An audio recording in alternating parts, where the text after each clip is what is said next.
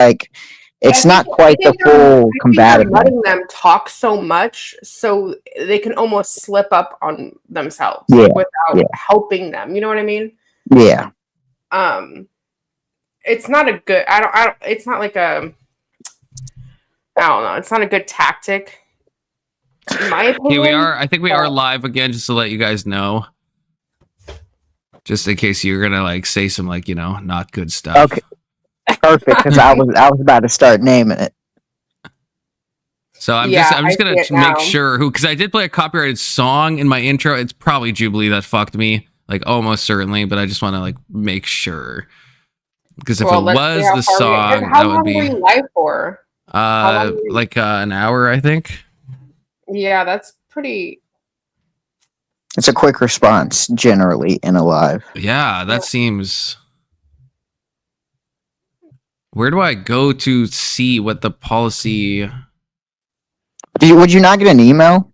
Yeah, you usually get an email, and you have to go through like the this. It sends it through an email, and then you go to like your studio YouTube and your notifications in there. Oh, Confluence. Okay, it says due to a copyright match, your stream was interrupted, but it's not telling me why. Why was it? Who copyrighted? I don't think it's going to tell you. Well, I'm just supposed to guess. What if I like because like there's a small chance it was the song, right? Like probably not. It could have been, yeah. Because I noticed that a lot of people use like AI songs at the beginning, so they don't get that. Yeah.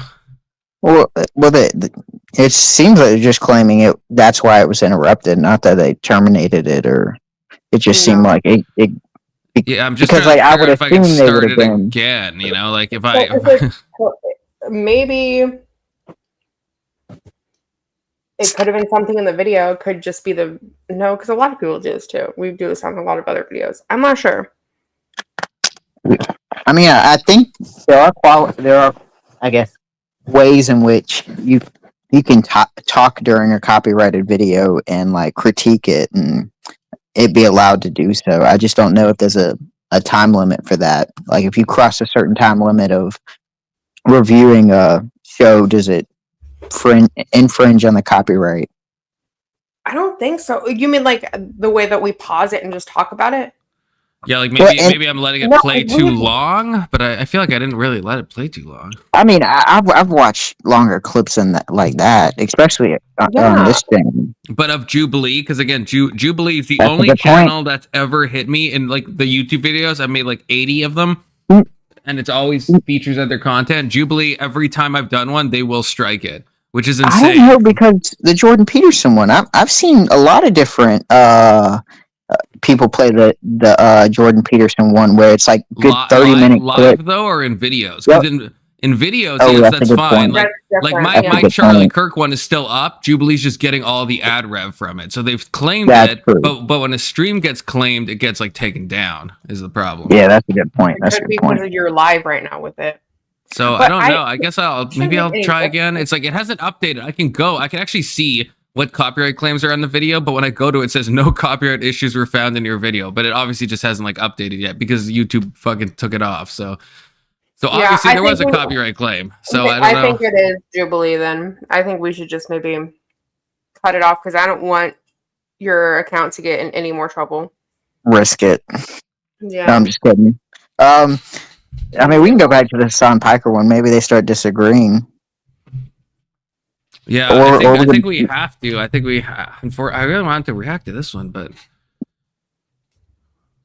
we will have to go back. I mean, I will say the terminology that they used is definitely interesting to me. The fact that they use the interruption, I guess, word instead of your stream had been terminated or your stream had been ended. Maybe they were just giving you a warning for that. Yeah, that could be true too. Yeah, I don't think because I've seen this before on Andrew Hale. I don't know if you guys know who that is. Nope. But he'll like do some live streams. He's like a guy from back in the day. You'd probably recognize his face if you saw him. But now he mainly does like live streams, and he'll just like dance to like music, but like music the whole stream. And sometimes like halfway through the stream, his whole thing just gets like, you'll see the same message that I just saw, where it's like, Okay. so it looks like one of the songs is like really fast, like to copyright strike them, and they just like take it down.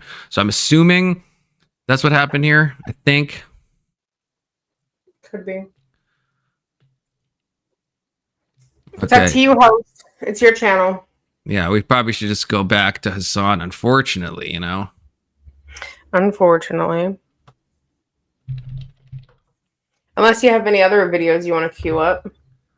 I got nothing. Nothing in nothing in I was planning on this one, you know? I was really excited about this.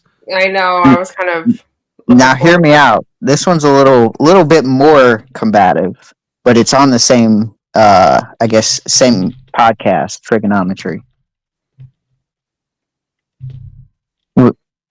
If y'all would be interested, I think it has to do a lot more with the Israel-Gaza stuff. It has to do a lot more with American intervention funding and stuff like that.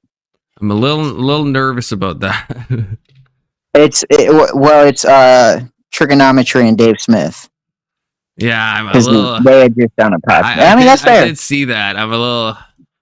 I mean, I talk about Israel Palestine probably more than I should already, but you know, it can attract some unwanted attention.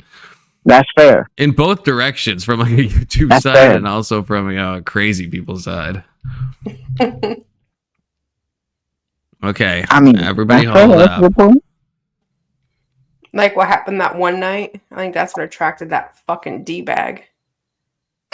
Yeah, you know, Well- he tried to pop up again. The last stream I did, he was in. I don't know if anyone noticed. He popped up in the back chat, and I saw his face, and I said, "Fool me once, like shame on me," or something, and I got rid of him, or "Fool me once, shame on you," whatever the expression is. To be fair, did the Hasan video trigger that, or did that happen just when we were talking separately? I don't think Yeah, was I that think Hasan video even on at that point? I don't think so. I don't think we had it wasn't. anything Like, on it. because we played the Hasan, and then it went like we were talking for like a good hour, hour and Yeah. a half before, Yeah, like without the video even on, and he just popped up. because I felt like it had nothing to do with the Hasan side of it. No, I don't even know who that guy is. I've never heard of him until that night, and I don't even remember his name, to be honest. Yeah, I don't remember what his even new name is now at all. Well, yeah, because you were saying he used to be He's Hormaxer. Yeah, Hormaxer. That's the only name I know him by. Yeah. I mean, to be fair, he could have multiple accounts, too, or like one account and a side account. Well, yeah, I think a lot of people have that as well. Yeah, because I know That's Emmett why you has have that. that's why if you don't know the person, always have them cam up before they hop on. Yeah, I didn't even. It's crazy. I didn't even recognize him until someone in the back chat had said who it was. He looks at. I mean, as he said, he's done a lot of trend and stuff. So he's like lost a lot of hair. He's like, he doesn't look like he's healthy. He doesn't look like he's healthy. His hairline's receding. He's balding. Okay, just let me plug this briefly to the other channels. I mean, I'm sure it'll get derailed, and we won't be talking about Hasan the whole time. And it is more interesting at the point that we left off, I think, than it used to be. You know what's funny though? Usually, the people that crash out of the Hasan or the Gaza side of it, you very rarely see the Israel people come on and just spurg out like that. Hold on, I'll be right back. Yeah, you almost never do. I mean, I wouldn't say never. It's just rare. Yeah, I said almost never, but it does happen. Okay, I'm just posting this to the usual thing so people aren't clicking old links. I wish it would just tell me, be like, stop playing the video instead of like fucking nuking it, making me have to restart it and make it, you know, because then Yeah, the be like, at this dead. point, something triggered. Because now I gotta get the Streamlabs. Oh my god, yeah, it's a whole fucking thing.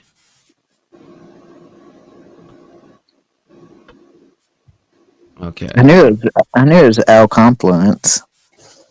Yeah, I guess you're right. Told you. L Stream. I predicted it.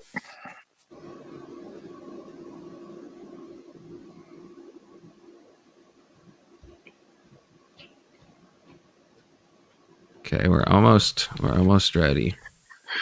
Well, shit. There's only so much whining liberalism YouTube can handle.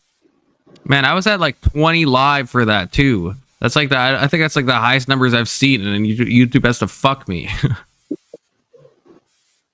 You didn't have more viewership when Indian, Ryan, and No, the others were on here? it was like 15, 16 around there. Damn. But this one was like 2021. I was like, this crazy. And then YouTube's like, man, fuck you. We got 9 back, so we dropped by half, okay? And it's probably the 9 of the real ones is what I'm thinking. We're getting started in just a second, everybody. We got rid of the bots. Yeah, we got rid of the bots. Okay, now I just got to post the StreamYard link because now it's a new chat, so it's not going to be pinned in new chat, obviously. I guess I can't do any Jubilee content. That's so annoying. I like doing Jubilee content. It's a trash format, but man, there's a lot of interesting stuff that comes out of it. I know, yeah. It's like it's hard to have a debate. And what was it? 10 minutes the original. Like when it first came out, it would just be like 10-minute segments, and it's just for clips and stuff like that. And then like they added the 20 minutes or the 15 minutes, and it seems to be a little bit better of a format. I think it is, yeah. Because it's hard to kind of establish your argument in like 15 minutes. But God, I can't remember what we were talking about. There was something that we were talking about before I got fucking muted because I didn't want to hear people's thoughts on that. I mean, to be fair, you did say the J word. Oh, you were asking the panel about Parker making the argument that there are some traits in society that are, I guess, that are toxic. And the stoicism that you could be overly stoic. Right, thank you. Okay, yeah, so that was, I don't know when I cut out, so I'll just kind of repeat my section briefly. My thoughts were that stoicism itself is a good thing, is not a bad thing. But I think if I was to steelman Parker, which again I don't want to do because I think he's bad faith, but if I had to, I think what he means is like when you talk to someone who's like so out of tune with their own emotions because they've always been like taught to like never show emotion, never show emotion, never show emotion. There is something that becomes internalized where then you can't really understand other people's emotions and you're kind of losing an aspect of like human psychology. So not saying stoicism bad, but I think he's saying like if you take it to the extreme and you're not showing any emotion ever and you're not feeling emotions ever, right? And you're just like so obsessed with like, you know, never show any vulnerability ever, even in front of like people that you trust. It's like, I think there could be an aspect of that that's like not healthy. I think it is healthy for guys to like be able to talk to another guy and be like, yeah, I'm kind of doing bad right now. You know, I think that's a healthy thing.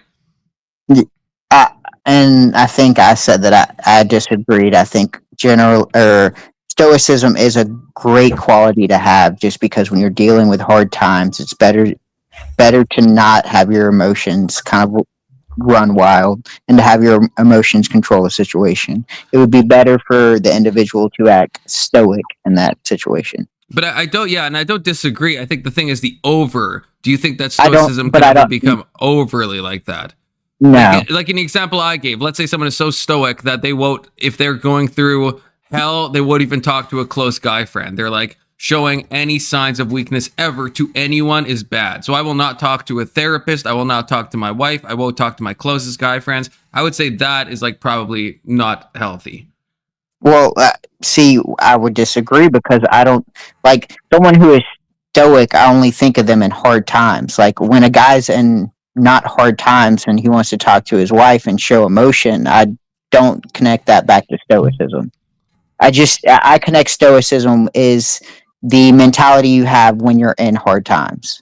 Right, but okay, but I guess to maybe I'm not understanding, but okay. So if you were in hard times, let's say something bad happens, you know, a loved one, you know, is in some type of, you know, issue, right?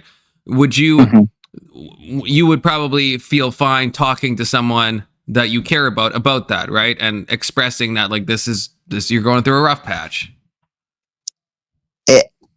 I mean, it's okay. So if I engage myself in that situation and I have my entire family, especially my wife and my kids, it would be better for me not to show emotion and vulnerability and to get us through that situation than it would be for me to show emotion to get us through that situation. I agree. So I don't see. But Yeah, would but I you don't not? see. This. Would you not then talk to a close friend, a close guy friend, let's say, and then like, do you not think it could be healthy to talk to that close guy friend and be like, yeah, this is what I'm going through right now. It's been a struggle. I mean, it's like I don't think that's healthy, or I don't think that's healthy or unhealthy. I think it all depends on whether you can handle it or not. But I wouldn't say you talking to your closest guy friend would then go against your stoicism. Okay, yeah, and I think under normal, I guess again, this is me trying to like steel man what he means by like over stoicism, right? Because if it's just like normal stoicism, then I'd agree. I don't think that does go against stoicism.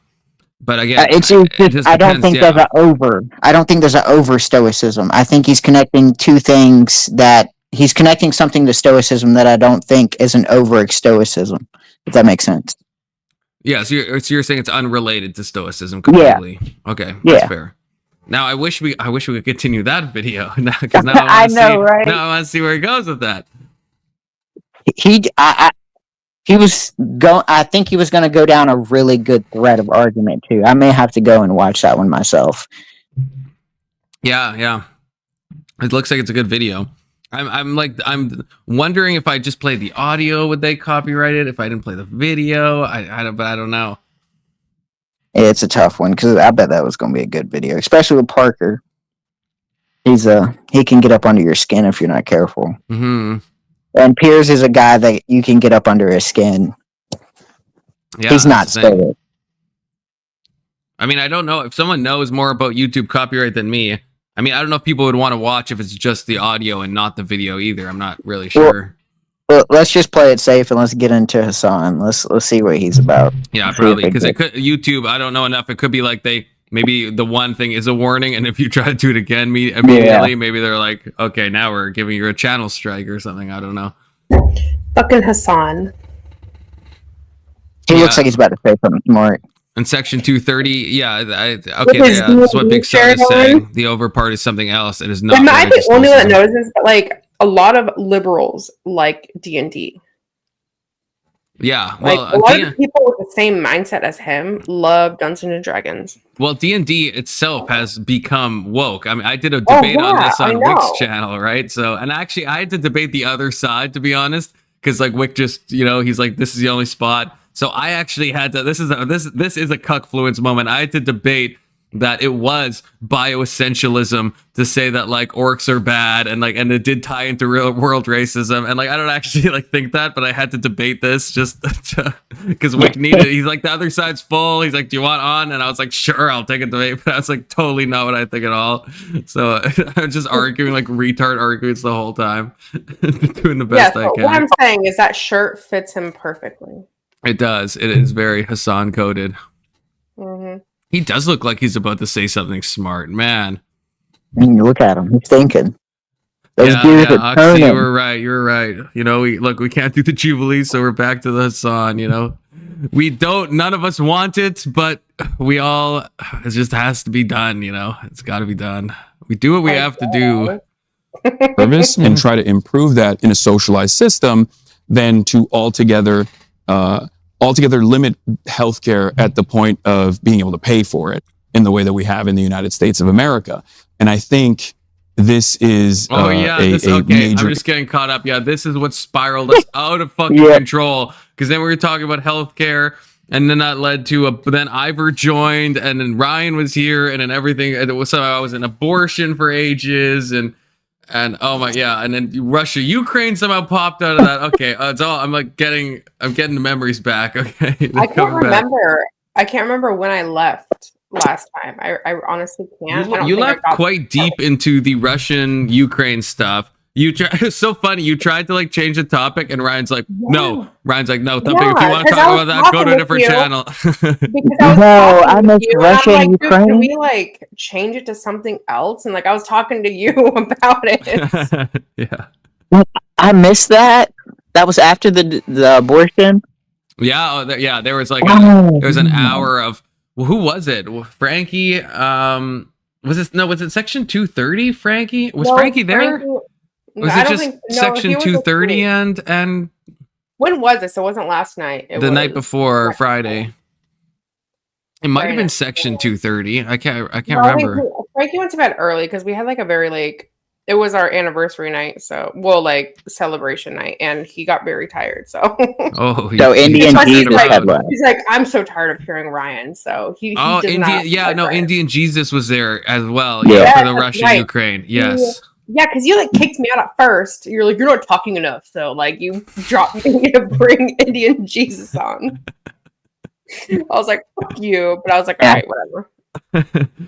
I think I had to kick K2 at one point too. I was just trying to be like, okay, who is just not seeming super interested in this, Yeah. I really need the StreamYard premium. That's what I've realized. I don't think you need it. 6 is enough. Also need, did you ever get YouTube Premium? No.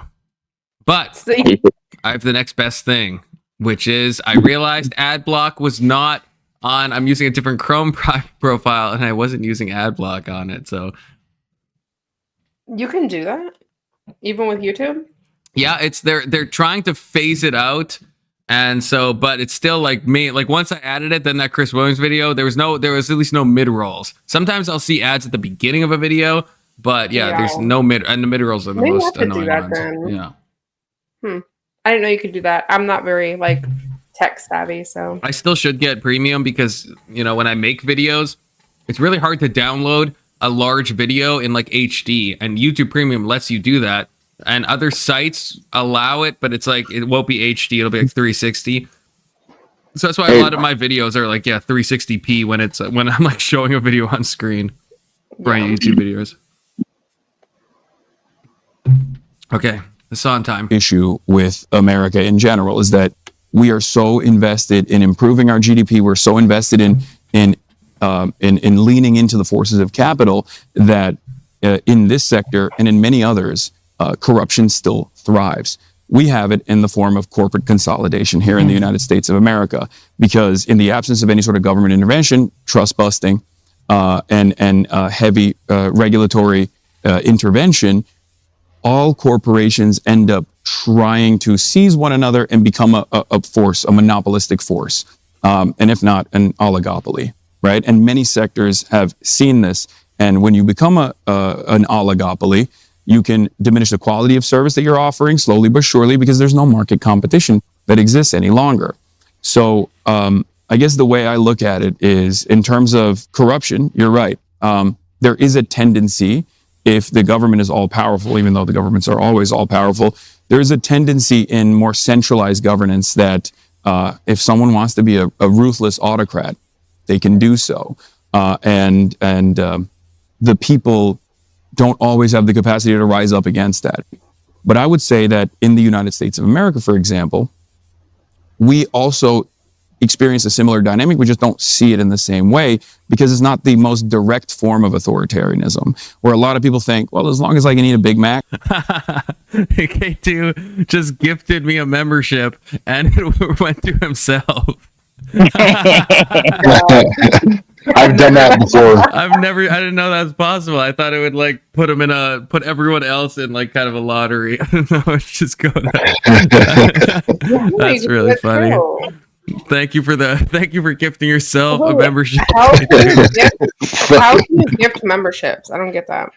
I'm not really sure. So you go to YouTube in a web browser, and next to where it says chat, you just click that and go to gift memberships. All right. Well, I'm looking. I'll be right back.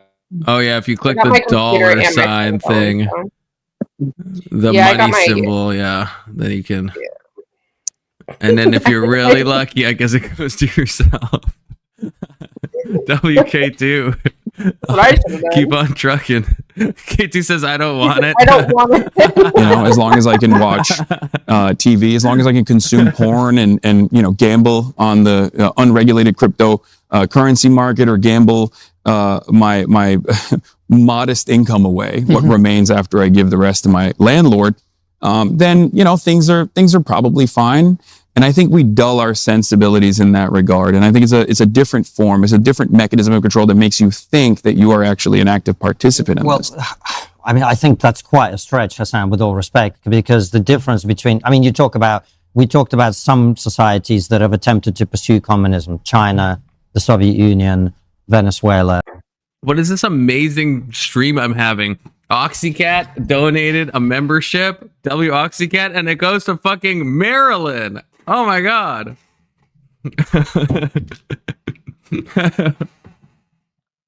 K2 pulls himself. Oxycat pulls Maryland. I mean, this is just, I feel like I'm dreaming right now. This is some good luck. Etc., right? Good RNG. The difference between those countries is not that they can't eat a Big Mac. The difference is that if they criticize the government, in Russia today even, but of course in the Soviet Union previously, you're going to get killed, right? In America, that's not what happens, right? In America, you don't get... We don't know yet. We don't know where we're going to go yet. I mean, Hasan, to be fair, you're a very successful... I agree with you. You in China or in the Soviet Union would be killed if you were critical of that regime. I would definitely be jailed. You'd definitely be jailed. Yeah, so that's the difference between these countries and America. It's not a Big Mac, it's freedom. No, so I love that you brought that up because I agree with that. I'm from Turkey, a country that has never had the First Amendment or freedom of speech. And ironically enough, the current regime, the person in charge of the current regime, Recep Tayyip Erdogan, was jailed in the past for a poem that he wrote for incitement, right? He read a poem about Atatürk, I believe, if I'm not mistaken, and he was jailed. And now he's one of the most ruthless jailers of the press in the country. Right. Now, so I come from that background. I can't go back to Turkey, for example, right? For these reasons. I've written about Turkey extensively. And, let's just say the administration is not super fond of me in my perspective. Having said that, that is the reason why I want the First Amendment to remain in the United States of America, even though, as I brought up earlier, there have been instances throughout American history where the First Amendment has been actively violated or threatened. There are still contemporary examples of violations of the First Amendment. One example I will use is the anti-boycott, divestment, and sanctions laws that exist in the United States of America. Famously was Bernie Sanders and Dianne Feinstein, rest in peace, who actively called it out. Two prominent Jewish politicians in the country. These are not to get into the Israeli weeds, but Big Soda, just curious, because you have strong opinions on this. Do you think anti-BDS laws are in violation of free speech? Okay, you caught me at a weird time. Yeah, I don't think so. I don't think so. Yeah, I don't think so either. I think even if whatever you think of like funding toward Israel, I don't see it. I don't see it as speech, I guess. Well, the problem is I don't, because we're talking about providing or the support of foreign nations in a sense, right? So I think the government can have a right to suppress the support of foreign nations. I think we've seen that during the Soviet Union. Right. Does that make sense? Yeah. And I feel like I think we've seen that in World War II with the Japanese. Right, like suppressing, like and this is an if, right? But if we see Israel as an ally, then it's like it makes sense that we would have laws in place in the same way that you can't, there's certain things that you can't, you can't push for. You can't like do a GoFundMe for like Al Qaeda, right? Like it's an enemy of America in the same way Israel is an ally. And if you're an anti-BDS law, it feels like it just would kind of line up with the same thing. That's my thought. I don't know if anyone else disagrees, but I would also say that I think this protection only applies in very small cases. Because I think if you were to look at England, I'm pretty sure you could do the same thing to England. Or, well, I guess you can't do the same thing to England like you could Israel. Yeah, almost certainly not. Because would these laws apply to any other ally? And if they don't, then I think the law is kind of fucked in itself. It might be a bad law. I have a hard time seeing how it's anti-First Amendment. Like I can entertain arguments that the law, there shouldn't be anti-BDS laws in place, but it's hard for me to see that it's anti-First Amendment for those laws to be in place. Because then I don't see how that runs up against like other, like terroristic, supporting kind of laws. So I'm not really sure. Yeah, it's like you can have a bad law, and it just, the reason why it's bad is not because it violates your right. If that makes sense. Yeah. No, I agree with that. Mr. says, Confluence, do you know we currently give tax dollars to Al Qaeda? I mean, I guess in the sense that what Al Qaeda actually no, I don't know that. Actually, I don't know that. I thought I was thinking about the Taliban for a second. We're dealing with Afghanistan, and so then unfortunately we're dealing with the Taliban. I thought Al Qaeda was like Al Qaeda's basically like defunct though, isn't it? Isn't the ISIS the new Al Qaeda basically? Like does Al Qaeda exist in any like meaningful way currently? I thought I would probably say fucked by us, and then ISIS kind of arose from their ashes, like a retarded phoenix. Well, no, we kind of create. I wouldn't say we kind of put Al Qaeda in a position of power, and when Iraq went to war with Iran, and we put a lot of their leaderships that later became prominent people of Al Qaeda. We kind of prompt up because we wanted Iraq to defeat Iran. Right. And so it's kind of like, did he specifically say currently? Yeah, he did. Or did he just say okay. So I'm not sure. I mean, maybe I mean, this is something I'm not like super booked up on geopolitics. I mean, ChatGPT I says do know we no, left. so maybe this is like I don't know. I mean, obviously, AI could be wrong, of course. Caveat. Yeah. Well, okay, hold on. The new leader of Syria, is he former Al Qaeda? He's former ISIS, I think. Former ISIS. Okay. I don't, maybe he's also former leader of Syria. What's his fucking name? Is it the new president? Or not? Not us. Like Ahmed or it'd be the. I believe so. I believe that's his name.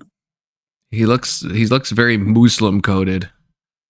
Frankie would love him. I mean, I would hope so. That way I can identify him. Okay, we'll see if he was Al Qaeda. I thought he was ISIS, but I mean, I guess maybe before ISIS. I could be wrong. He was tied to Al Qaeda, so he's not now. So I do know if we're saying our tax dollars help Syria, then I guess. And if he has had I don't know if that's the same as currently funding it. If he just in the past had ties to Al Qaeda, like I said, to my knowledge, Al Qaeda is like pretty like dead as like a terror cell, and has like mainly been like subsumed by ISIS. Hear me out, Confluence. So it says he doesn't have ties to Al Qaeda. I've looked into a little bit of this, but like he denounced a lot of the ways of the Taliban, and he's now become, I guess, freedom militia that we supported in Syria. But to me, if I know how my government likes to frame freedom fighters versus terrorists, a lot of times those two things, come synonymous. Because the freedom fighters we used to call in the 90s are the same guys that we're dealing with as terrorists now. Yes. Okay. And so, brief question to Mr. So he's quoting Tulsi Gabbard, but in the video you're sending to me, I mean, I could play it if you want, but it's talking about Obama, right? But you said currently. In the past, yeah, I agree that in the past we did prop up, various terror networks, for one reason or another, right? We did the same thing in Iran, right? And so we did all of them. Yeah, we kind of did all of them. And so because a lot of them come from the Mujahideen back in the early 80s. Right. Like a lot of the leaders that went on to create these terrorist organizations are all people we trained against the Soviets. Yeah. And so, but I guess I would want, Mr. If you mean we have given, then yes. If you mean currently, then I mean, I don't know. I'm not saying you're wrong about the current, but I can't find anything on the current part. Big Soda, can you talk about like Star Wars slurs or something? I have to pee real bad. Yeah. Just kidding. Talk about anything you want, but no TOS. No TOS. Yeah, I got you. Tons of TOS. I do know that in Afghanistan, when we withdrew, we left them a shitload of taxpayers' money that went to fucking weapons, helicopters. I don't know if there were any active missiles, but I know they got a lot of supplies, which is interesting because then they could take that, sell it to terror or the T word, sell it to their organizations, and then kind of play both sides where you're trying to get our taxpayer dollars and you're selling our equipment to T organizations. Yep. I'm not a big fan of the Middle East policies. Yeah, it's been a mess over there for a long time. It has. And to be fair, like I think Afghanistan is got the reputation of being like the destroyer of empires, because like there's been a lot of massive empires that have come through there and fought wars just to go bankrupt and be defeated by the small Afghan people.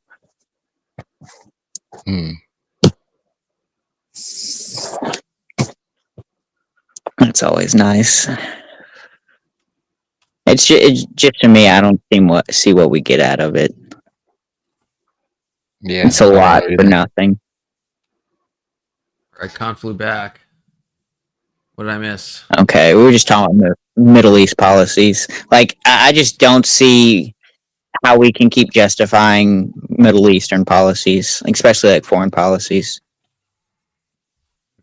Yeah, I mean, I think it's better than it. I think there's positive directions we're moving in. I mean, I know this is controversial, but like the Qatari stuff, the recent Saudi Arabia stuff. Well, I think that type of stuff it goes is like to show you we didn't need the wars. Building. Yeah, that's what I mean. Yeah, if you can do stuff, it's like if we just could have paid them and the deal. Yeah, if you can stop American soldiers from dying, stop war crimes from happening, stop destabilizing regions, by doing a different tactic, it's probably almost always better to do that other tactic. And so hopefully, I think we've learned a lot of lessons. Like, I think even the American public, right, where, I mean, I'm someone who's pretty hawkish on my foreign policy. I am a neocon, but I think most of America has learned their lessons. Maybe I haven't still, but most America, I think is sick of forever wars and stuff. And I'm not saying I want a forever war or anything, but sometimes I think you also need might through, strength or whatever the term is. You know what I mean? Yeah, but I don't know if I would classify you. I'm gonna have to go. My baby is not wanting to go to bed, so. No. Okay. W Topanga, baby. Have a good night. Guys, have a good night. Have a good night. Bye. You too. All right, back to more Hasan. But who doesn't want more Hasan? Guys, I think he's about to say something super smart right now. Let me give him a compliment. I do think he's diagnosed one of the big problems with these corporations and how they take control. I just think he's missing the other big problem of the fact that all these corporations all the corporations he's thinking of when they have this type of oligarchic success, it's usually because our government got involved. But I don't think Hasan's going to paint it that way. The problem is, it's like everything. I mean, I think Destiny originally said this, so I hate quoting him, but he said that all of Hasan's beliefs and policies and politics and everything can be traced back to America bad, which I think is apt. And the where it gets messy is in foreign policy in the history of America. America's sometimes bad. Like, America has destabilized. Like, look at the Hillary Clinton thing, right? We came, we saw, he died, cackle, right? Like, with Gaddafi, right? That's fucking mental. Yep. And Libya's in a worse state because of it. So, like, sometimes America is bad. So it's like, so I guess by saying that, it's like Hasan is sometimes has some points on some of geopolitics because of that stance. The problem is he can't separate when America bad versus when America good. Yeah, that's a good way of putting it. Good way of putting it. There are laws directly written by AIPAC that dictate that if you want to become a school teacher in the state of Texas, for example, you have to sign a loyalty pledge to ensure that you never protest against the state of Israel. It's ridiculous, right?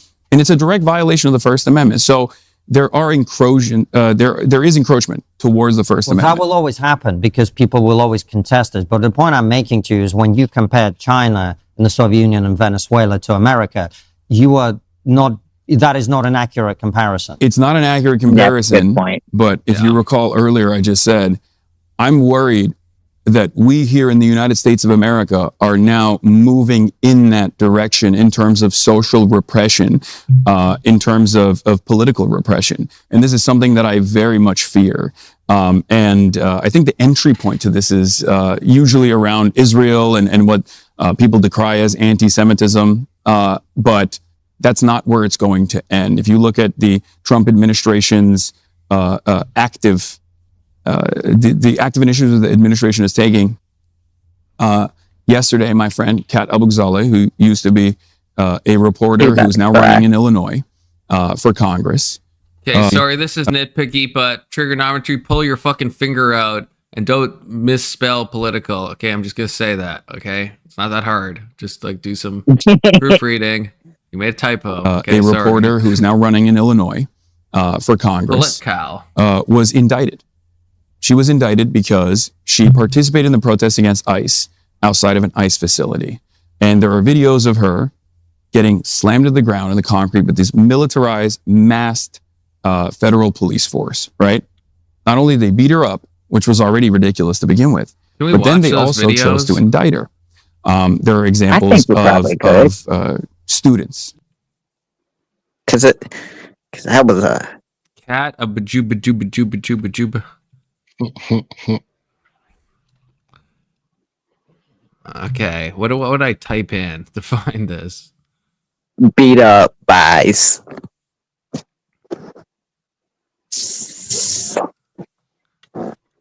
Beat up ICE. Okay, I think this is it. This is actually the third time that ICE has thrown me to the ground. I have been at this facility for the last 3 weeks every Friday morning, and I'll be back this Friday. It is probably the most violent occasion of throwing me to the ground. But essentially, a car was about to run over a fellow protester. And so I went to check on that person. And that was all the justification an officer needed to pick me up and throw me to the ground, despite being half his size. And what I really want to stress here is that is what these officers are willing to do when there is press. This is actually the third time that ICE has thrown me to the ground. I have been at this facility for the last 3 weeks every Friday morning, and I'll be back this Friday. It is probably the most violent occasion of throwing me to the ground. But essentially, a car was about to run over a fellow protester. And so I went to check on that person, and that was all. And does it also, like, I don't know what's happening here, but does it not look like she's trying to go somewhere where she's not allowed to go, and he just brings her back? Like, she's walking here, and that was all the justification an officer needed to pick me up and throw me to the ground, despite being half his. Yeah, I don't know. How do you guys feel about that? That vehicle's trying to leave that location, and she goes and walks directly in front of that vehicle. And so if you're the ICE agent, you're thinking, okay, this woman needs to get back away from the vehicle because I'm trying to get it out of this location. Right. It's like, yeah, if someone is like standing in a place that, you know, you have to be, I don't know. Yeah, I don't want to be unsympathetic or anything, but like, I expect in normal, this is what I don't get with the left, man. This is where the left, like, I mean, the left loses me in a lot of ways. And that's why I'm section 230 coded right now, where he says, fuck around, find out. I don't give a fuck. Yeah. I'm like, if I stand in front of, like, even in Canada, if I stand in front of like an RCMP vehicle, which is like our version of the FBI, and I'm like blocking them, I expect I'm gonna get like thrown out of the fucking way. Like I would expect that. I wouldn't be like, oh, my rights, you know. I would know that's gonna happen. Like, what the fuck are you doing? And think about it. He didn't pick her up. He didn't like grab her and throw her down. He just moved his arm. And then she like falls down. That's a skill issue. Okay, that's a skill issue. Yeah, I want to watch the rest of this just to see if there's any more and cameras nonsense. around. The reason we are protesting at this facility is because they are committing human rights abuses within the Broadview processing Is that facility. her? It is a processing little facility, so face-blind. people are That's not her, supposed to right? be kept there for more than 12 hours at I'm a not time. sure. But they are being kept for days or weeks without beds, I without hope hot that's meals, not her, without because hygienic why is she products. protesting? She's a And journalist. if they are willing to do Yeah. that to a congressional candidate on camera in front of press, imagine what they are willing to do to their detainees behind boarded up windows. Yeah, she's not an independent This is journalist. actually the She's a protester. If that was her in the video, locking arms with everybody else, I mean, she's not really a I'm journalist. pretty sure that is like, again, I've like a bit of face blindness, so like I can't. I think that's her, right? So yeah, she's It like looks like locking her. arms with protesters. She's obviously trying to like disrupt stuff. I'll note the resist fascism thing in the background of her video. And so yeah, she's a Democratic congressional candidate. It's like, yeah, to quote Section 230, fuck around and find out. Okay, you interfere with law enforcement, they're gonna move you out of the way. And if you fall down, I'm sorry. That's yeah, I don't know if I have much sympathy for that. Not gonna lie. I mean, if you don't know how to walk, you don't know how to walk. Yeah, again, yeah, skill issue. A reporter who's now running in Illinois for Congress was indicted. Beat her up. She was indicted because Remember, he claimed she they beat her participated in up. protests against. Oh yeah, right. Yeah, he said they threw her to the ground and beat her up. This is this like he makes it sound like they like took her and they like fucking dunked her on the ground and started like kicking her and elbowing. You know, it's like the guy just did this and then she fucking like falls over and like it's like who fucking who? God damn it.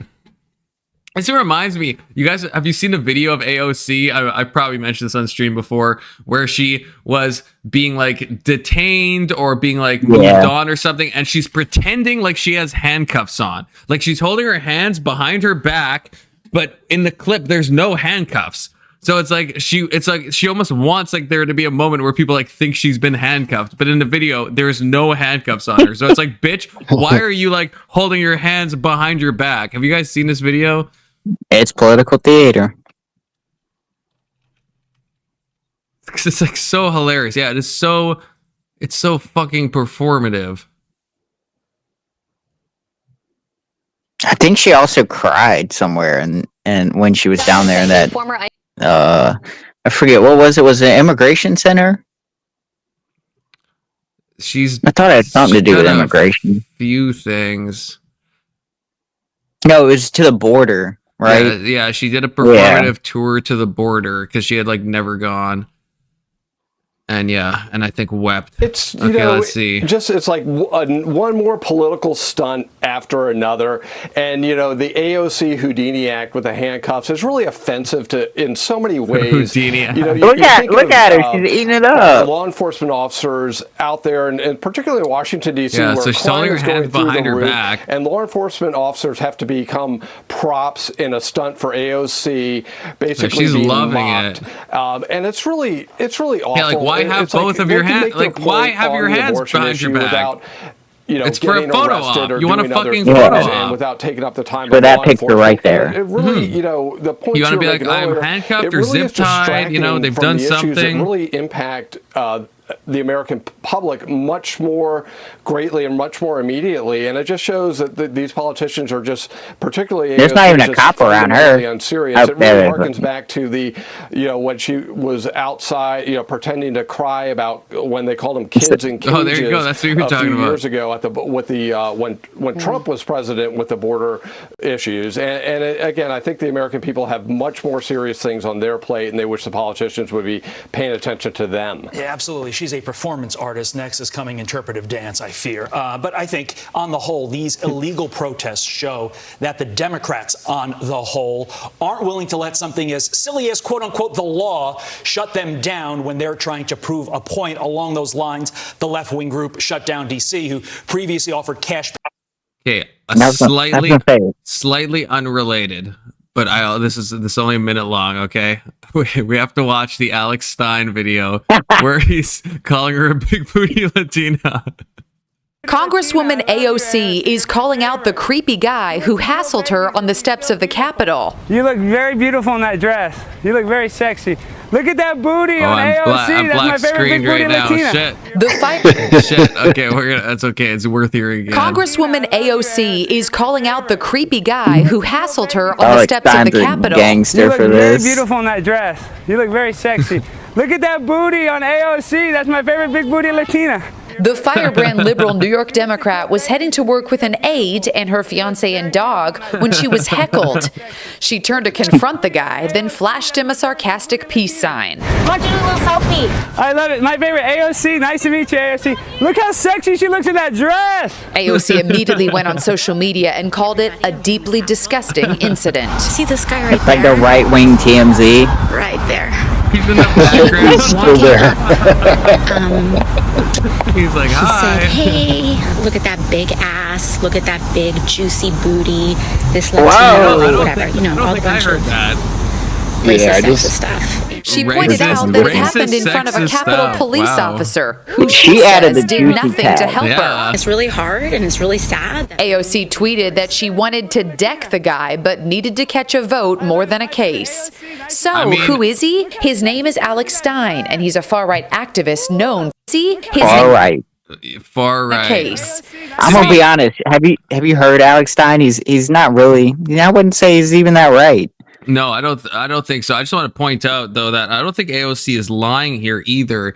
I mean, I don't think that ass Stein is is lying. Look at that juicy. big booty. Yeah, look at Yeah. that. Is a He does. juicy. That is a juicy ass. That's a pretty good pause moment there for you to prove Alex Stein's case. And Alex Stein is like reaching out as if to grasp. If only. Eyes closed. With his eyes closed and everything. Imagining if we were only 6 feet closer together. If only C-19 restrictions didn't apply. I mean, on my screen, it's only a few inches, so he's so close. I love how this says that this is Alex Stein's obvious capture with his name, and it says my favorite big booty Latina AOC. Yeah, He should have made this his header on Twitter. I see AOC. I see Alex Stein is like mainly a troll. I think he's funny as hell. I don't think he's like far right. I don't think he's like. No. I think it's just maybe we'd have to He's pull in out it the for the chart. troll. But yeah, I think he's just in it for the laughs, and he has a good time with it. And you probably see his videos where he goes to, like, congressional things or whatever they're called, like city council meetings, like that type of stuff. Yeah. Where they have to let you talk, and he'll just like say absurd stuff, and that's like So that great. will never not be funny. Okay, it will never not be funny. Yeah. And the Charlie Kurt stuff, of course, was like very funny as well. So. All right. Okay. Back to us on territory. Outside of You a had base to drag facility. it down there. And there were videos of her. But if at any point we want like to feel better in our spirits, we can always go back to that juicy big booty Latino ass. Okay, I have that on standby. So just anyone let me know. Getting slammed to the ground. Do you really have it with just this like militarized, masked I do. federal Yeah, police it's on force, deck, right? Not Not only did they beat her up, which was already ridiculous to begin with, but then they also chose to indict her. There are examples of students writing for their student newspaper and getting kidnapped and thrown into a immigrant detention facility. Whether it be Mahmoud Khalil, who still has an ongoing legal case for being a student activist, a student protester, and having a green card while doing it. We have the same thing in our country in different ways. I hear you. Sorry, the reason I'm interrupting you is we've moved sideways from the topic. So remember where we started this conversation, right? So just to address your point. The repression didn't start in China by everybody being like, all right, it's over, we're throwing you in jail. It builds up to it is what I mean. And it's entirely dependent on the starting point. Because if you were looking at China, if you're looking at the Chinese Civil War, post-World War II, 30 million Chinese people have been slaughtered ruthlessly by the Japanese imperialists. Like, that's a very different that's a very different set of material circumstances for the end of that civil war and to develop governance. Similar to the I'm USSR. just trying to bring you back to the central argument, with central discussion we're having. Francis made the point that when the government is in a position to be authoritarian, where it seems to inevitably end up in every communist country in the history of the world, right? That is a situation which inevitably then leads to levels of repression of the kind that you will not see in America for 100 years.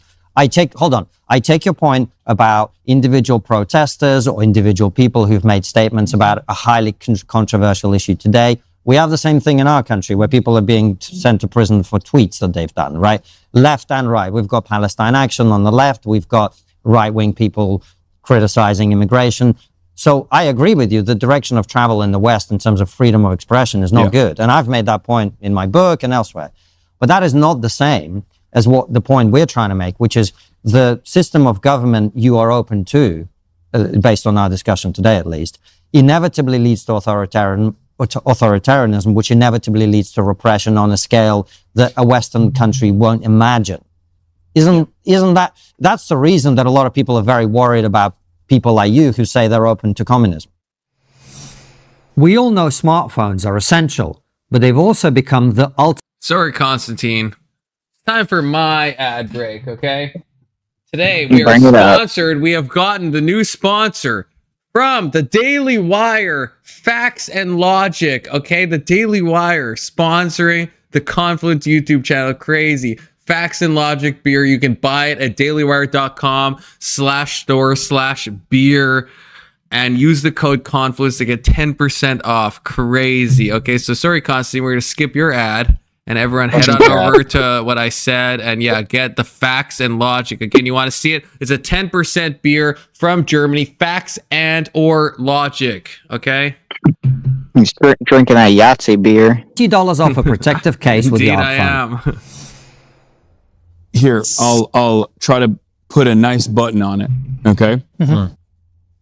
The reason why the United States of America and countries that are under the security apparatus, the global security umbrella of the United States of America, have had much more success with liberal democracy as opposed to all these other countries that are not under the immediate security umbrella, is because it's been the domineering force around the globe, especially after the end of the Cold War, but even during the Cold War, it was a dominant force on the planet. Sure. When you are the dominant force, you get to have these freedoms. Your people get to have these freedoms. Your people get to say whatever they want because they're not a threat, right? I would be more of a threat in the respective nation that I'm in if they don't have that same level of security. And that is the reason why I'm very fearful, because as America's power on the global stage is waning, we are going to see more direct authoritarianism coming from Western nations as nonsense. Liberalism decays. We have seen, I don't know if we've seen this, but I don't know if I've showed this, but we've seen Hasan being arrested or detained in China. And we also saw what happened when Hasan was detained coming back to the US. Okay, we've seen both of these things. One of them, Hasan downplayed and said it was no big deal. The CCP, they're just doing what they're doing. The other one, he turned into a giant racism, political discrimination, near asylum claim that he was like being hate crimed on, okay? He does not treat these two countries the same way at all. Has anyone seen the Hasan arrest video in China? We've seen that. Did we play that? No. I'm not sure if I saw that or not. I don't think he played it. I think the only Hasan video from China is when he gets the little red book. Okay, I need like a... Okay, I think I got it. I think just for some context, okay? Oh, yeah. Roger, you seen this? Oh, yeah. Look. So there's a picture of Mao's like face photoshopped on him. And then the CCP police start talking to him in Tiananmen Square. Okay.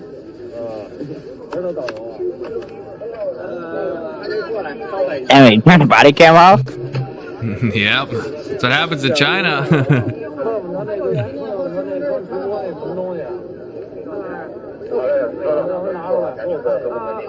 If only someone in the chat knew Chinese. We'd have so much more context. Oh, I didn't take a photo.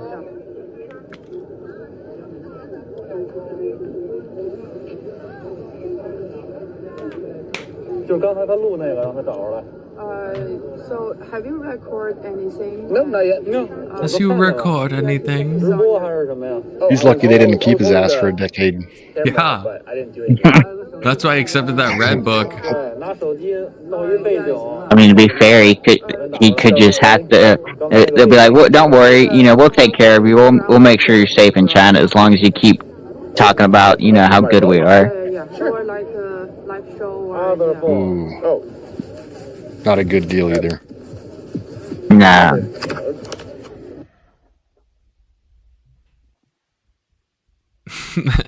And then it just cuts. And then they show him an educational video about how good China is. And then when he talks on stream, when he comes back, he's like, "Oh no, they just wanted to they did detain me, but I wasn't arrested, and they just wanted to make sure I wasn't being blah blah blah blah disrespectful and stuff." It's like, and he plays it off as if it's nothing.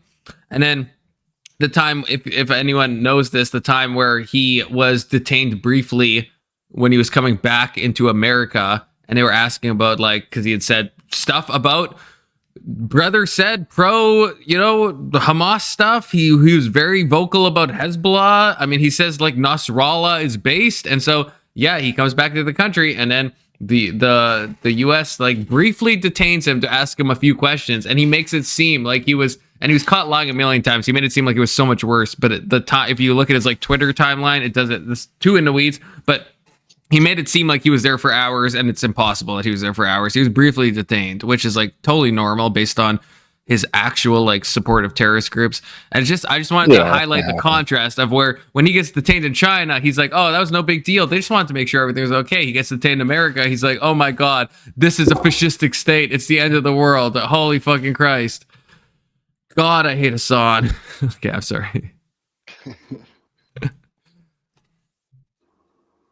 I may have to take back the fact that he actually, I guess, is a genuine actor in what he believes, because it seems like he lies a lot. It seems like he's trying to paint a certain narrative that isn't true. I think you're right in that. I think he is really stupid, but then I think what happens is then he also has a lot of ego.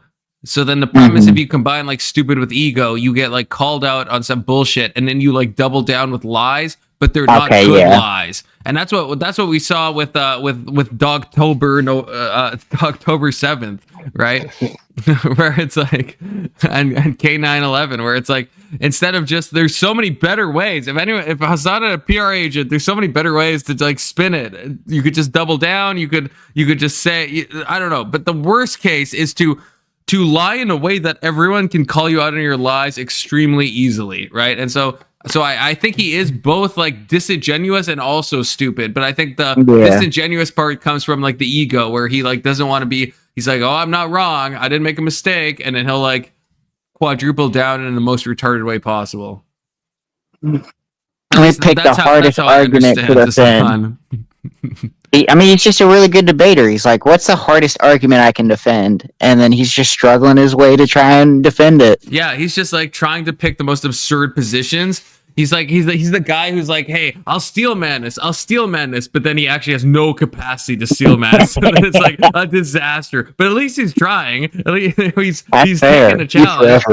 Yeah. It's like someone who plays a really hard video game that they can never beat, and it's they fail. It's well, at least they tried. At least you're giving it the old college try, and that's how I see Hasan. He's giving it the old Ivory College try. Possibly.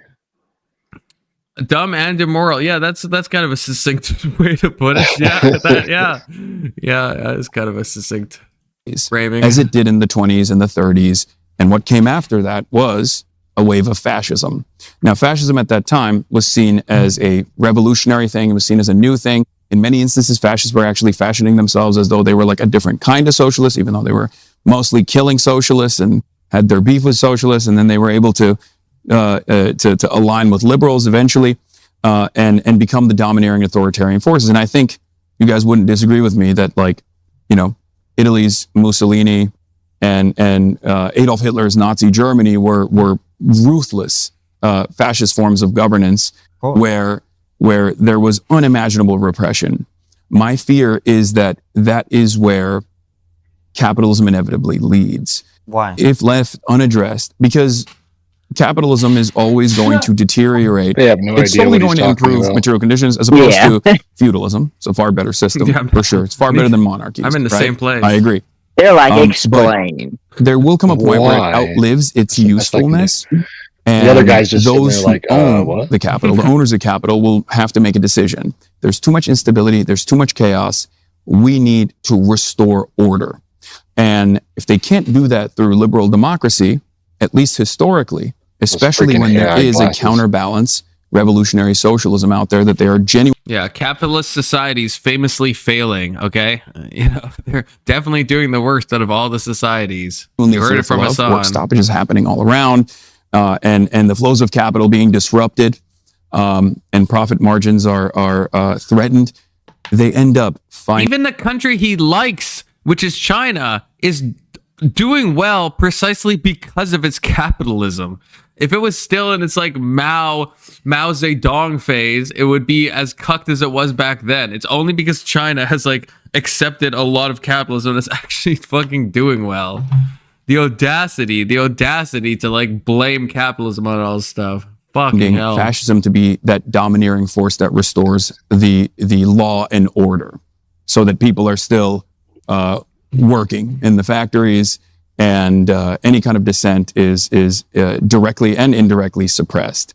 And I fear that is where we're moving in the United States of America, as America's global superpower status is threatened by the rise of China. Second. So your thesis is that as country, if a different country was dominant, it was a global hegemon. Okay. It seemed like he was blaming both Italy and Germany and like their fascistic tendencies on capitalism. Was I wrong in that? Or am I wrong in that thought? The way I heard it was similar, that he's like tying that together, which I don't see that. He's saying like because sometimes countries are poor or I don't know what the fuck. It was a weird argument, and I don't think that's very genuine, especially when you study history. You kind of see that it's not so much capitalism that caused that, but more of an ideological, and like it's like it was because of economics, but I wouldn't say it was because of capitalism. If you're punished in a war for your ideology in the First World War, and a bunch of countries, force you to pay them war reparations that breaks your country, I don't then think that's like capitalism is to blame for that. Right, like the whole thing that started everything was like the Treaty of Versailles, right? Yeah. And it's like, I don't know how we can like tie that into capitalism. That's a stretch. I guess they both involve money to steal Hasan. Maybe. I mean, a poor country is going to be desperate. A poor country is going to be desperate, and that's where you get a lot of these radicalization. But then to say that capitalism itself is the cause for poor people wanting to do that is a weird stretch. Yeah, it's a very big stretch. I mean, and this also makes me think of, this is slightly unrelated, but this has always bugged me, where it's like the left will call the right fascistic, and okay, sound off. Okay, I get it. So, and okay, maybe the super far right, we have to get the chart out. Maybe some of them could fall under some definition of fascism. But then the definition that most people give of fascism involves being far right. So when China is like super authoritarian and controlling the media and doing all the things everyone hates, it's not fascism because it's just not right. Like, what the fuck does that mean? Like that's you're like kind of preloading the term right, so it can only be used against someone who's like right leaning, because otherwise it doesn't mean it, because it has to be a right leaning thing. Well, and it's weird because if you take like the 5 principles of fascism that like a generic Wikipedia entry will give you, it's like, wow, that could be every country. It just depends on who you want to call it. Like because I mean, I want to say there's a loose argument you could be made that when America was founded, it itself would have been a fascist nation, because if you compare it to the principles that they usually compare fascist country to. Yeah, I think this is on screen right now. It depends who you look at. But like, yeah, this is what Wiki says. The first thing it says is fascism is a far-right, authoritarian, and ultra-nationalistic political ideology. So they're front-loading it where it has to be far-right. So even if it's authoritarian, even if it's ultra-nationalist, like Mao Zedong's China was, even if it blocks the media, no matter what it does, then it's, well, hey, according to the Wikipedia page, it's not fascistic. So you can't call it that. So only the right-wing people get hit with that label. That's like that's so convenient. That's so fucking convenient. If you take away that far right, that authoritarian ultranationalism could apply to a lot of left-leaning countries. Yeah, exactly. It's like it absolutely could. It's like, so you kind of like, yeah, you load it with this like definition that makes it ultra narrow. For in my opinion, no reason at all. Like they're like, why add that? Especially Big Soda, you have kind of convinced me that the political chart is, incomplete, and I think I agree with you. And so, yeah, to add a term like that, it's like, okay, so that means that like Hasan is not fascistic, even though I would say I'm more right wing, obviously, than Hasan, but I would say pretty clearly Hasan is more fascistic than I am. But then he's more Hasan could turn authoritarian around and you. say, Absolutely. but I'm not right wing, and according to this definition I'm using, it's a right wing authoritarian government, and so therefore I can't possibly be defined as fascistic because I'm on the left. And it's like, go fuck yourself. That's a terrible use of words. Then, like, yeah, I don't know. And look at, like, if you were to just, I guess, I forget the author who wrote the first manifest we see of fascism. I forget his name. I think it's like Felipe something. But it's kind of, we've changed the meaning of what fascism means, because it seems like fascism has an economic side to it that we would see, the state taking power and the state taking over industries, and it's like they've kind of lost that side of it. It's like they took that part out and just to give it the far right label and the ultra nationalism label. Yeah, and that's like a pet peeve. And Mr. says, yeah, Destiny said that. He said all fascism is right leaning. It's ridiculous, and yeah, it is ridiculous. It's like, if you want to play word games, then you can call someone like Charlie Kirk a fascist, and then not say that someone like Hasan is equally fascistic by just adding the word right. Like, how convenient. I don't know. It's like it's just like, it's such a disingenuous tactic, at least in my opinion. Culturally, people are being trained to use the term fascism to represent right-wing politics. So that way, whenever you meet right-wing politics and you have to engage with it, you can just dismiss it outright.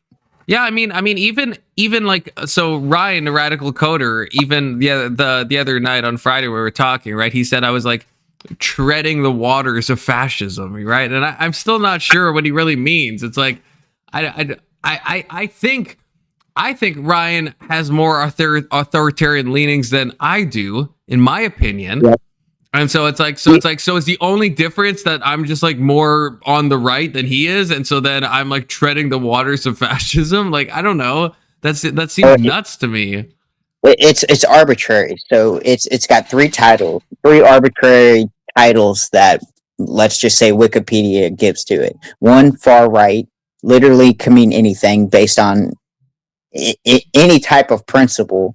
And you have ultra nationalism. Well, all countries are nationalistic, but certain countries we describe outside of that. And I'm not sure how, like, that, I guess, the qualities of that. Then you have authoritarianism.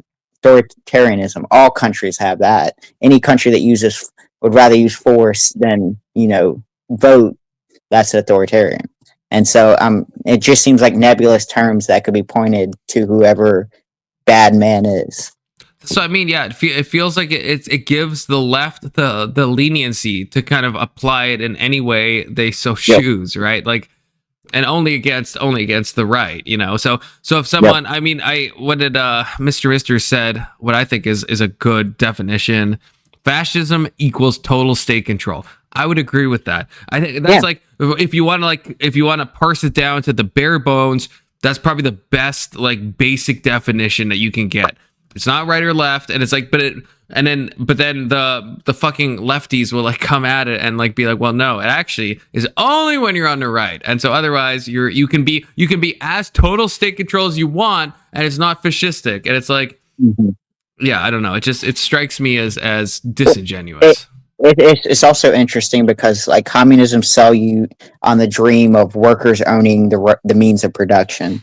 But in reality, what happens is a fascistic government takes over and decides all that for you.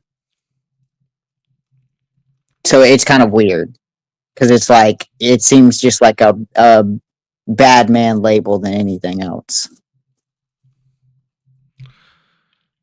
Yeah, it really does. I think it is just a way to take someone you already think is bad and just give them a label so that people think they're even worse, you know?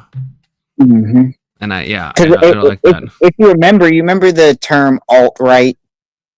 Yes, unfortunately. Yeah, it's like that's the same thing. To me, that just looks like a political label. Instead of calling them the right side of politics or the left side of politics, it's a little gimme way that you can just dismiss their views outright because they're alt-right or far-right. Well, that's what I think. And, you know, I do enjoy fighting with Ryan, but I do think that's what he was like doing to me, where he's saying I'm like treading the waters of. So he's not calling me a fascist, but he's basically calling me, I guess, alt-fascist, right? Because he's saying I'm treading the waters of it. I'm like fascist adjacent or doing fascism apologia. Like, so I'm like, I'm close. And it seems very similar to alt right, where it's like, you're not far right, but you're kind of like adjacent to it. You're kind of trying to code people in a way that makes them seem like more negative to other people. So when other people hear that term, if someone's labeled alt-right, right, then it's like the idea is people pick that up and take it in a negative way and be like, oh, that's something I should stay away from. Yep. Yeah, and I disavow that. They would have more freedom for their citizens. Yeah. So you think the Chinese Communist Party would allow criticism of them if they were the dominant country in the world? I think with respect to where they were in terms of like, I mean, the most maximalist position is the Cultural Revolution, right? Like if you look at the Cultural Revolution versus where China is now in terms of dissent, it's in comparison to the United States of America. Yes, there's still heavy control over that sort of stuff. There's a lot of surveillance. Having said that, it has become far more tolerant as material conditions have improved. And that's my main thesis, is that countries, regardless of their individual forms of governance, as long as they are advancing the material needs of the broadest subsect of the masses, will and become like a domineering force on their own and have full sovereignty and full autonomy, they will inevitably become more tolerant to this kind of freedom, because this is the most successful way, I think, of making sure that the masses feel satisfied. Civil liberties is the most successful way that I think neoliberalism has become a hegemonic power beyond the endless militarism and whatnot. I think that is the reason why people feel the way that they do in the United States of America, in spite of all of the alarm bells that are ringing about how, economic I can't tell if I'm being word saladed or if he's like saying something meaningful here. No, I mean it's some word salad because it's kind of. Did he say civil liberties cause these things? I don't think he meant it like that. What is he? Okay, I'll watch this one more time. Liberalism has become a hegemonic power beyond the endless militarism and whatnot. I think that is the reason why people feel the way that they do in the United States of America, in spite of all of the alarm bells that are ringing about how, economic devastation is imminent, seemingly, or there's so much poverty and so much instability, and people still go, well, at least I got some freedoms, right? As opposed to not having those freedoms elsewhere. So that's my main thesis, is that if they improve material conditions, they have to inevitably allow more. Wait, maybe I didn't. Sorry. Okay. I gotta go back far enough. I'll skip ahead once I get to it. This is the most successful way, I think, of making sure that the masses feel satisfied. Civil liberties is the most successful way that I think neoliberalism has become a hegemonic power beyond the endless militarism and whatnot. I think that the civil liberties is the most successful way that neoliberalism has become a hegemonic power. Does that sentence make sense? It doesn't. I think I loosely get what he's saying.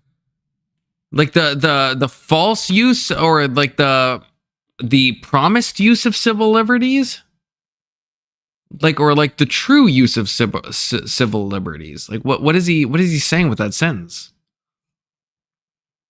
I mean, he's not doing a good job expressing himself. It seems like he's caught talking about things that he knows a little bit about, but he's used to talking as if he's talking to stream instead of combating one-on-one with a person. Because I don't even think this answers the question that they asked. No, yeah, I don't think it does at all. I don't think it does at all. Because I'm pretty sure he said, like when he was saying that stuff about capitalism, he says why, and then he draws out into kind of what he thinks is, I guess, the difference between. I don't even know. I'm trying to still man him. Yeah, I mean, me too. I think you hit it. I think you hit the nail on the head. Where it's like, this is the kind of stuff that works if you're like, especially when you have like a Hasan stream where the chat's going fast so by so fast that you don't have to really answer any like my chat is slow enough that it's like if I don't respond to a chat, then it's kind of like sitting there and then I'm eyeballing it. Yeah. I'm like, oh, but Hasan, if you see anything negative, you can just kind of say what you want and in the chat it's gone. Any criticism automatically gone because your chat's so active. Oh, it's so goated.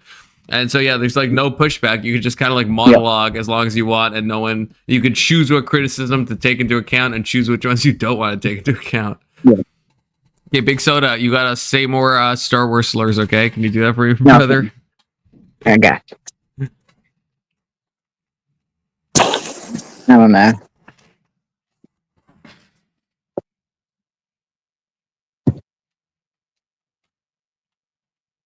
I kind of like that Hasan is kind of more relevant than not, because he's an easy guy to tackle their ideas. If Hasan was more intelligent enough to be able to defend his ideas, he would definitely be a lot more scary. I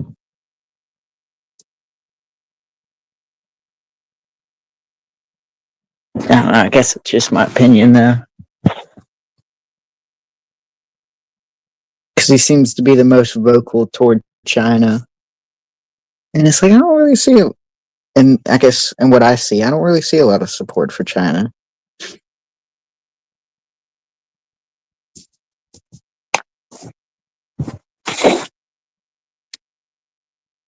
He's a hard thinker, though.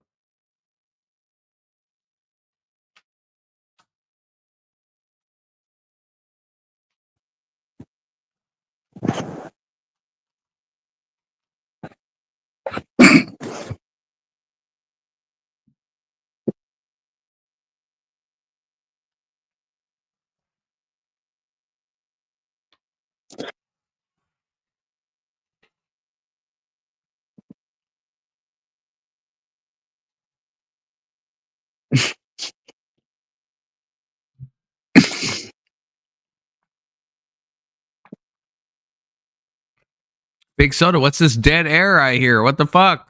You're supposed to be saying Star Wars slurs. I talked a little bit about Hasan's pro-China stuff, and then I just let it sit in dead silence. Okay, well, we still have most of our viewership, so whatever you did is working. So maybe dead air is what the people want. The accomplice just don't talk. We just want to look at this Hasan. They don't know a difference. You're thinking. Because I think Hasan is actually for real this time is gonna say something smart. I actually think he's about to. Okay.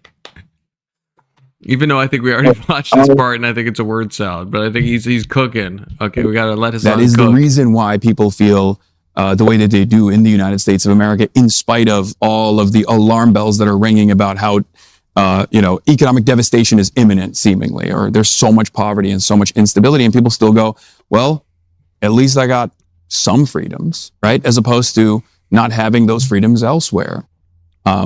So that's my main thesis, is that if they improve material conditions, they have to inevitably allow more civil liberties, more social liberties. So it's interesting what you've been saying about America and that, it's losing its power on the global stage. That is then reflected in more and more, shall we say, imbalanced chaos in the actual society itself. And we've kind of seen that in a way with the assassination of Charlie Kirk, with Luigi Mangione.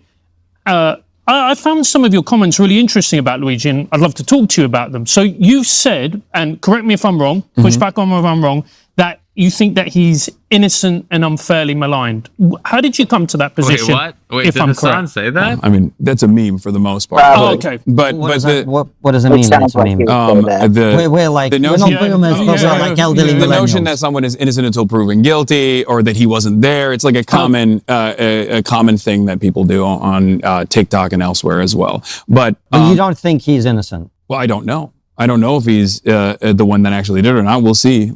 Really? Does Hasan hold the same standard to, like, let's say a right-wing shooter does some nonsense, and we have it on video, and we have all this evidence. We found the 3D printed gun. All the stuff. The same thing with Luigi Mangione. Would Hasan hold the same standard? Of fucking course not. And this is why. Okay, it seems like this part is not Hasan being stupid. This part is Hasan being disingenuous, right? Yeah, this is disingenuous Hasan. You can tell.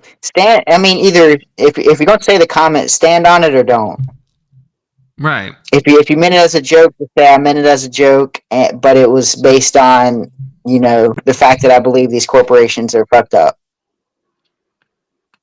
Right, exactly. Don't be like, well, it's a joke, but actually, yeah, he's innocent until proven guilty and blah. It's like, do you think he's actually innocent? Don't be like it's a technicality because he hasn't gone through and being charged or like convicted, and it's like, okay, well, thank you. Right, and it's like, yeah, would Hasan ever say this about like the Christchurch shooter? It's like, right, there's a gap between when he did the shooting. I'm not sure with it. Actually, I don't know if he died during the shooting.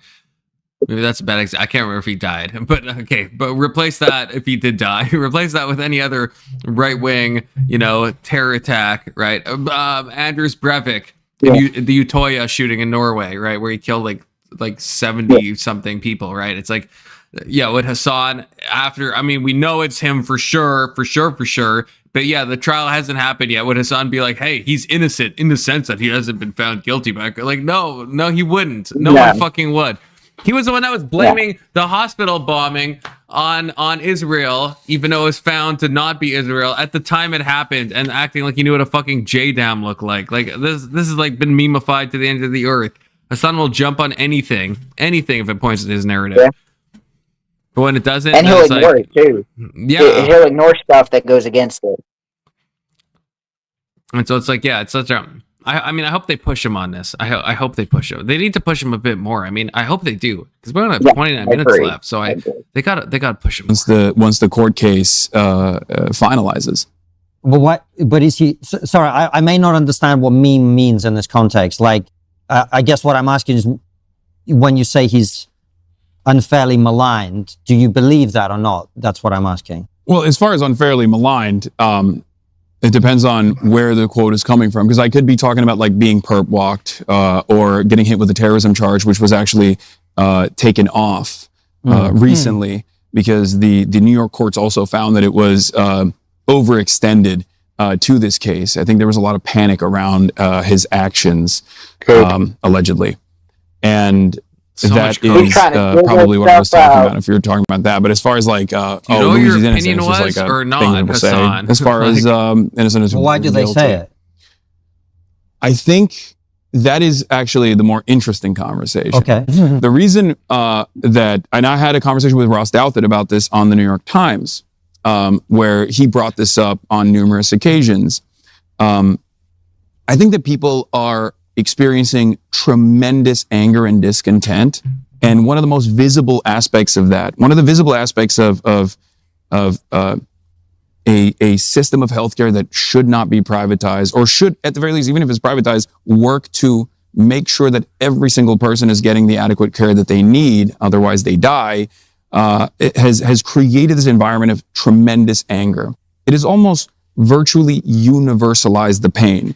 Every single American knows at least one immediate or distant relative that has suffered through chemotherapy, as they have to hunt down their insurance provider to make sure that the thing that they were paying for years and years, the premiums, the costly premiums that they were paying into, actually end up helping them cover the cost of this life-saving quality care that they desperately need to survive.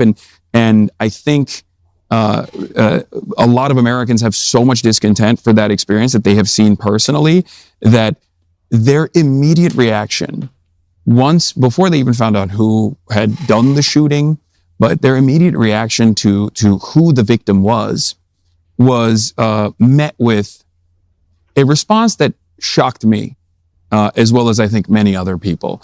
What I mean by this, Americans are very draconian. They're very black and white. It's like, you do a crime, you get punished, and a lot worse than you would. Yeah, he's saying so much. It's like, it's so simple. They wanted the guy to die because they are angry at CEOs, especially CEOs of healthcare corporations. So when they say he's innocent, what they mean is, I think it's justified. I think it's justified that Luigi Mangione fucking killed a guy. That's the end of it. That's the fucking end of it. Don't fucking talk about Draconia America. I was fucking shit.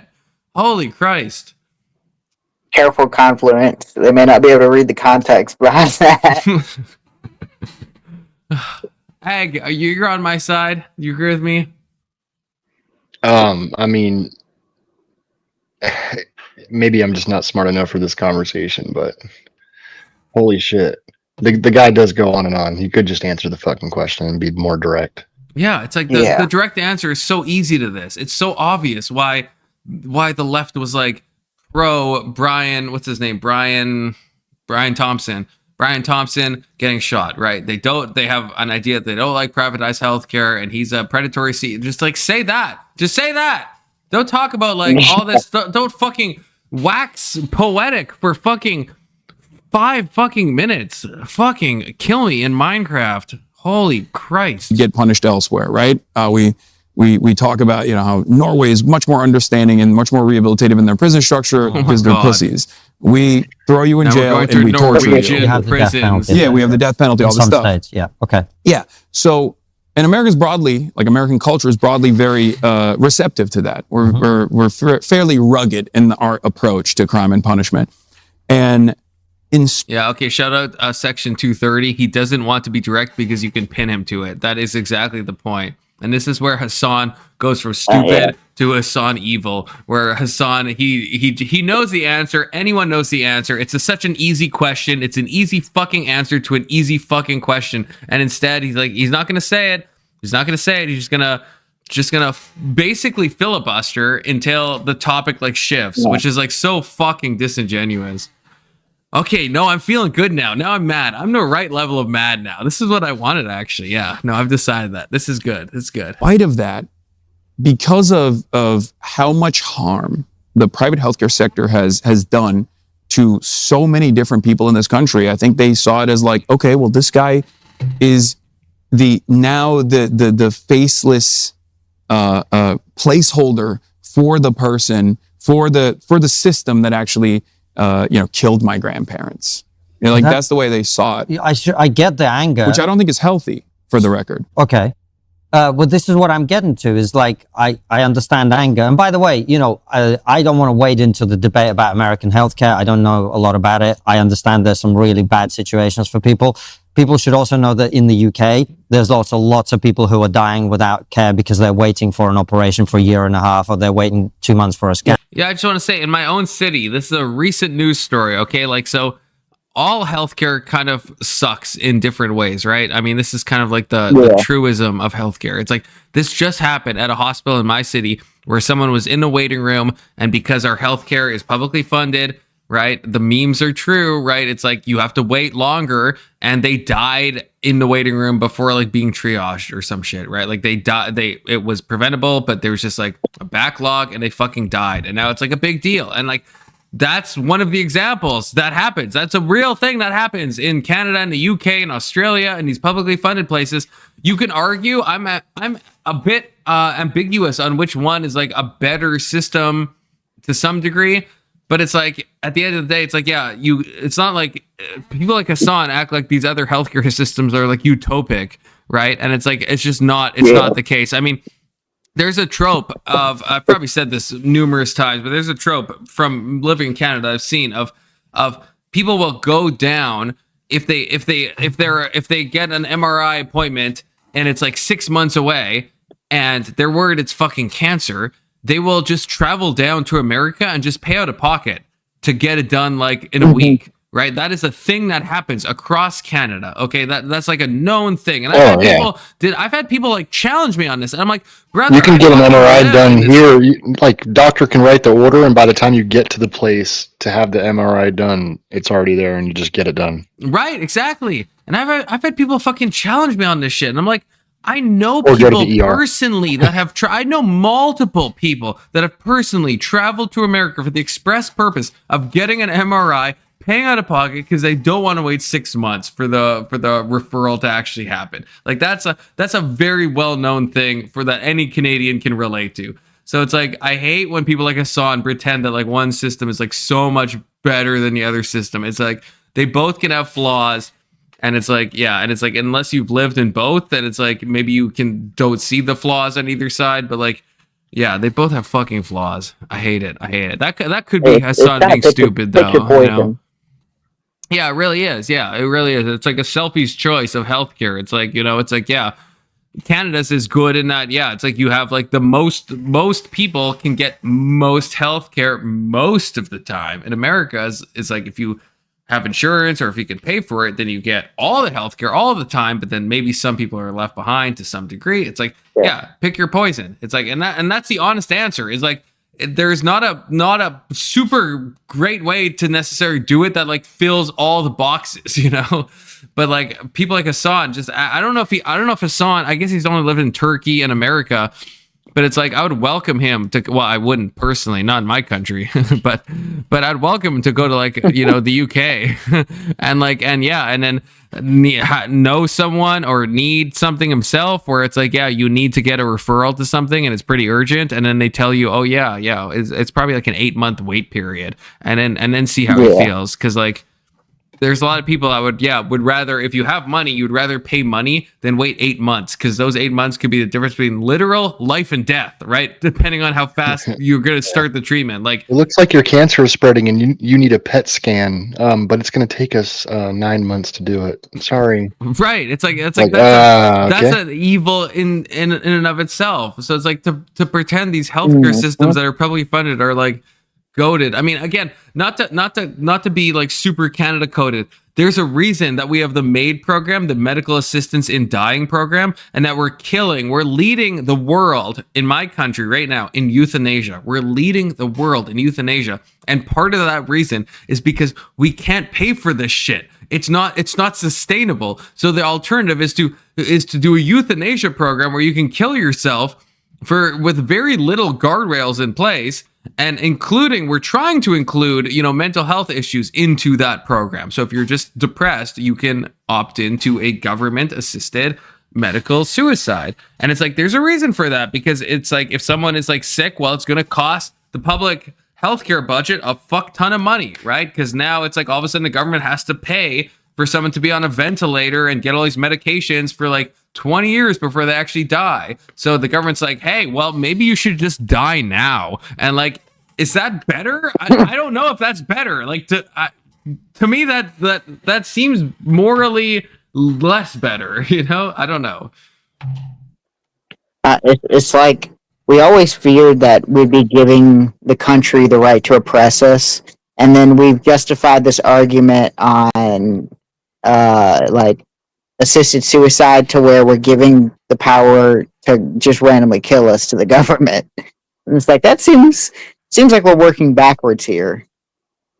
I know, and it's like you kind of don't want your government to have the right to kill you. What I hate is like it's like there is. I mean, this is how every, I think, in my opinion, this is maybe a bit broader, maybe, but forgive me. I think this is the problem with all of these kind of things is that we what am I trying to say? So with something like Made, it's like there's a good, I'm trying to think of the best way to say this, but there's a good justification for assisted suicide. Okay, like there is. I'm not saying I morally agree with it necessarily, but there. You mean like hospice or something? Well, I mean, like, okay, so let's say someone has like ALS, also known as like Lou Gehrig's, right? Where it's like I think your muscle stuff shuts down over time. You will die, guaranteed. It's something Stephen Hawking had, right? It's like you will die eventually, and you will lose more and more bodily function until you can't breathe, and then you will just kind of like die. And it's a horrific condition, and it's awful. And it's like they will use that as the argument for like something like euthanasia to kind of get the foot in the door. Almost, it's like that's how we get the foot in the door, because most people can be sympathetic to that. Most people can be like, if it is 100% chance that you will die, then yes, we understand that there's a certain point of suffering where maybe if you're like not religiously opposed, maybe assisted suicide is an option, right? But then places like Canada will put that foot in the door and then stick their whole fucking leg in the door and then be like, you know what, actually, well, why not apply that to something like autism or depression? How about that? How about anything that's like mentally related? Even if you're not terminal, you're not like really suffering. Like how about that?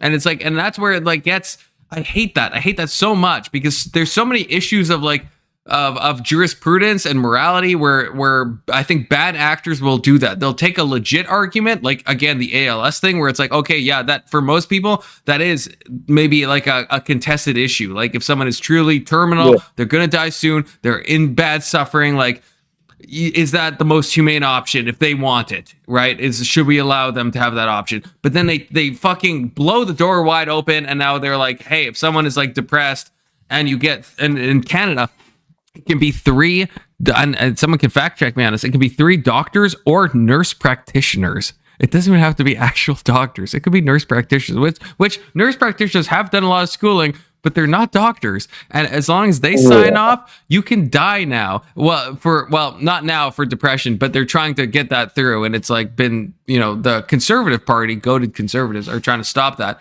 But that is the liberal plan, is to make it so that if 3 doctors or nurse practitioners sign off and you are just depressed or have any other mental thing, you can just be killed by the Canadian government, which is insane. And again, this is long-winded, but it starts from a place where it's like believable. It's like, okay, I got you. I hear the ALS argument. And as soon as you accept that, then it's like they're like, yeah, but what about this? What about this? You see the same thing with abortion, right? That's why they always go to like rape and incest, right? It's like they try to like open the door a bit. And as soon as you open the door a bit, then they like fucking just kick the door down. MC Nemesis, I've told you, brother, if you want to have a talk, you add me on Discord, Confluence9393, okay? I read the back chat, I see what you say, it seems like you are a troll, okay? So again, if you want to have a real talk, we'll talk on Discord off stream. Maybe I'll suss you out, but not now, okay, brother? Have a good night. That guy is like, I'm on his radar, man. That guy like has joined multiple times. Oh, he says he doesn't use Discord. Well, brother, okay, brother, if you want to talk, go to my YouTube channel. Okay, I have you can contact me on my YouTube channel. Okay, look, because I'm like, I always try to extend an olive branch. Okay, even to people that might not deserve it. Go to my YouTube channel. Go to the contact page. You can see it. I have a YouTube specific email fucking email me then. Okay, we'll set something up off stream. Because that will show me your purpose. If your intention is to fucking porn bomb my stream and shit, or just say like racial nonsense, then absolutely I don't want to have you up.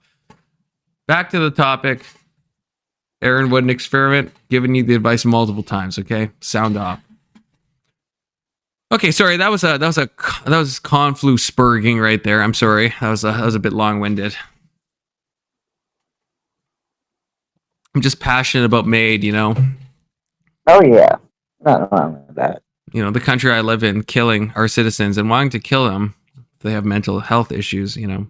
It's a great idea. And yeah, that ties in, just to land the plane briefly, that ties into what Hasan is saying about the publicly funded healthcare systems.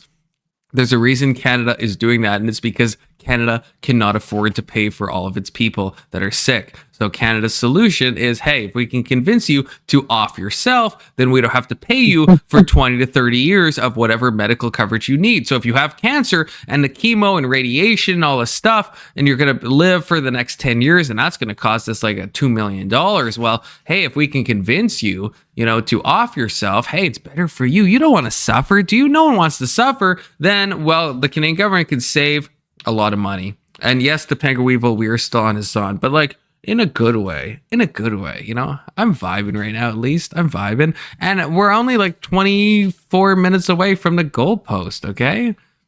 We're getting there. But let's not get into that. No, but the NHS is, you're right. The NHS has had significant austerity measures implemented to it. The NHS budget keeps growing every year, but it doesn't matter. Because the population is growing. Let's not get into it. What I'm saying is, I understand people's anger. What I don't understand is why that would make Luigi Mangione, who allegedly killed this guy, innocent. Why? Because that's where we started, right? Yeah. Why do people say he's innocent? The way people see it, and I'm not subscribing to this notion, but the way that I think people see it is, are you familiar with the concept of social murder? No. Engels wrote about this. He said that like the systematized death and destruction of the masses is oftentimes hidden. It's oftentimes invisible. I think private healthcare is a great example of this, where it's to the recipient, to the victim, or the victim's families, they see that as murder, right? They see that as an unnecessary death that took place, and they feel that pain.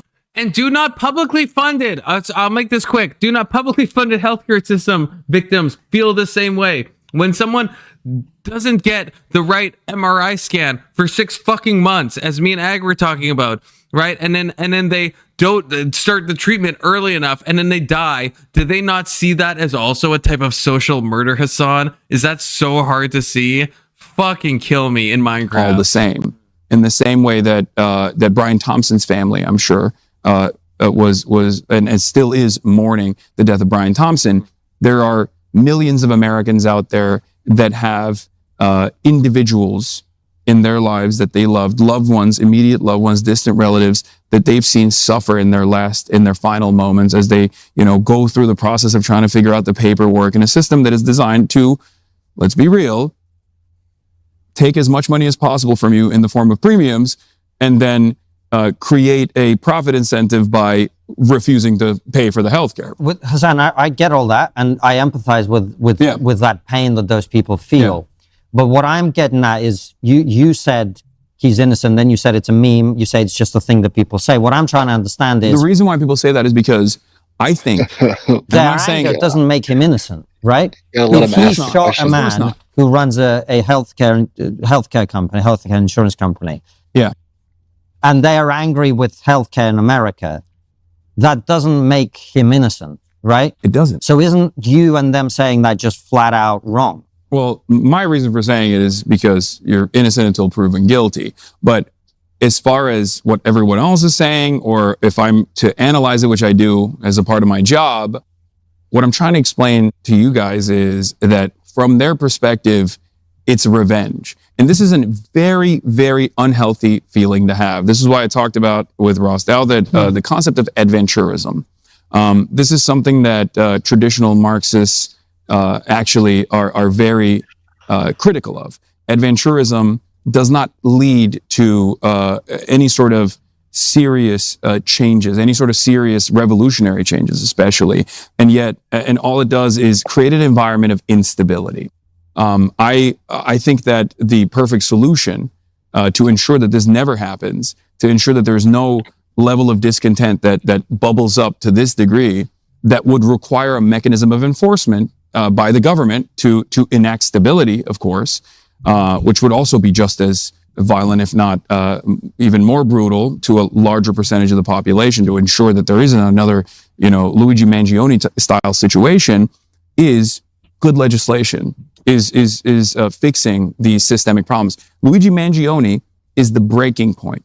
Luigi Mangione is the perfect demonstration of the system failing people. And I think that Luigi Mangione and the response to him has been one of the clearest examples that I have seen in a country like the United States of America, where people are normally supposed to be like horrified by cold-blooded murder in the middle of the day. Their response being much more receptive to the action shows me that there is so much pain in people's immediate experiences that they recognize this instability. They don't have a vehicle to communicate it. They don't have a vehicle to communicate this discontent. And they're simply moving into the least productive way to do politics, which is revenge, violent revenge. I think that... I have to point something out here, okay? I feel like this is something that a lot of people don't know. And maybe y'all know this. Maybe y'all know this. But there's something in the law called the 80-20 rule, okay? You guys ever heard of this? I think so. So everyone acts like insurance companies are like graping people, okay? And to some extent they are, like obviously they will try to maximize profits, but the 80-20 rule is a rule in law that says, and I quote, I might have to, I don't want to black screen everyone. Maybe I could just make it bigger. Yeah. Okay. So the 80-20 rule generally requires insurance companies to spend at least 80% of the money they take in from premiums on healthcare costs and quality improvement activities. The other 20% can go to administrative overhead and marketing costs. So it's not these healthcare companies in the States. I think a lot of them are shitty. I'm not going to deny that, but the government kind of legislates how shitty they can be. So you can't take but people act like you can just take infinite premiums and then just deny all the cases you want. I mean, this was a big topic when Brian Thompson was killed, and people were acting like this was just a thing that just happened, that like they would just like deny all the claims unjustly and then just like make sacks of money. And it's like, this is governed by law. It's like, if they don't follow this, they have to pay it back to the people who have paid them money. So if you've paid for health insurance and they're not following the 80-20 thing, they can only make 20% of profit. So they can't gouge you 50-50, right? There's a maximum amount of claims they can deny before they're in breach of federal law, and they have to pay that money back. So I'm not saying health insurance companies are good, but I think this is an oft forgotten thing that happens in American law when it comes to health insurance companies. It is governed by law. It's like they can't just like deny all the claims. Because I'm sure if they, I'm not pro healthcare companies. I think a lot of them are just like in it. Well, all of them are in it for profit.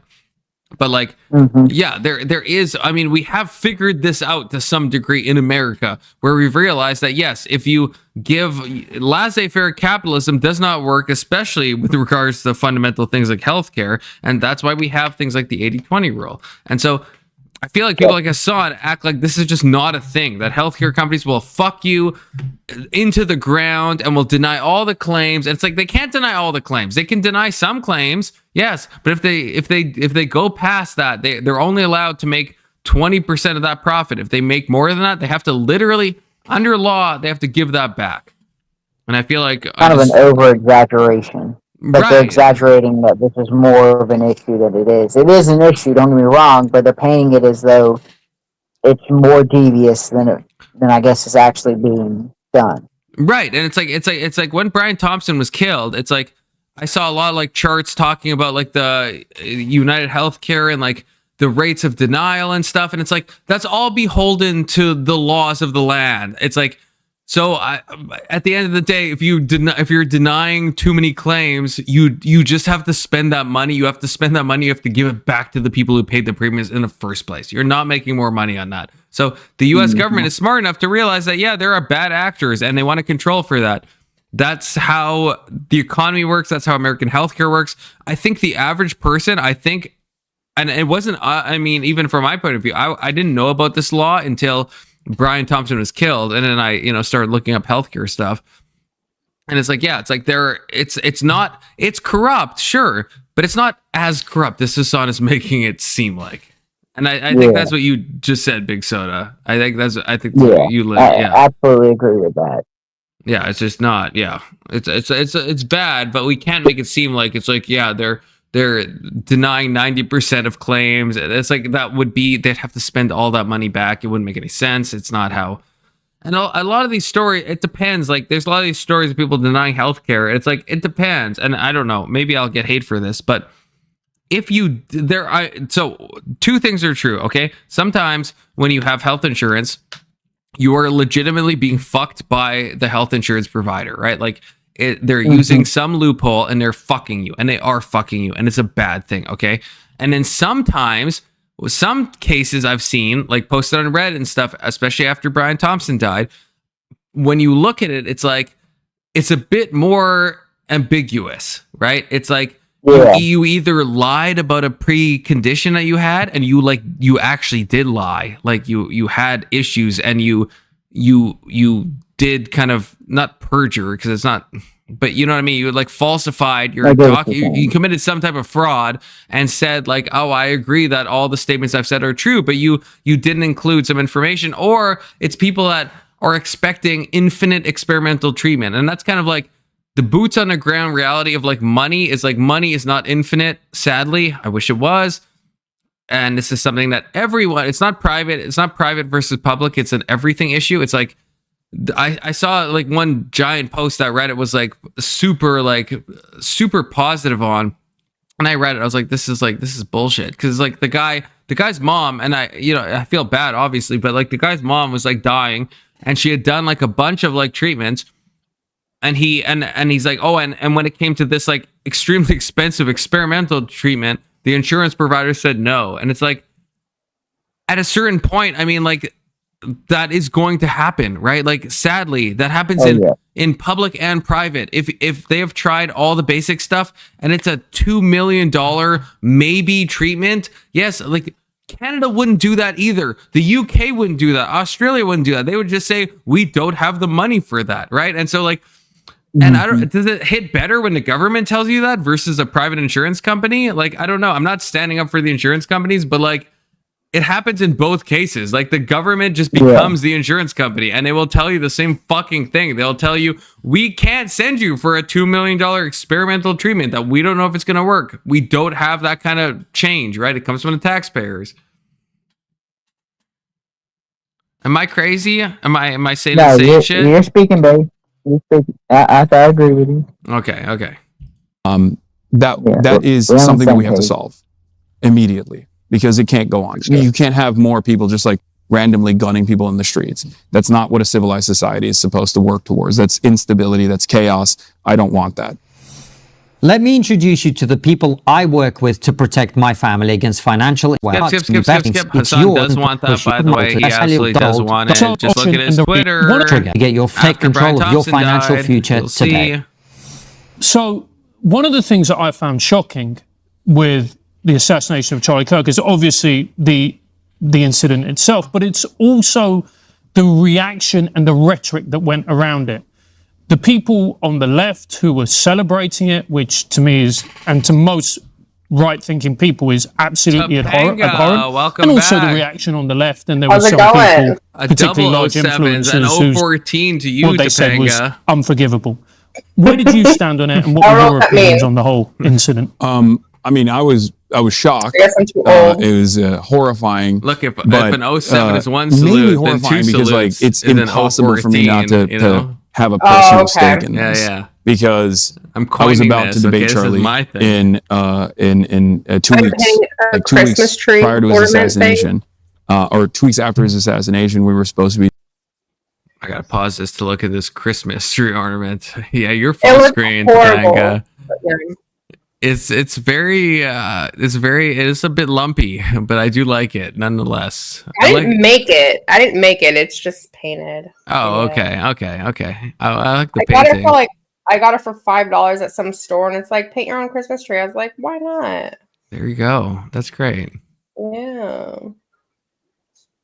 It looks like shit, but It looks. It's a bit like Grinch coded. I will say that. Like the Who's down in Whoville, they'd have that shit. Oh, definitely. I fucking love Christmas. Like, my halls are decked right now in my house. I don't know. I just I picked this up. I was like, sure, why not? I don't paint. I don't do anything. I'm not a crafty person. Like, I cook and I bake, but I'm crafty in any other way. Are you crafty in the other sense of the word? Like mischievous. Like I the don't know how to top pronounce hat. that word. Yeah. Are your halls decked with balls of holly? Oh, I got tons of balls in my house. Whoa! I know you have at least 2, and I've personally seen them in a normal way. Oh my god! Right. Those Frankie balls, those juicy Frankie balls. I'm just kidding. Don't talk about that. I have Frankie, and I have 3 boys. So. Oh my god, that's like 8 balls if you think about it. If my math is right. Altogether, too many balls to be decked. Okay. Altogether, too many balls. Debating at Dartmouth College. I gotta make their life joyous. And this was a person that I had basically developed a political career in competition with, if that makes sense. Like, I was on the left side, he was on the right side. We debated plenty of times. We debated at Politicon. We were very familiar with one another, and seeing that the number one fear that every person that does what I do become reality in real time was shocking. It was devastating. As far as my opinions on it, I mean, I had the misfortune of seeing it in real time happen as I was trying to figure out what had taken place, and we were one of the first media outlets that actually broke the story. And wait, who's we? This is Hasan. What the fuck? What did I just hear? Am I crazy? Is Hasan saying that his fucking Twitch stream was one of the first channels that broke the story of the Charlie Kirk assassination? Is that what he's saying? Assassination. I think that's what he's trying to say. That's an insane story. That's the most insane thing I've heard since Hasan said he was a boots on the ground journalist. Like, what the fuck? Yeah, Hasan, you really broke. No one knew about that. Not the 1 million people filming at the Turning Point USA actual thing. You, Hasan, reacting on Twitch. You were the guy who broke the story. Oh my god. And look, this is I don't want to get too FBI coded and whatever, when I talk about micro expressions, but look at his expression when you do the hand behind the neck. That's you're being dishonest. Okay. You're doing a self-soothing behavior. You're like, oh yeah, I was the first guy that broke the story. If you think about it in a certain way, trying to distract them from reality. Because that's absolute nonsense. And my first thought was that this is going to lead to even more violence in the form of revenge, decentralized violence, and also that this is going to lead to state repression as well, in an effort to stamp out any kind of political discontent or any kind of political dissent, which hasn't fully come to fruition yet, thankfully. But the administration certainly... Oh, it hasn't? It's almost like the right didn't go crazy, even though we wanted to. It's almost like we didn't. We didn't pull a right-wing George Floyd after all this. I'm just saying. Everyone was all the lefties were like, oh, the right's gonna start gunning down. And it's it didn't happen. Wow. Almost like that signals tried something. To use this as an opportunity to more violent? Build new guidelines around surveillance and build new surveillance targets in general. The Trump administration has this, they released a memorandum, national security memorandum, declared the intelligence communities to shift their priorities and attention of surveillance to Antifa, which they had previously declared a domestic terrorist organization, which is not a designation that exists in the United States of America because it is at direct odds with the First Amendment. This is the reason why the KKK is not considered a domestic terror organization. This is the reason why the Proud Boys and Atomwaffen, which is like a neo-Nazi formation that tries to recruit from the military, none of these guys are none of these organizations, even if you would normally consider them domestic terror organizations, are actually considered that. So it was. I mean, that part is low key true. It's like in Canada, it's different. Canada, we have in Canada declared the Proud Boys as a domestic terrorist organization, which is crazy. It's crazy times. I mean, he's being a little semantical because we classify the KKK as like a domestic terrorist organization. Mm-hmm. We just add a domestic tag to it. I don't, but okay, maybe you can correct me on this, because my understanding was that like the terror list is only definitionally international. So it doesn't, and I could be wrong on this, but I thought it's only like it has to be international. So like Al-Qaeda and ISIS and all that. I'm not sure. Like you talking about just the list and it's like, I guess the national security list can only be foreign terrorism. Yeah, like I don't think there is such a thing. I think Hasan is right. I don't think there is like a specific list of entities. Like Canada will list entities of domestic terrorism, but I don't think the US does. And I could be wrong. What do you mean making a list? We have like so in the US, like they will, like the Houthis were added and removed and added again to the list of, and that like plays roles if you're added to the list of. But I think terrorism. We have the FTO for that, the foreign terrorist organization. That's what I mean. But is there a list that you know of that's like an official kind of domestic terrorism list that has like groups on it? Yeah, I think the FTO keeps up with that. Yeah. Okay. Can you find something? Hold on. Yeah, sure. I'm trying to as well. I got you. Because I'm seeing foreign terrorist organizations, and it's all like foreign. Yeah, it's all people that are international. I don't see, the Khmer Rouge in 99. Are the Khmer Rouge, are they still in operation as of 1999? What the fuck? I thought the Khmer Rouge was like gone like decades ago.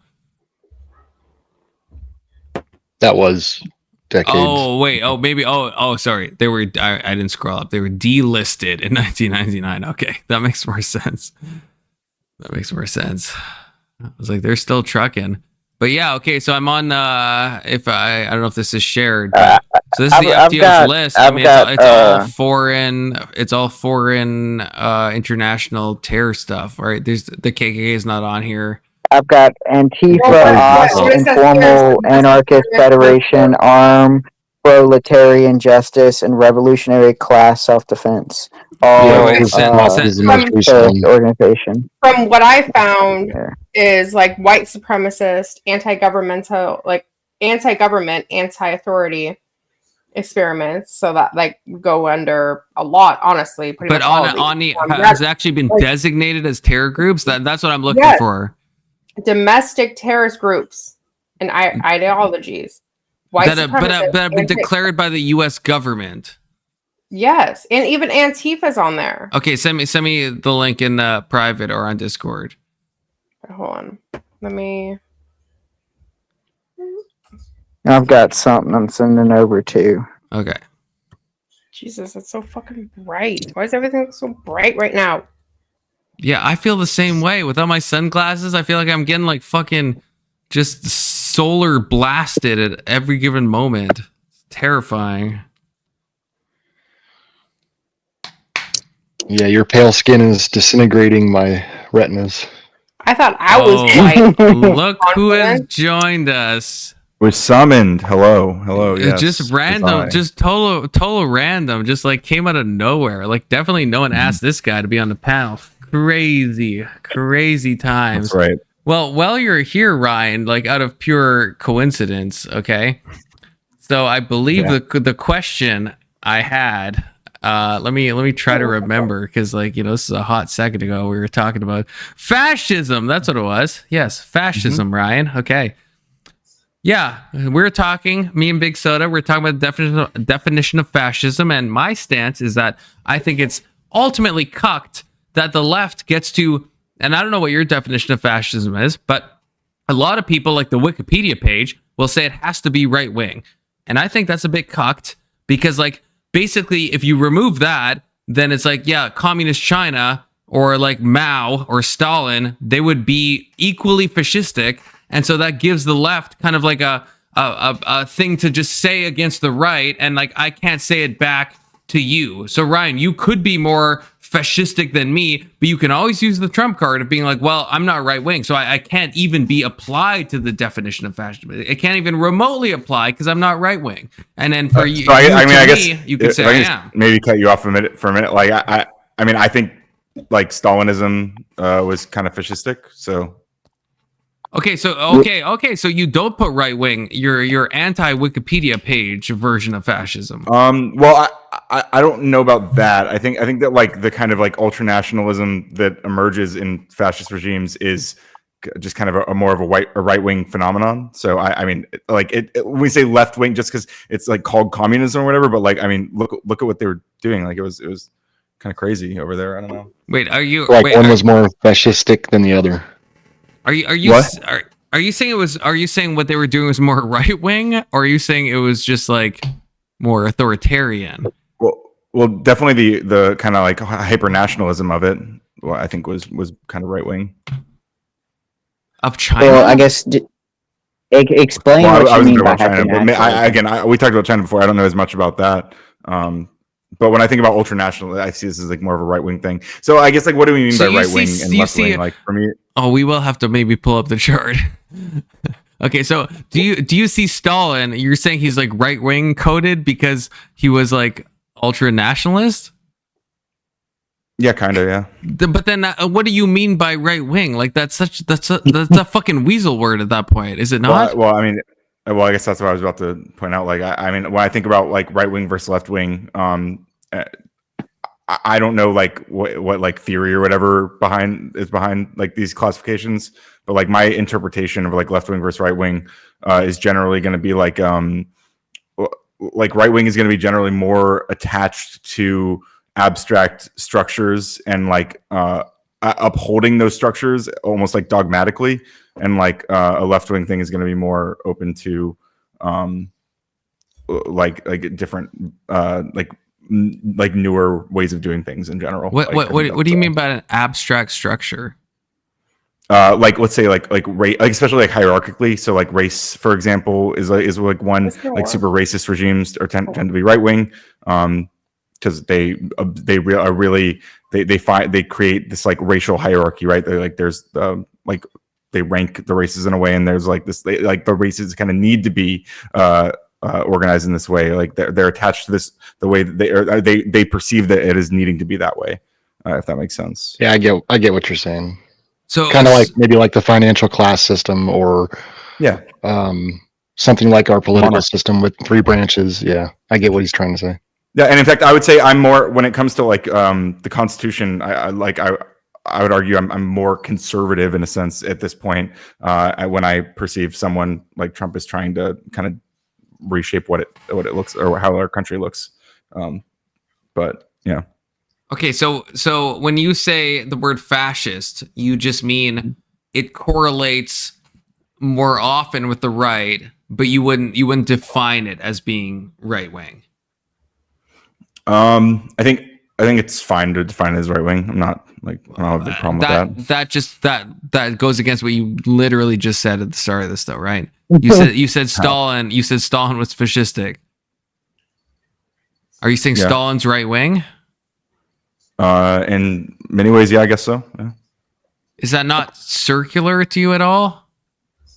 What do you mean by that? Because you're saying he's right wing because he's authoritarian, and he's authoritarian because he's right wing, and it's like I'm more leaning on the nationalism than I am for the authoritarian. One's like more fascistic than the other. Is that basically what we're getting at?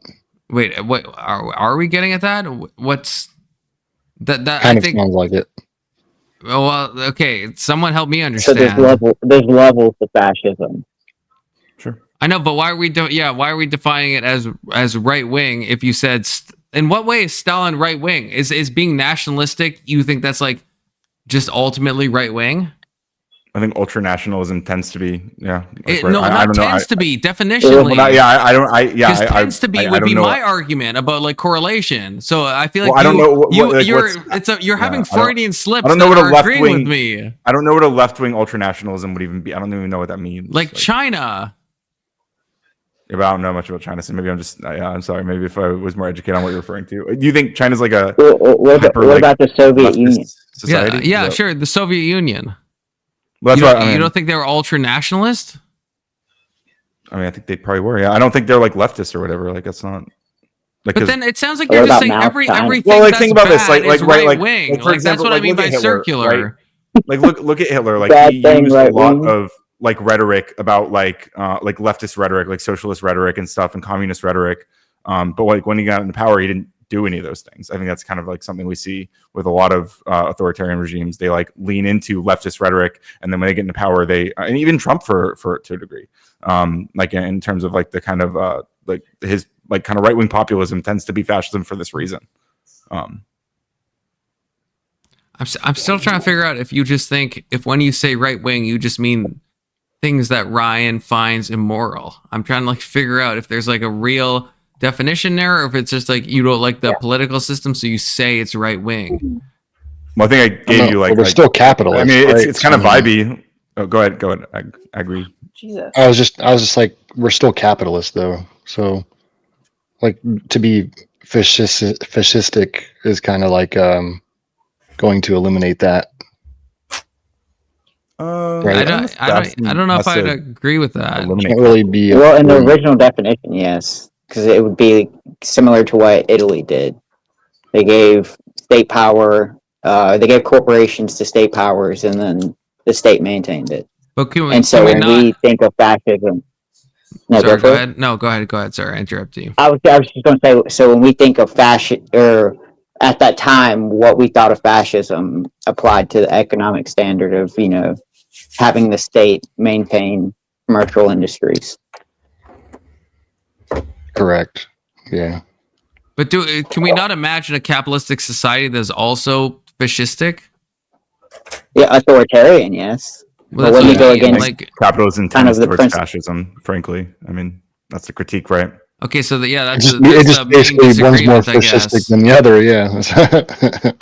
No, but what Big Soda said, unless I'm crazy, right, would be diametrically opposed to what Ryan just said.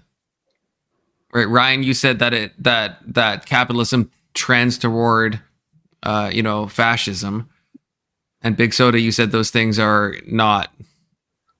I would say every political, like every ideology will tilt toward authoritarianism.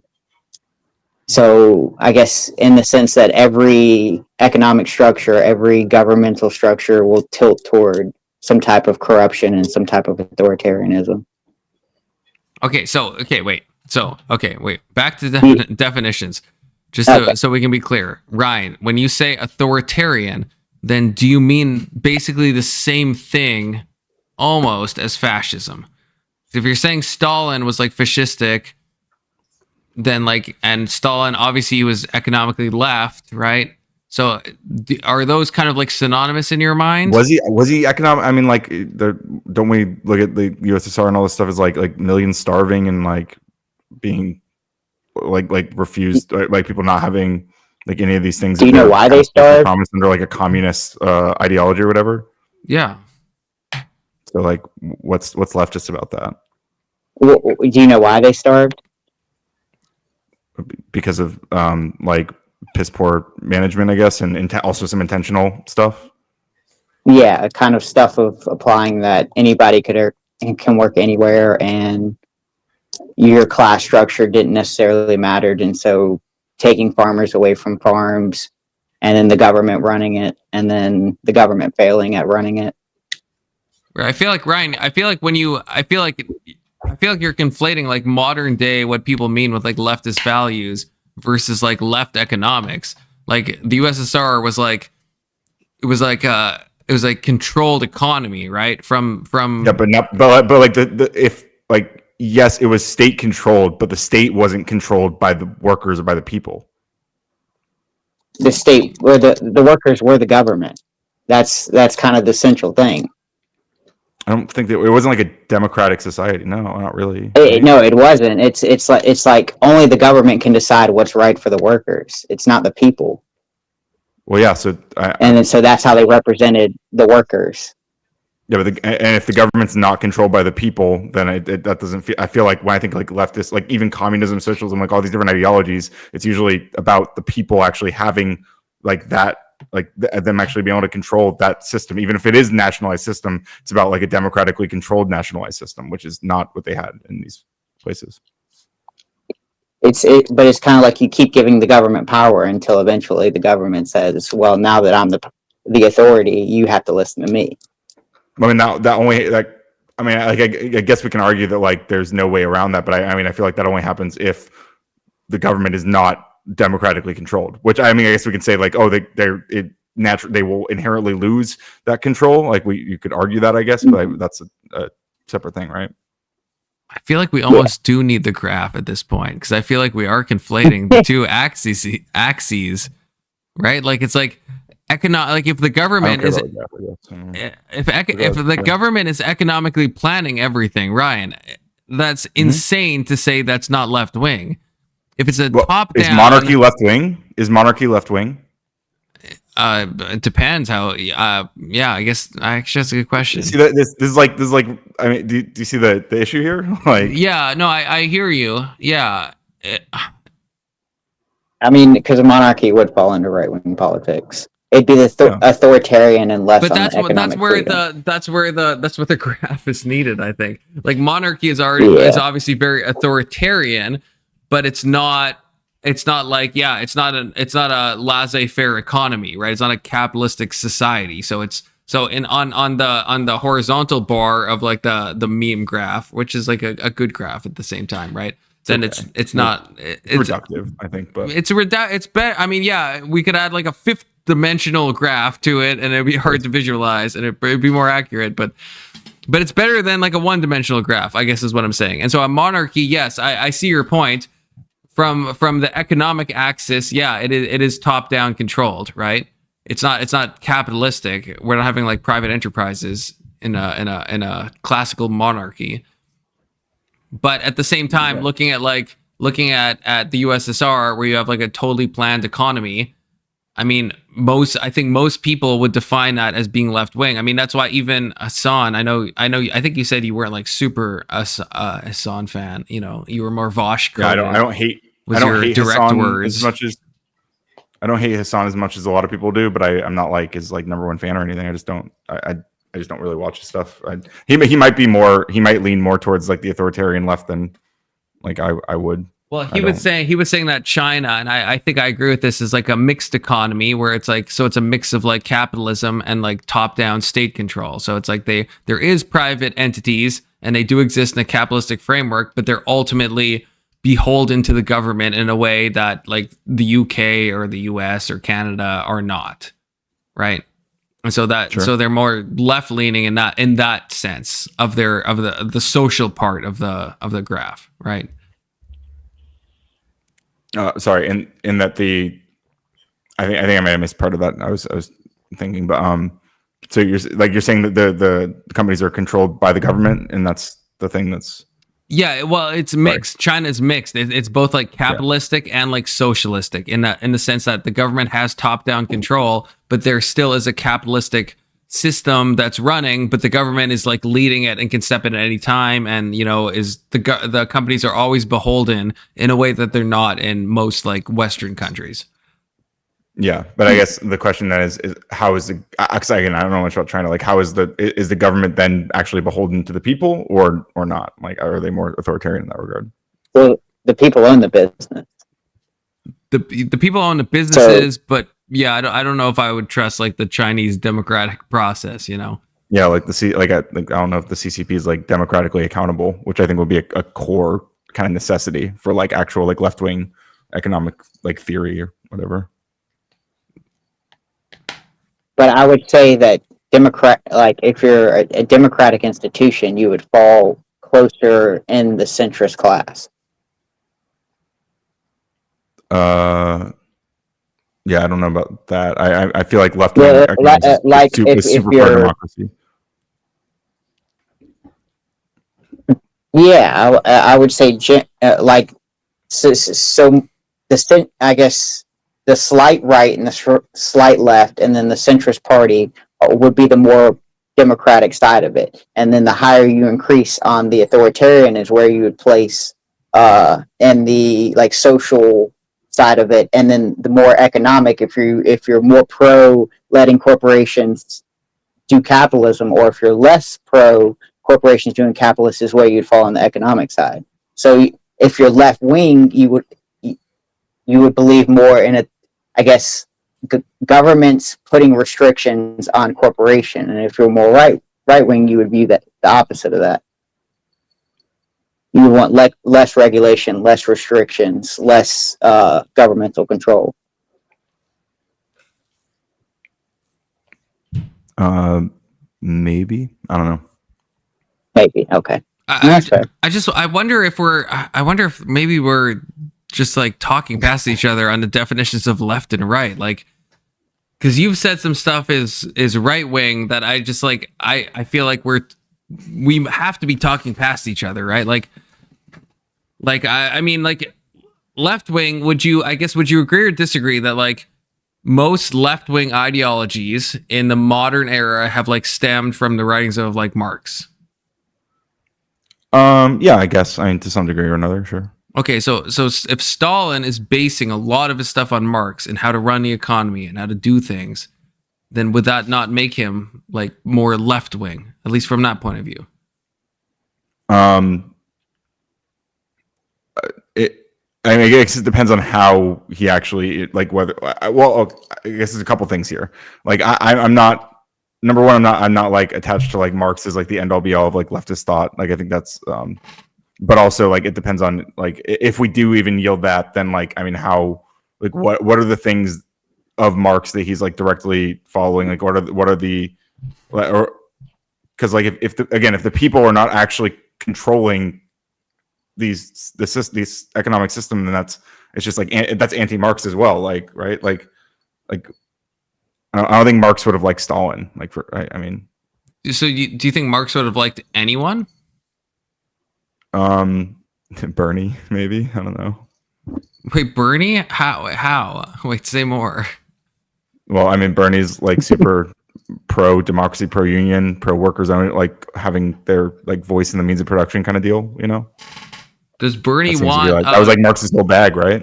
So you would agree that Bernie? Then I feel like you're playing into my trap card right now.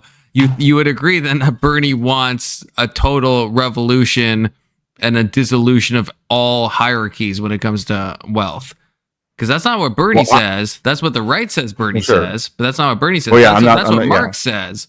So in my opinion, Marx would see Bernie as a filthy bourgeoisie. My understanding of a lot of Marxist thought, or like Marxist writing, you know, with the exception of the Communist Manifesto, which is like a very specific pamphlet for like a specific instance, like in general, I feel like when he talks about like communism and socialism, it's like he's like describing like things that will kind of inevitably happen because of the contradictions that he sees in capitalism, right? Like it's less about like here's a guidebook for how to organize an economy, and more of like a here's what will naturally happen as capitalism develops. Like it's more of like predictive. Sure, like like the fallout of like late stage capitalism and stuff. Yeah. Okay, I can see that. I don't think that means he would like Bernie, though. I don't. That's still part of the system that Marx decried. I mean, that's playing into the bourgeoisie versus proletariat. Bernie just says we shouldn't have billionaires. Notice how he doesn't say we shouldn't have millionaires because he is one, right? Like, and again, I don't hate Bernie for that. I don't think he's a hypocrite. Well, I don't think Bernie, before he was a millionaire, I don't think he said we need to get rid of millionaires. I think he would say we need to tax millionaires more. And I think he still wants to, like, he still thinks he himself as a millionaire should pay more in taxes. So I don't know if there's like a contradiction there. But there is an arbitrary point at which he does think we shouldn't have billionaires, right? There is a point at which he says this is I don't know if we should have. I don't think I don't know that we should have billionaires. I'm open to not having them. I'm not like attached to having billionaires or whatever. I don't know if it's a good thing that we have, you know, people starving in the streets and we have people who have $1 billion is a shit ton of money, right? It's a lot of money. It's a lot of money. It's a lot of money, a lot of influence, a lot of power, right? Like money makes people do things that they wouldn't otherwise do, like it kind of inherently, especially the more poor people you have. I mean, to be fair, you could say the same thing about poor people. Poor people do things that on average people wouldn't do. Like desperate times call for desperate measures is where we get that quote from. So, I mean, whether you're poor or extremely wealthy, you're probably going to do things that you would never do before. I guess, but like the things you like, you have way more. You can affect like way more parties when you're like you have like more leverage. You can affect more. I think that's true. I think Big Soda's point, though, and correct me if I'm wrong, but like that your morality is corrupted on both kind of like edges of the spectrum, right? If you're like the ultra poor or the ultra rich, you'll be acting in a way maybe that is not in line with who you would normally be acting as. Either your culture your culture benefits rich people doing things for the rest of society, or you have the opposite of that, of the government forcing rich people to do what the government thinks is best for society.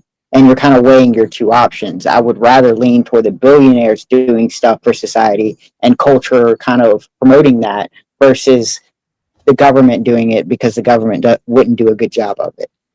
But the same argument, only one of those is like accountable to the democratic process, and it's not the billionaires. So I don't know if I agree with that. There's not a lot of people, even though we have that standard, there's a lot of people who go around that standard.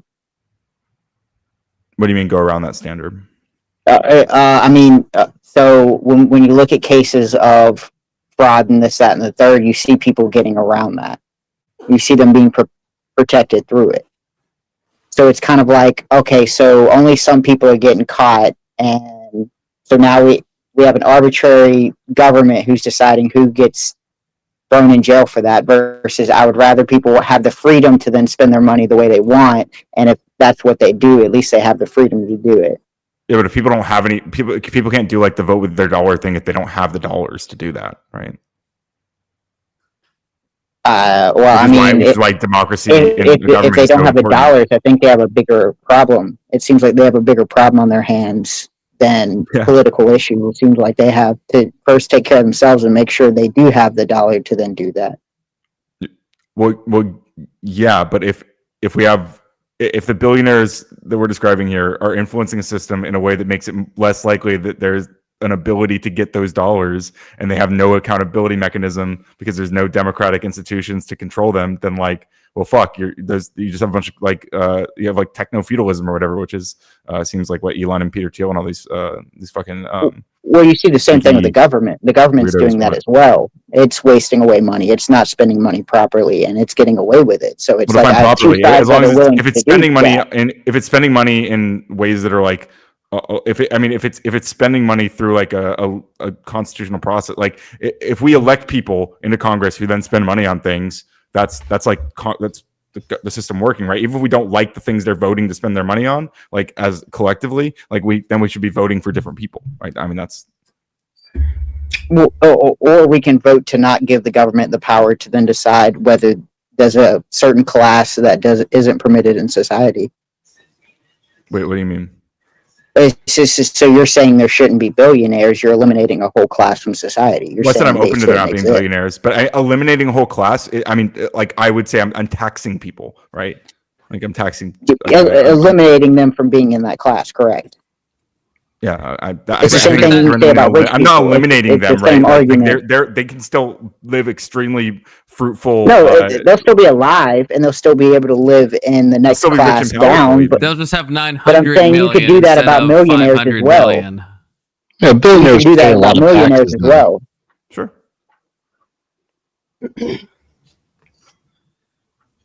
Or why don't we I just guess I'm cut saying- out the billionaires from buying up multiple properties and multiple land throughout the states and then reselling them?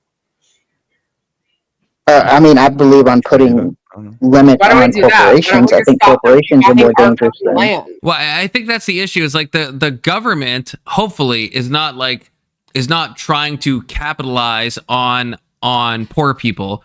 But I guess I think if I'm understanding Ryan's argument right, is like billionaires are incentivized to put people in a position where they have little mobility and wealth, right? Where they can't absolutely transition well, and that benefits them. Where hopefully the people who are electing into power are not predisposed to do that, because there's nothing to benefit there. Yeah, well, even if they are, then like the goal would be that we have like accountability mechanisms through like elections and stuff, till we can say like, oh, this person was terrible, was not representing our interests at all, and so we didn't vote them in again. And like that's kind of how like Congress works, right? Like we pick different people when like there's elections every couple of years, right? But then we just hinder the individuals, and the corporations still have massive influence and massive amounts of money.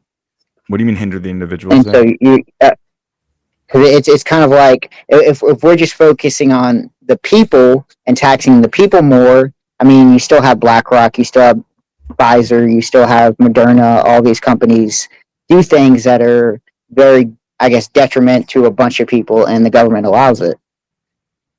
Yeah, sure. I mean, so if we want to prevent that, then we should vote for people who are pushing against that, right? Do you think that's possible though? Like actually, you think you could vote someone into Congress or into the presidency that would like take out BlackRock, Vanguard, and State Street? Do you think that's conceivably?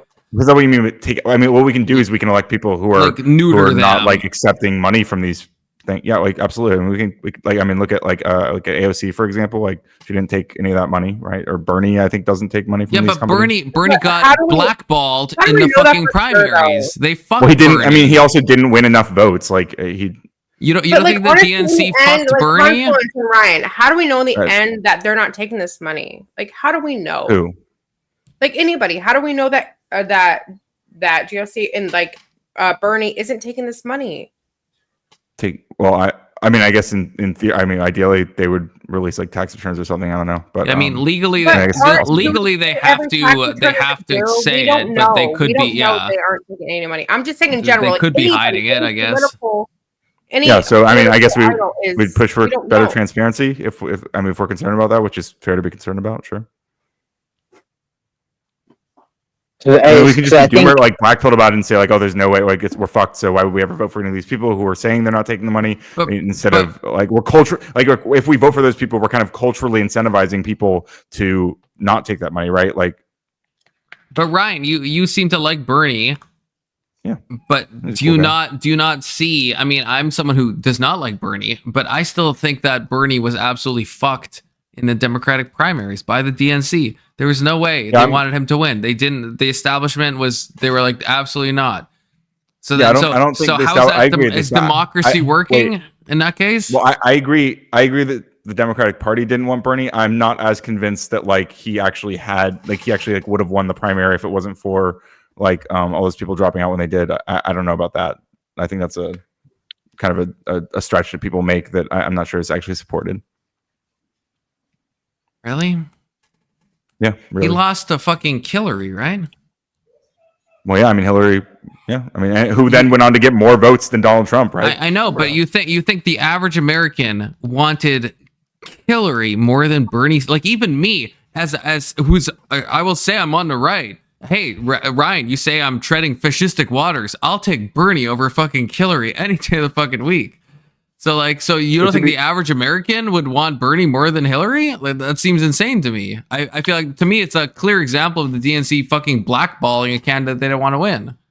Well, I don't know. Like what did did polls leading up to the 2016 election say that Bernie was more popular in America than Hillary? I don't know if that's supported. I don't know that we had as much of this. Like I think the kind of populism wave that Bernie really thrives on was kind of emboldened over the last like 8 years more so than it was like at that moment. Like I know there was a starting like a first wave of that obviously like Trump rode as well. But I just don't know if Bernie had the popular support that like we like to pretend he I did. think But I would like to think was he more did. popular in memes around social media than anything else. What? At that point, I said that Bernie was more popular in memes than in the vote himself. Oh, maybe. Pretty sure he had the whole the youth vote. I mean, like from I don't know, people but don't vote. from like 30 years or down, I think he was the most influential candidate of the bunch. I mean, I think he was more influential in like the youth. Yes, and they don't vote. Yeah, and on Reddit, That's and not stuff, and primaries. I agree with that. But from what I'm seeing in late 2015, yeah, Hillary had an edge, but like barely an edge. Like, so it seems like it was like pretty neck and neck. It's saying like Hillary's like 48 to 52, Bernie was like 35 to 40. I mean, that's pretty close. And then you add some DNC cuckery on top of that. That's enough to win elections. I'm not arguing that DNC didn't like tilt the scales a little bit. I'm just arguing that I don't personally think that Bernie had the numbers to win the primary or even the presidency. Even though I would obviously prefer him to Hillary or Trump. I mean, without. So you don't think let's pretend the DNC didn't exist and Bernie just runs and Hillary runs and Trump runs. Like what's your intuition tell you about like who would win that? You think more people are casting a ballot for Hillary Clinton than Bernie? Like if the DNC didn't exist, yeah. If it's just like we have a system where people can just run and and Bernie runs, Hillary runs. In 2016, yeah, potentially, yeah, I think so. I mean, you think Bernie would win? No, I think Hillary probably would have won. Who's voting for Hillary in that situation? That's more people have been voting for Trump in 2016. Yeah, but so that's like I think that's retarded because like when you have a two-party political system, like so many votes for one party are just as much anti the other party as they are pro their own party, right? Like so many people that voted for Kamala are just anti-Trump. They just are never Trumpers. It doesn't matter who's on the ballot. It's not a vote for Kamala. It's a vote against Trump and vice versa. Anytime you have like a two-party system, you're going to have that. Or they just don't vote at all.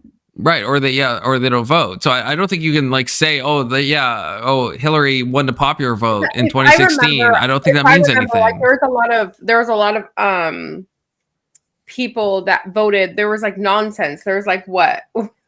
There was D's nuts that people were putting on the fucking ballots. Like there were just people not voting and just people voting people always do that. At that point.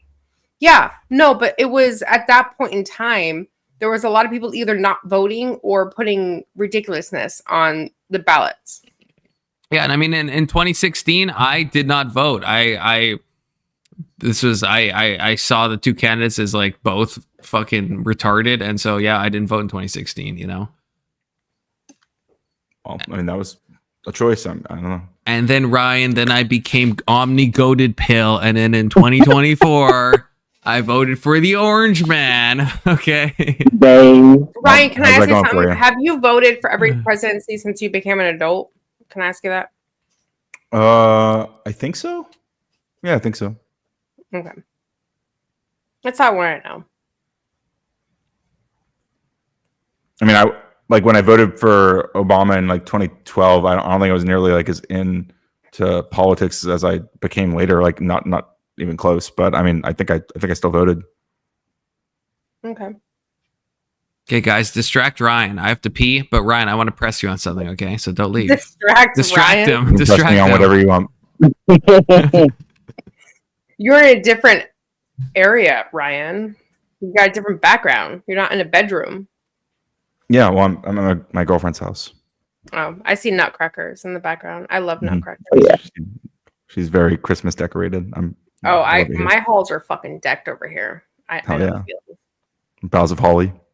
Yeah. I fucking love Christmas more than anything else. Like other than my children, like my Agrilopolis. Is that how I say your name?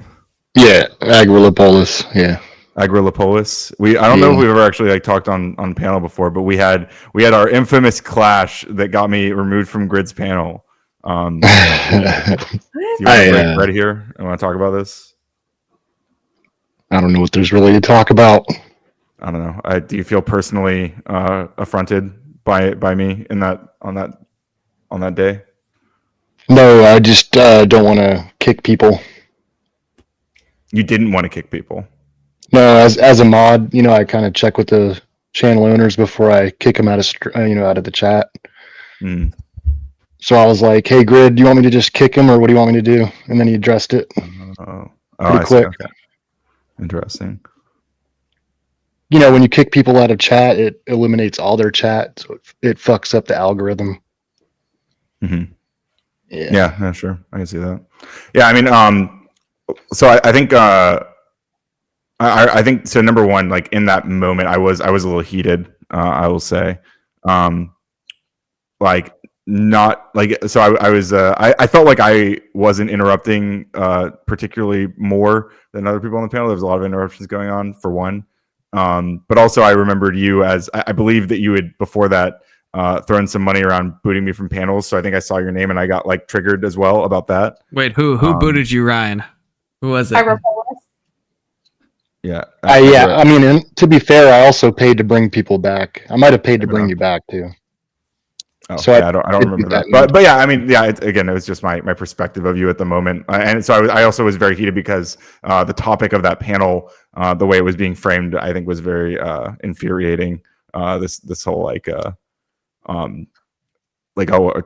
basically saying basically the implication was that like trans people should be banned from owning guns, and that was feels like a kind of insane position, but it was I think like when stuff like that's like very normalized, it's can be a little frustrating for like I guess normal people.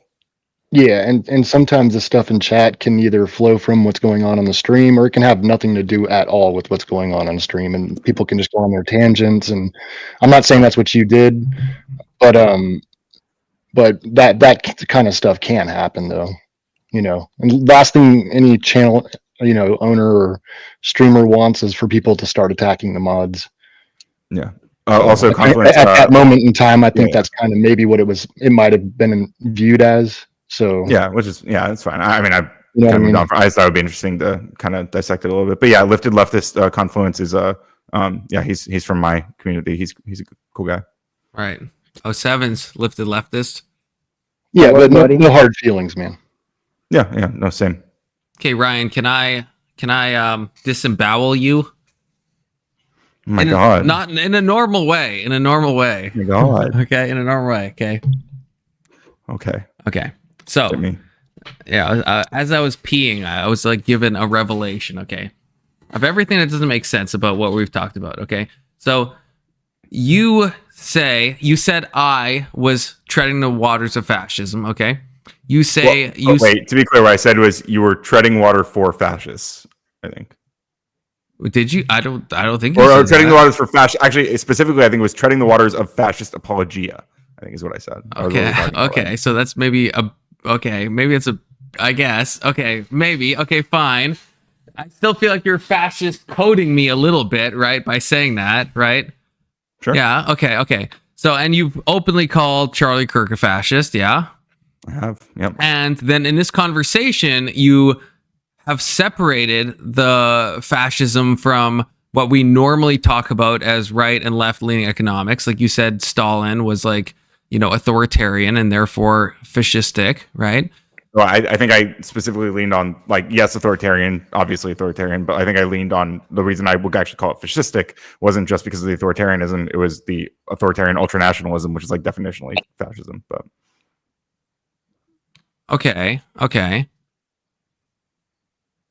So I guess so maybe that'll give you some wiggle room, I guess, because I guess my wiggle room. Like I'm not trying to weasel around. No, I'm I know. Real with you. No, I know you're being real. I'm just trying to, I guess, think about what you're gonna respond next. But I guess I'll just ask because so why is it that when it comes to like someone like me who is like, I'm no Charlie Kirk, obviously, right? And you think I'm like doing something, you know, that is at least like fascistic coded. But then when it comes to like Hasan, you say like, I disagree with Hasan, but I don't, you know, but you would never call, at least from what I've heard you say, you wouldn't call Hasan a fascist, but Hasan has openly called for like re-education camps. I mean, that's pretty like, yes, he has.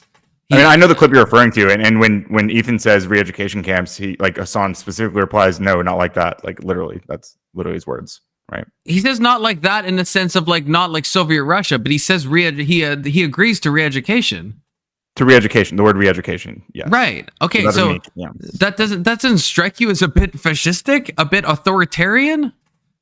I mean, it depends on implementation. Like I know, but what have I said, Ryan, that is more authoritarian than what Hasan has said in the clips you've seen of Hasan? Like, even so, you're familiar with obviously the H3 falling out, it seems, right? What have I said that would make you code me as a fascist and code Charlie Kirk as a fascist, but not ever code or even hint or insinuate that someone like Hasan is a fascist? If you're not tying it to like a right to left dichotomy, like, well, I mean, I think that's part of it, but it's not like it doesn't turn on the whether it's left or right coded or whatever.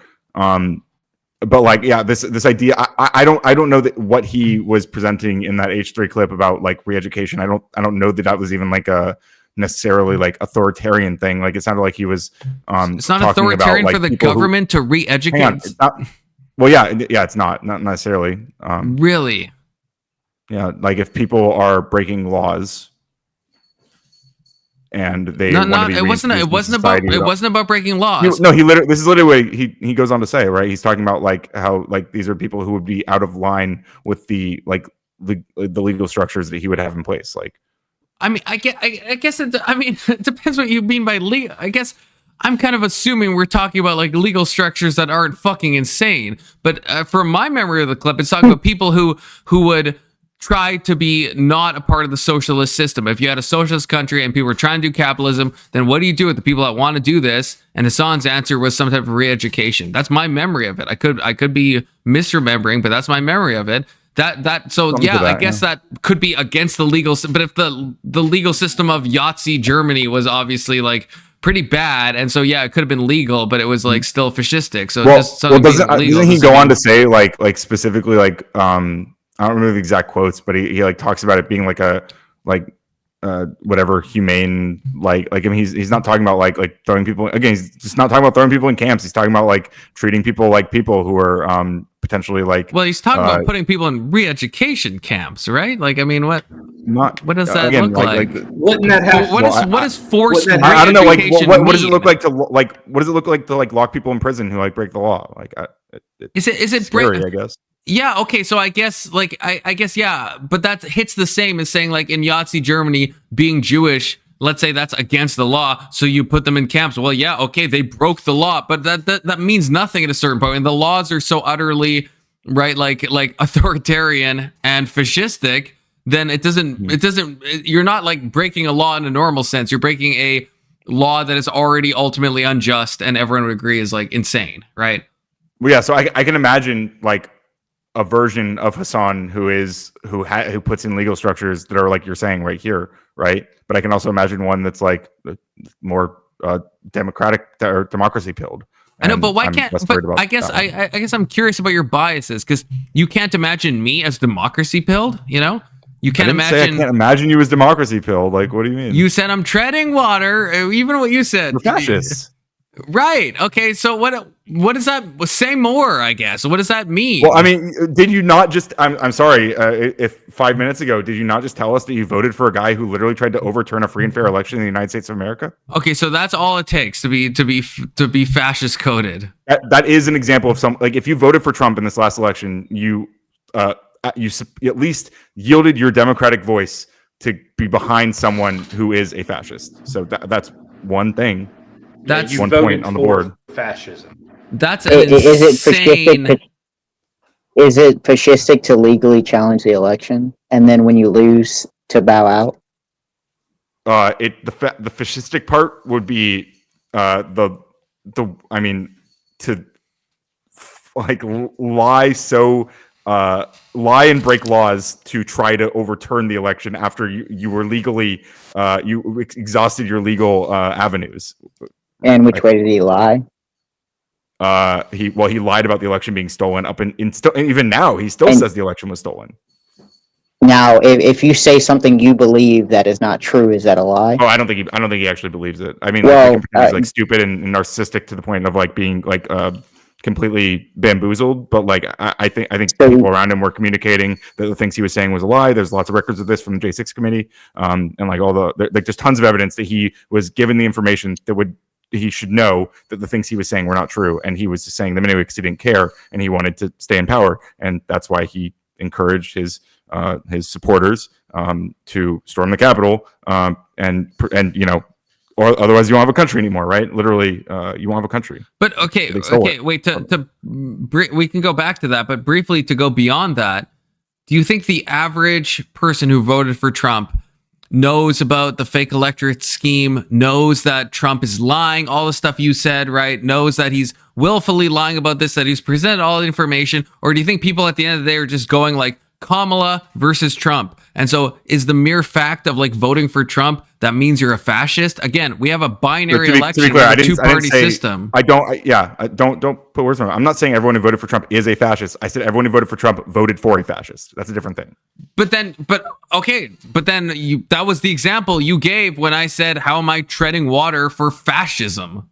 I mean, it's just one point. It was just one point on the board. That's not good. That's a bad point. That's a fucking bad point. Hang on. No. It's not a bad point because you're asking me like, oh, do you think like all these people knew? I'm like, well, no, not everyone who voted for Trump knew, but you seem to have known, right? Well, sure. Yeah. Well, shit. My mom didn't know. Kill your fucking my mother a fascist, you know? But not everyone knew.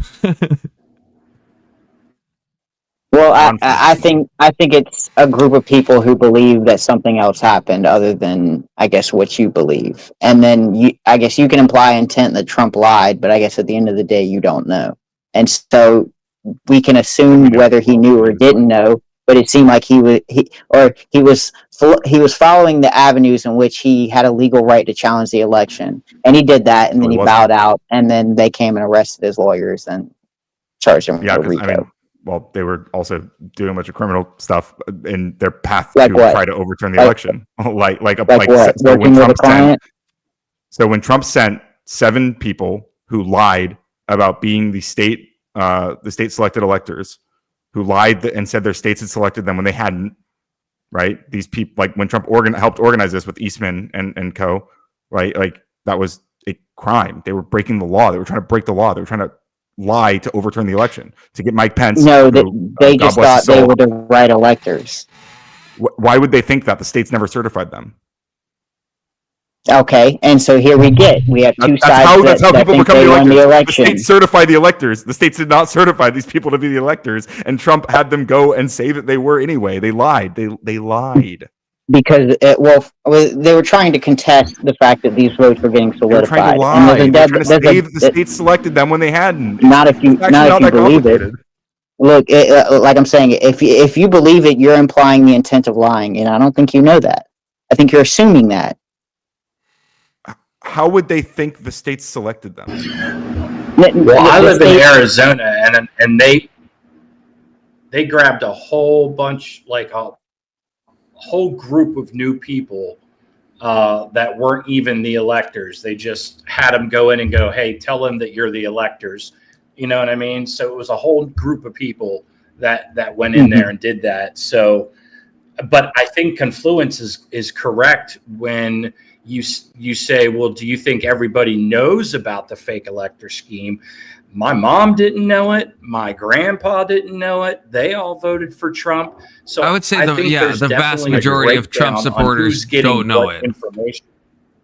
I would agree with that. I think that we did a terrible job of communicating to the American people. And also the right-wing propaganda ecosystem is extremely powerful and was lying for 4 years about and rewriting history before Trump was put back in office. So, I mean. But okay, Ryan, okay. Thought experiment, which I know you love so much. Okay, so I love experiments. So, okay, let's say hypothetically, okay, it's Donald Trump on one side, let's say it's a full out communist on the other side. We live in a two party voting system, right? You have the guy on the left, guy on the right, okay? And so let's say I choose communism because I don't want fascism. Does that mean I'm treading water for communism? And if I vote the fascist guy, does that mean I'm treading water for fascism? Because like even though I know personally, I know about like the fake electorate scheme, I know all that shit, but I'm analyzing the candidates and I'm like, which America do I want more? Do I want Kamala Harris's America or do I want Trump's America? And it's like, at least I guess I want to hear your answer to the thought experiment before your real answer to the Kamala one, because at least can you see if one was like radically fascist, one's radically communist? Just because you vote for one, it doesn't mean you are deep throating all of their ideologies and you totally agree with everything they've ever said and everything they've ever done, right? Of course. Well, I mean, yeah, let's say you vote for the communists because you are against fascism, and then you, after the fact, you see what they're doing, and you're like, oh wow, this is like terrible. I don't support this. I don't like these things that they're doing, like broadly. I like that specifically the communistic things, whatever those may be. That I would say that person is not necessarily treading water for communism. They might have supported a communist, but I whether that's a good or bad thing is separate to this point, right? But so I like to bring it back to Trump, right? We're talking about like if there are specific fascistic things that he's doing, like increasingly consolidating power into the executive branch so he can be more authoritarian and being ultranationalist by deporting people en masse and using ICE in an extremely potentially illegal way. I think a lot of these people are going to face, hopefully will face charges, and we'll see if they stick. We'll see what happens there. But yeah, I mean, I think if you are like just very defensive of all those things, like those two examples, I think you might be treading water for a fascist. But I guess I'm still failing to see how, like, if you vote for one party and then it's like, and that party does things you don't like, right? Which for me, the Trump administration has done stuff I don't like, and Trump has said stuff I don't. Well, I mean a lot of things. I don't like the tariffs. I don't like most of his rhetoric. Most of how he says anything, I think, could be always said in a better way. I have criticisms of the big beautiful bill and how it affects Social Security. I mean, I go on and on. The Epstein stuff, some of the ICE deportations. Yeah, it's like it depends. There's stuff. I mean, I said this last time. Good Trump, bad Trump, right? There's stuff that I like and I don't like. But can you not imagine a world where, at least if you are trusting me, that in my mind, at least, when I think of a Kamala Harris America, I think that would be worse. So therefore, it's like, you still think that at this point? I still think that, yeah.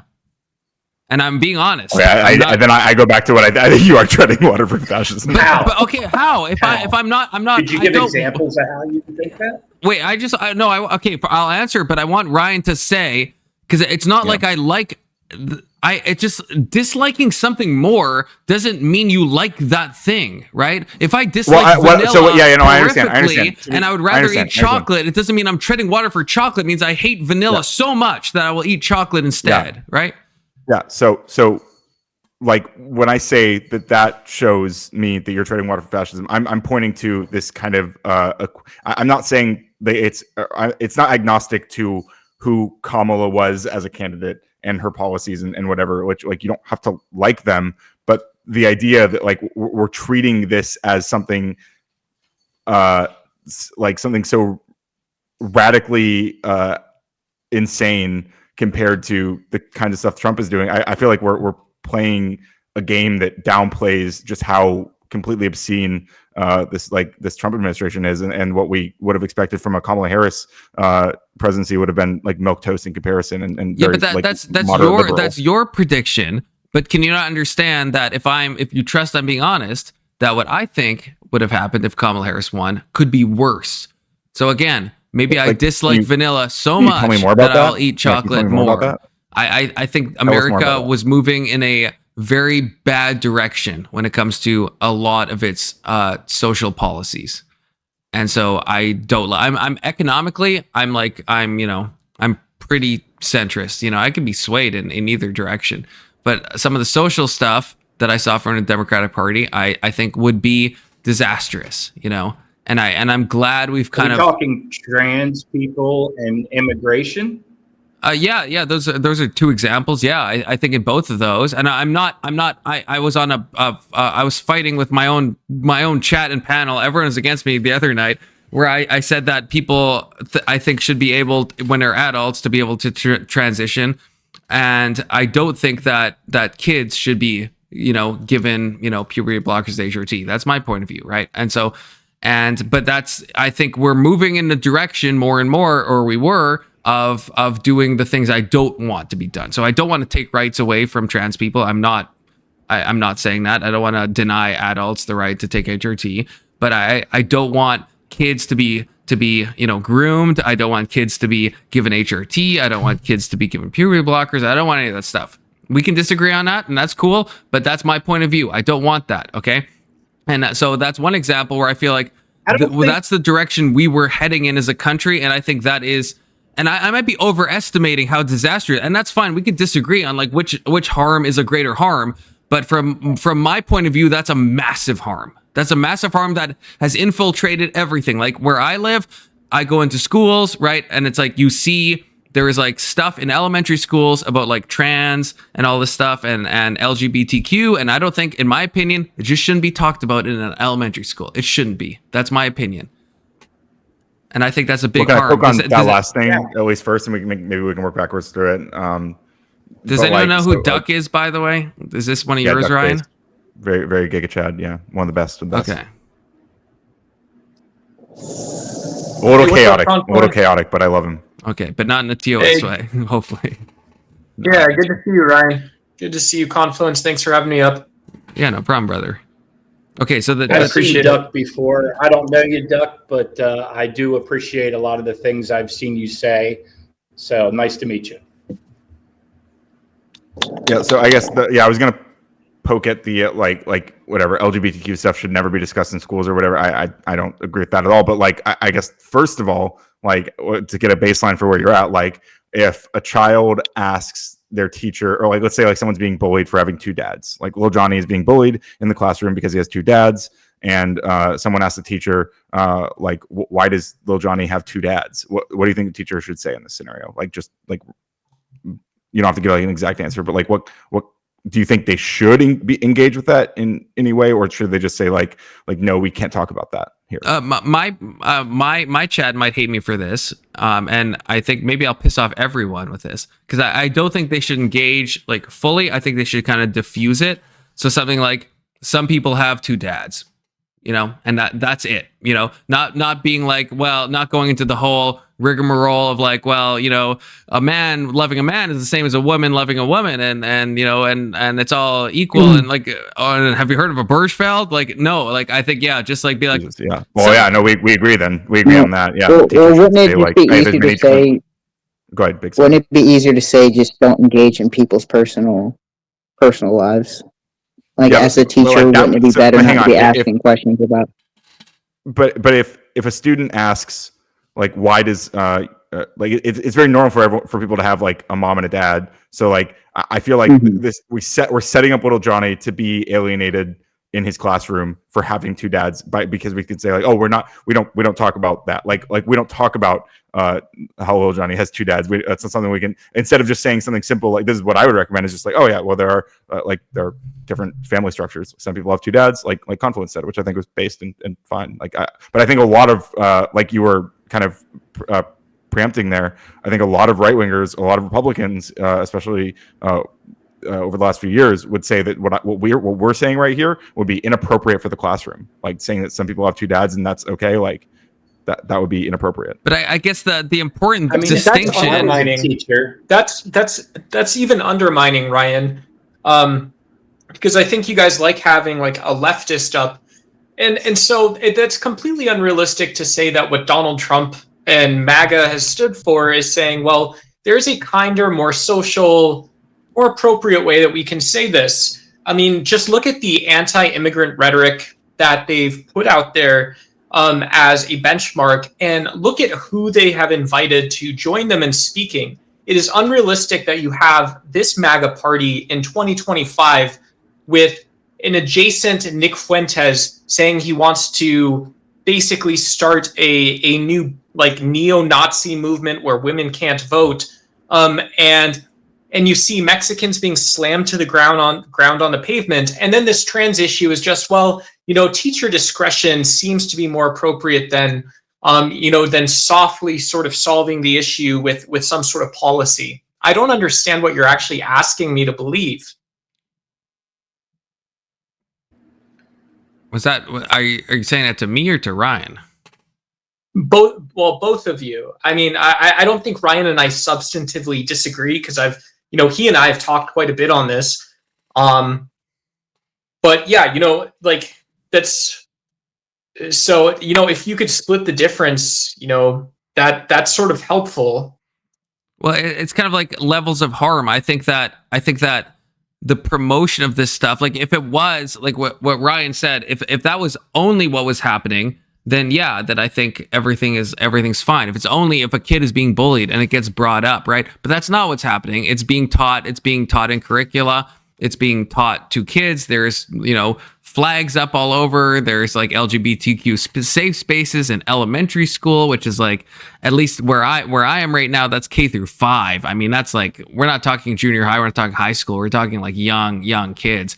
I don't see the need for exposure. So we're moving forward now, right? So when I asked about the teacher thing, like I said, I was getting a baseline. Although I think Duck is making a good point about how like the absurdity of what we're pointing to right now being like, maybe trans issues or trans and LGBTQ issues are being handled in like by the left broadly in like ways that you don't find as ideal, and then comparing that to like what we see with ICE and I just want to be clear before you head on. But I see that as massive harm. We're talking about like children and the bringing up of kids, right? In the walk me through the harm schools that you're referring to. Yeah, walk me through more about like what kind of harm you're pointing to, and like what tell me more about that. I think it's harmful to put the ideas into kids' minds at all about any of these things at a young age. Like I would apply the same thing to like straight stuff. I like it's just at a young age you don't really need to be talking about any of like any sexuality stuff at all, right? And so you mean the straight stuff too? So like I mean movies, like kids movies even have like characters falling in love, getting married, like right? Yeah, I should be more precise. There's education. You mean the gay in the real world. I mean in reality, someone is allowed to have an opinion about education, right? You can't use this as an argument. You can't say, well, I'm like a million utilitarian or something, or, I have this really high moral standard. And so as a result of this, now what I'm actually saying is you're not allowed to have an opinion about policy issues because of my moral righteousness. Wait, I don't know what you're talking about. I'm not saying it's exactly what you just said. That is emphatically it's exactly what you just said. I don't know what's confusing about that. You're to quote someone, you're not even wrong. I don't know how that applies to what I said at all. I don't. You could try again. Maybe I'm retarded, but like So well, you said I really don't like it. You gave these very spurious hypotheticals, which I'm sure you can go build a Grok website or something with all these references where you feel like. What was the spurious hypothetical I gave? This is what I was talking about. Is you saying I have a perception and I have evidence they're teaching our kids to be trans. They're transing our kids. Whatever that actually means, I still don't know what that means. I'm sorry. Did I say that? You brought up grooming in this example of talking about like people finding out about trans and gay issues. That's when I came up on panel. That's when I came up on panel. You've been talking about the same thing. I didn't say they're transing the kids, to be clear. No. Okay? Do you know what you can say? Confluence? You can say I don't know. You can say I don't know what I said, and you can say I don't know what the world is like. Those are two acceptable answers. Well, no, I'm not going to say it either. It actually is. Yeah, I know that's what you want me to say, brother, but I'm not going to say either of those things. Because I do know what's happening, because I've read the curricula and I don't like it. I think the curricula is fucked. There you go, think buddy. what they're teaching in schools is fucked. I think those are immoral things to put into kids' heads, and a certain percent of kids will then be predisposed. What specifically are the immoral things? Like I don't think you should be presenting the aspect of changing genders to people who are extremely young. I think that's harmful. That's my opinion. So I don't know why Duck is saying I don't allow other people to have their opinions. You can have your fucking opinion, Duck. I never said you couldn't.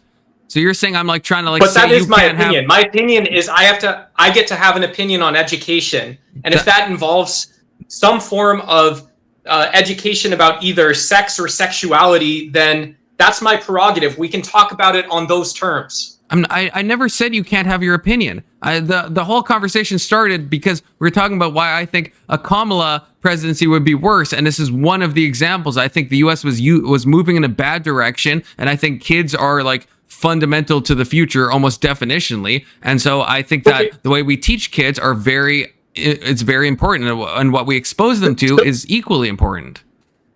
So as a hypothetical, if someone like AOC runs for president who has been outspoken supporting trans parents, do you believe it would be a good thing for AOC to have central to her presidential campaign, so Americans vote for her, that she is going to run on the issue? She is going to run on an issue of supporting trans parents in our education system with federal funding stipulated from that conversation. I would love if she ran on that.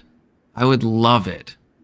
Because then she'd fucking lose. That sounds very different from what you were saying before I came up on the stage. Doc. She'd fucking lose. So yeah, I wanted to take a loser position that no fucking majority will ever fucking vote for. So yes, I would love if she ran on that. That doesn't make sense to me. I don't understand that at all. Very super hyper specific question too. I mean, you have to admit. Do you think that maybe both sides kind of go to the extremes in certain ways? Now, I don't know what they're doing in K through 5th grade. I thought sex ed didn't start till a little bit later. I don't know what kind of curriculum where they're talking about this stuff. But don't you think if that is the case, if I give Confluence, like, okay, let's just say that's what's in the curriculum and they're teaching kids. Don't you think that probably is a little bit too far on our side to go? But it's also too far to say this is such a huge issue to the right because it's such a small amount of people and such a small minority. So maybe somewhere we could meet in the middle. I hear you, and I'm center right, so like I am always be trying to build those bridges, okay, but at the same time it's not a small minority. Like the percent of people that identify as non-binary or trans, for people who are like Zoomers or younger or whatever it is, it's like something like 40%, right? Like that's an insane amount. Well, I mean, let's say I don't know what the number is, but like, let's say there are a lot of people who identify as like gender nonconforming. Wouldn't that then be an argument for it to be something that's mentioned fairly early on? So people are if they're going to rally, they might have uncles, aunts, cousins. But Ryan, I think you're putting the direction of causation in a different way. What I'm saying is, obviously the reason, at least obviously from my point of view, is that we have 30 to 40% of people that are identifying in that way. I think it's because it's being introduced in schools. It's because it's become such a politically okay thing. The left's not pushing back enough. So it's not an epsilon issue. It's not like only 0.01% of kids are being affected. We're talking like a large percent of children are getting what I would consider to be gender confusion at a young age. Yeah, what's bad about somebody identifying as gender nonconforming? Because I don't think, especially at that age, I don't think they.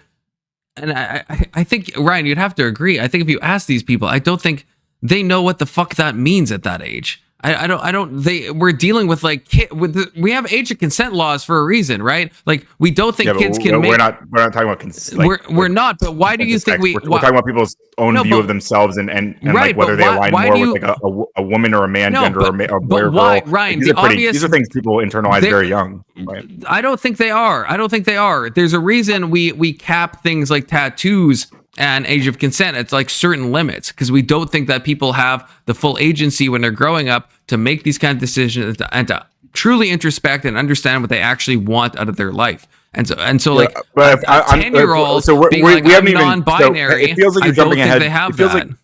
It feels like you're jumping ahead to not about education. like HRT and stuff. That's having an opinion about a 5-year-old, dude. That's creepy as all get out. I'm sorry. What's here, I kind of agree about a 5-year-old. What's creepy? I don't know who you are. That's a wild statement. Yeah, having an opinion about a 5-year-old that's informed by white supremacists, that's creepy.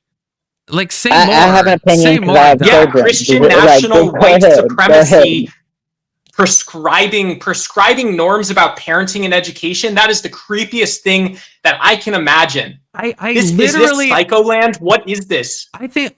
What kind of Psycholand is this? I have no idea what you're fucking talking about. Oh, the pearl clutching. The pearl clutching. That doesn't. Let's go. Now we're having fun. I agree. Pearl clutching. I agree with it's creepy, and I'll explain why if you let me. If you can steel man that guy, I mean, holy shit, you can steel man anyone. Then that was fucking like schizo rambling in my mind. Yeah, so there's this obsession that people, particularly on the right, seem to have with the gender identity of children and asserting that it must be the way that it must match whatever that necessarily means. It must align with their like genitals, basically, right? Like that's what's being said, right? When we talk about like a child going to school, like a young boy or a young assigned male at birth or whatever, a young boy who goes to school wearing a dress, and people are like, this is inappropriate. We shouldn't ever let young boys wear dresses at school. They're transing. This is bad in some way. Like, this is very creepy that you're obsessed with like how a 5-year-old boy dresses himself. Like this and have I ever again? So the creepy thing is something that you both have imagined. So I would say you guys would be the creepy ones, right? Did I talk about how 5-year-olds are dressing? Did I talk about that? Did I say anything about that? You're explicitly saying that like some of them. This is like the 5th time you've denied the words you've said this conversation. Then play it back, Doc. Make a fucking clip. Yeah, well, you explicitly talk about how kids. You explicitly talk about kids finding out about these things. This isn't good content. Will make them more likely to embrace them, right?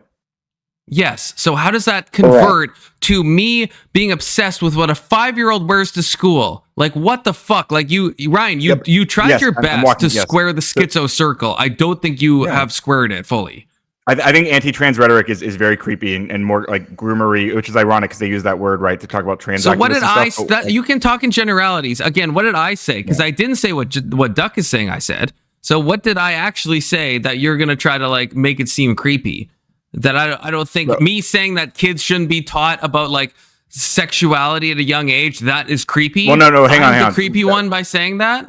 Well, back up, right? Like when you say talk about sexuality, you also included, you were like, oh, well, don't even talk about like love or whatever. Like it was my point. This is why I brought up the Disney example or whatever, or like movies like that, like for kids, like which have like heterosexual relationships, and we don't have a problem with that. So like that would be like that's sexuality, right? But it's not there's age appropriate ways to talk about all these things. But like the creepy part is obsessing over children's gender identity. That's the creepy part, I think.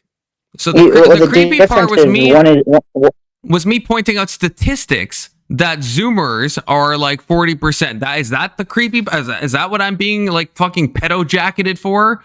Because I said like 40%. I'm not trying to pedo jacket you. I think Duck is, and you're trying to steel man it, I guess. Which I asked you to do. So no harm, no foul. But I'm trying to say how does me pointing out those stats?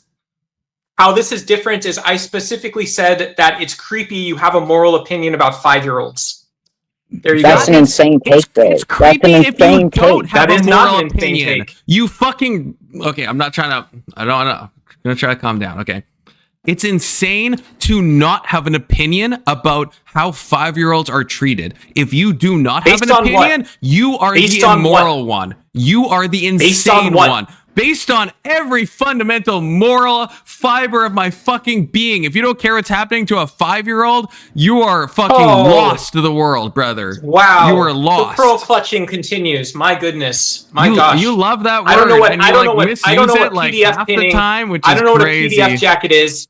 I don't know what a PDF jacket but I know pearl clutching when I see it. You don't, because you've misused the term at least like half the time. The audience does as well.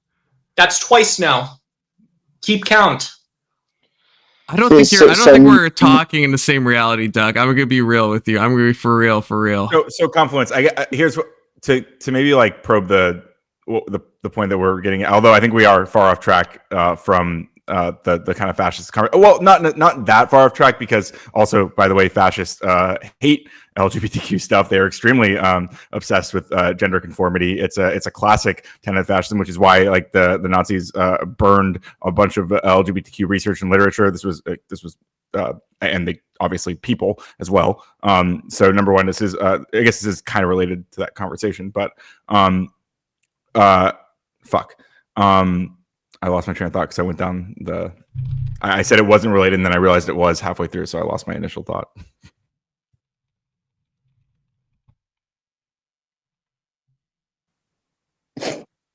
Sorry, leftist is trying to correct me, and I'm just specifying the number I gave. Lifted leftist paragraph would apply to non-binary people. It says, or a gender other than male, female. Okay, if you guys want me to pull up the stats, Yeah, that I would can. be non-binary. Sure.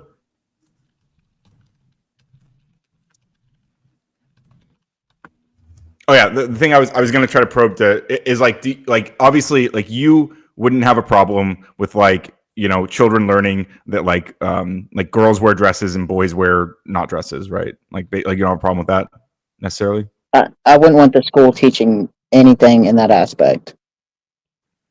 Yeah, I don't like. I would be teaching them that. In my I don't know. It's like I'm kind of big soda coded. I don't want the school teaching anything. I think I mean the way I've personally approached it is like I think it's fine to tell a child what the kind of default is. I think that can kind of norms, save them. Right? Yeah, the norms. Yes.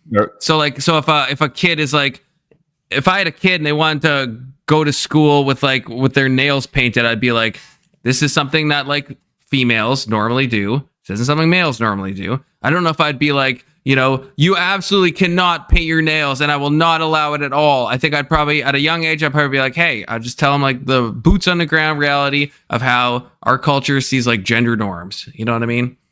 And I don't want a teacher influencing anything to do with that. And because I myself would not want to like introduce kind of like weird stuff into their minds. I would but I would want to say like, I think when we say weird stuff, you just mean not like conventional, right? You're not using weird in like a moral sense. No, but I mean it in both ways. Like I don't want to in the same way I don't want to tell a young child about that. Oh, guys are supposed to be like this way and that they only wear pants and they never wear anything other than pants. But you kind of just agreed that like you would reasonably teach kids that like guys tend to wear these and girls tend to wear dresses. Yes, right? That's fine. Yeah. Okay. So you are okay with, so to be clear, you are okay with teaching gender norms to children. Right? Yes, but when does a boy enforcement? I'm just curious. Kind of way. When do you think a boy gets like the first time they notice something about their hair? When does that happen, do you think? Like what about their hair? Just anything? When do you think it's the case that if I don't know you, but if you are a father, when do you think a father, a mother, a parent, when do you think a kid asks about their hair for the first time? Why? How? Like in any context? Like in any context they mention their hair? Yeah, it's a guessing game. It's a guessing game. Yeah, like they're talking about like what they start like getting an idea for like whether they want to wear their hair long or short. I think. Okay, so like as aesthetic specifically, like what looks good, or just like exactly, my hair just is like bugging aesthetics, me. just like an aesthetic norm or a policy or something like that. Probably like 7 or 8. About 7 or 8. Okay, I was just curious. I didn't have a reason for asking. Maybe 6, 7. I don't know. Depends. Somewhere around there. 6, 7. Yeah. I'm sorry. Maybe. Whenever they start school, what's the relevancy of that looking question? At other students and other students start. I just don't think. I think you're making stuff up and doing moral grandstanding. I think you're adopting talking points other conservative commentators have brought in, and most of these conservatives. Yeah, brother, you asked me a random question, and I give you like a random answer of my best guess, and I'm making stuff. Yeah, I'm making stuff. I don't know the fucking. So you're making stuff up. Just say that. Just say you're completely. You making asked me stuff my up best guess. Are you retarded? Like, I don't mean that offensively, but like low key, I kind of do. But like, I'm not trying to be mean. But like, you asked me for my best guess, you push me, and I give you my best guess. You're making stuff up. It's coming off the dome. It's like, no shit. You asked me for an off the dome answer. What the fuck else am I supposed to give you? Fucking Christ. That doesn't sound like political speech. That sounds like freaking out on panel, like a crash out, bro. Oh no. Do you have something substantive to say, Duck? Like I don't need to. I can take off. I'm happy to leave. I'm happy to leave you up here. I mean, I'm not saying you have to leave. I'm just like trying to. I just don't. All of your points. I don't get where you're coming from. I truly don't. Well, everyone else got them. So have a good night. Yeah. So okay. I think Bong and stuff in my chat said something. I think that I feel a lot is that Duck is too smart for his own good. I actually agree with that. I think a lot of times Duck is actually like way more on point than anyone, even myself, notices in real time. And then I kind of reflect on it, and I'm like, oh shit, he's kind of cooking. That's the nice way to say things, Ryan. I appreciate you. Well, I'm just speaking as someone who's engaged with them, like a lot over. Yeah, Steelman is point about the haircuts where he asked me to give an answer, and then when I didn't, he said I'm making stuff up. So yeah, Steelman, that specific point for me, because that went over my head, I guess. Well, I don't know what the making stuff up part, but like when we talk about haircuts in this context, right? Like no, but that was his key point. He said, well, if you don't have an answer, then don't make stuff up. But he asked me to guess. So explain how is that like five? Is he playing 5D chess? Like, or like what's good? Because like you ask me to give an honest estimate. I give an honest estimate, and then brother says you're making stuff up. It's like you asked me for an honest estimate. Do you agree that it's like low grade retarded, right? I'm out. See ya. Good night. All right. Bye. Good chatting with you. Yeah, you too. I think maybe he was trying to get to a deeper point and just never got there. Yeah. So to the deeper point that I think was about like haircuts and stuff, like, are you aware that like there is legislation being pushed in like red states that like actually would criminalize parents who like allow their like young boys to wear like long hair, right? I am not aware of that. Yeah, so this is a real thing happening. But now, to be fair, this is obviously specifically targeting parents of trans kids. But the way the language is written, it's talking about people wearing non-gender, like essentially non-gender conforming haircuts. Like they're saying that like they're like I think it's an Arizona bill. I'd have to. Do you have the bill? Because like. Yeah, I feel like this could be one of those, you know. I know what you're thinking, but it's worse than it sounds. That honestly. does sound like something Arizona would do, since I live here.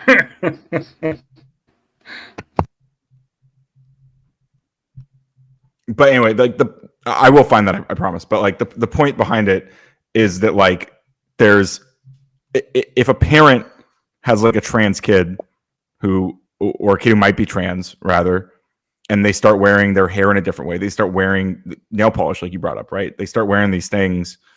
I think a lot of people would view this as like inappropriate.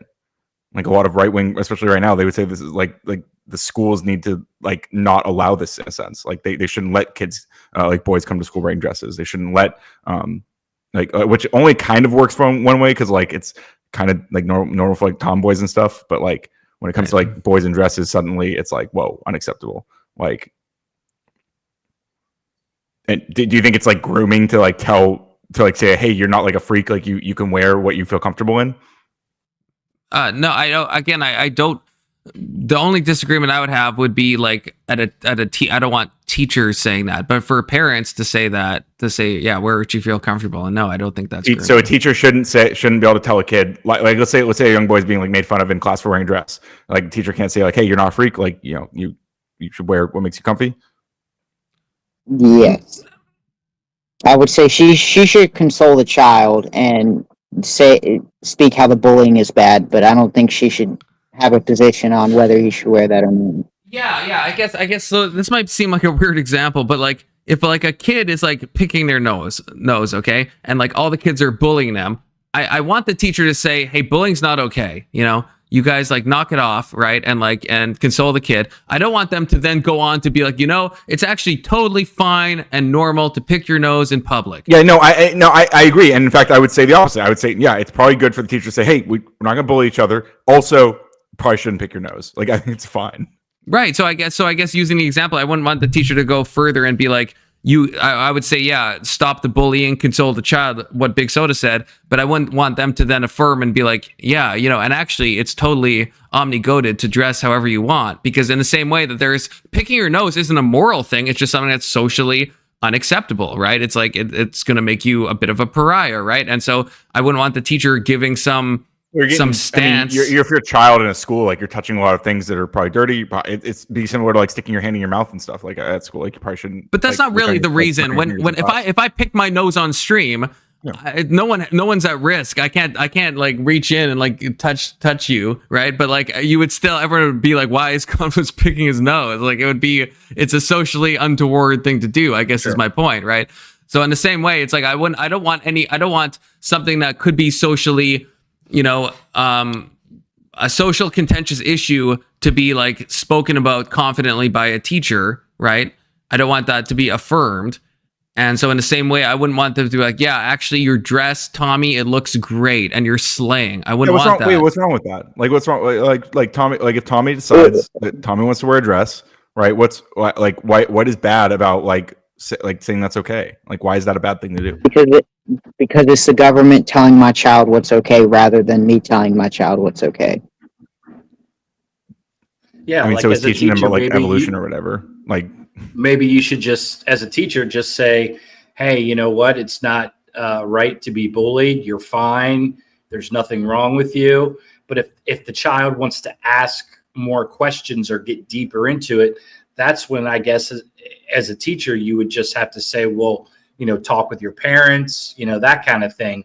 And as far as letting the child come to school and then put the dress on and then paint the nails, and they're too afraid to do it at home, I wouldn't, as a teacher, I wouldn't know where to go with that, because I would still have to say, well, check with your parents. But if they're trying to be free and do what they want, how do you know what I mean? How do you work with that? Yeah, I don't think I disagree with that. I think you and me are, at least from what you said, it sounds like we're at least close in our stances. Well, I think the thing that Lifted Leftist just pointed to is something that it's a common argument. I think California might have certain laws about this, or did have. I don't know if they still are. But like there were basically issues where like teachers were not required to tell the parents of the kids in certain cases about them expressing like gender nonconforming or like nonconforming things, because, or like on the condition that they have reason to believe that the child wouldn't feel safe at home if their parents knew about that. Right. So like, I think this is a difficult tightrope to walk. But I think it's probably important to have some barriers for this, like to protect these kids, like, because they are out there and there are parents who will treat them unspeakably because they're dressing in a way that they feel more comfortable with at school, but they don't feel comfortable expressing themselves that way at home because their parents would, they're like, they hate trans people. Well, or the older generations, trusted teachers a lot more. And now, the right is just pulling their kids out of public school and teaching them themselves because they don't trust public school. They don't trust government education. For no reason or for some reason? Because again, my parents' generation didn't have, trans flags in elementary schools. And now every elementary school that I've been in has. How many elementary schools have you been in? Like not a weird amount, like for normal reasons, to be clear. You're not going to duck me. You're not going to duck me like that. But for proper reasons, let's say I've been in like 3 elementary schools recently. And I've seen. And there was a trans flag in all of them. I don't know if it's I don't care if there's a trans flag. Well, yeah. Well, are you okay with there being like a cross, like crosses? I would be shocked. I mean, there isn't one. I would. Yeah. You don't think there's like Bibles in schools? Like no. What? No. No. I don't think so. Wait. Maybe in like a library. If you live in Canada now, but you grew up in America, right? Yeah. Okay. So I mean, it's very normal to have like for people to have crosses around. I'm saying the situation now, though. The situation now is that I don't see crosses. I see trans flags. I see trans LGBTQ rooms. Are you in Toronto? No, God, fuck no. I mean, in Texas, this got struck down, thank God, but like they were trying to put the 10 Commandments in every classroom, like legislatively. I mean, that's our legal structure is built off those set of 10 Commandments. No, it's not. It is. It's built off the Constitution. Not the nation, maybe your It's built off Blackstone. It's built off the fundaments that thou shalt not kill. Like, I mean, it's an extract. It's been through thousands of years, but I mean, you can't say there's no connection between the 10 Commandments and our legal system. Well, some innocent until proven guilty. Morals and those types of things, like way more ancient than the Bible and other things like that. Yeah, exactly. I would say disagree. that You have Christianity you have like the Hammurabi Code or whatever it is, and then everything kind of builds from there. And then you have like the Magna Carta, and then but it's all a steady scale. So yeah, it's the foundation. I'm not saying that it's the exact thing that they're looking at, but I mean, every history moves in one direction, and like everything is built on the shoulders of everyone else, right? But if I wasn't religious, I would say, yeah, a teacher should not be condoning that type of, I guess, the same situation as the trans ideology. I'd be saying the same thing about Christianity. I generally don't think a school is a place I'm for like Christianity. anti-theistic, and I don't want to like ban teachers from having crosses in their class. I think that's ridiculous. Do you think a teacher should talk to a child about Christianity? Yeah, that's what I was gonna ask. I don't think so either. I don't think so either. Wait, Ryan said yes to this. Did you say I yes? mean, to some degree, in like an age-appropriate way, like that. Like some people believe in God. Like, yeah, of course, that's fine. An age-appropriate way. So a teacher should be able to communicate with a child on religious reasons. I mean, we have to coach them in the United States. Like, I know, but we're talking public schools. You said you're anti-theist. Yeah, we're you want talking about the government. Like, some people believe that Jesus is Lord and Savior, and if you don't believe in Him, you'll go to hell and you'll be tortured for eternity. You think that's fine? Well, like, that is what they teach in churches, but I don't think that's age appropriate. I'm asking public school. That's not the government. Public school. I mean, at some level, yeah, probably it's fine to acknowledge it. A lot of people believe that, yeah. Like even like certain, really, even that's crazy to me. That and I'm not anti. Wait, you don't think that you don't think that a sixth grader, by the time they graduate sixth grade, should be aware that like they live in a world where a lot of people believe in Jesus Christ and God. Like most of them, like most Americans, like Christian, right? Like the majority, the plurality at least, are like Christians. I don't think the government should be telling my child about anything to do with religion or any aspect like that. No. I mean, but that's my job. My opinion, at a certain age, I think it's fine to have. It's descriptive. Yeah, at a certain age, I think it's fine to have descriptive religious. I think it's fine to have like a religion class in, let's say, high school, and you learn about different religions in a descriptive way. But what I'm saying is, when a kid is like 6 or 5, right? Like early elementary. Yeah, in the same way I wouldn't want them to be taught about all the different types of gender talk. I wouldn't want them taught about that, hey, some people think that you go to hell for all eternity and you get tortured. Well, I'll tell you, only one of these things is being like legislated against right now, and it's not Christianity. So you think teachers in public schools can teach that? I think they can talk about that people believe in God. Yeah, I think that's not what I asked though. Yeah, well, that's what I'm saying. I know, but I don't think there's going to be a curriculum in support of a religion.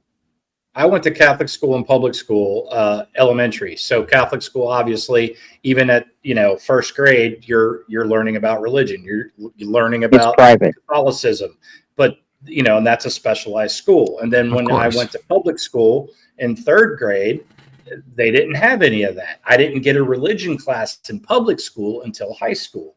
Now, that seems okay to me. That's what it should be. Yeah. Well, here's some. So Joe Cool in my chat has mentioned something that I was actually thinking about earlier, which I think is really important in this context. Like, what about mandating the Pledge of Allegiance? Which I had to say the Pledge of Allegiance every morning in class. And there's a line in there was added about 60, 70 years ago that says under God. So like how kids aren't allowed to talk about the pledge, like what the pledge, they're not allowed to ask about what that means. Like, what do they mean under God there? Like, we can't have that conversation in schools, but they're mandated to say it.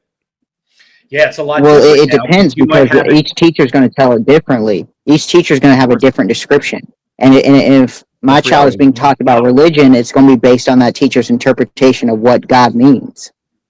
One teacher is going to say, oh, that's nonsense. another teacher is going to say, oh, yes, I believe that. And in reality, my child's just there to learn. My child's not there to learn about religion. It's just there to learn about math or whatever class that they're in. But again, the issue, I can understand that in theory, in the abstract, right? But like in reality, kids are mandated basically to say the Pledge of Allegiance every morning. Like we all just like stand up or put our hand on our heart and say under God. We had to say under God every morning of my elementary school life. And you're saying that teachers shouldn't be allowed to talk with kids about what that means. Yeah, I mean, okay. So I think I'm being consistent here. If a kid asks, let's say, well, what is God?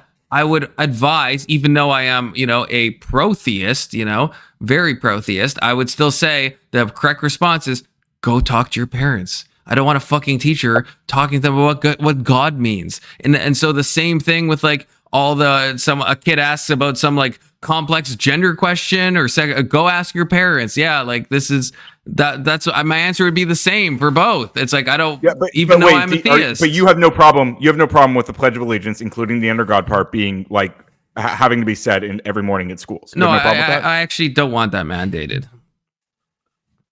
Okay, well, I appreciate. Okay, so you are a little bit more consistent then, but like, I mean, in reality, like that status quo is kids are mandated to say the Pledge of Allegiance.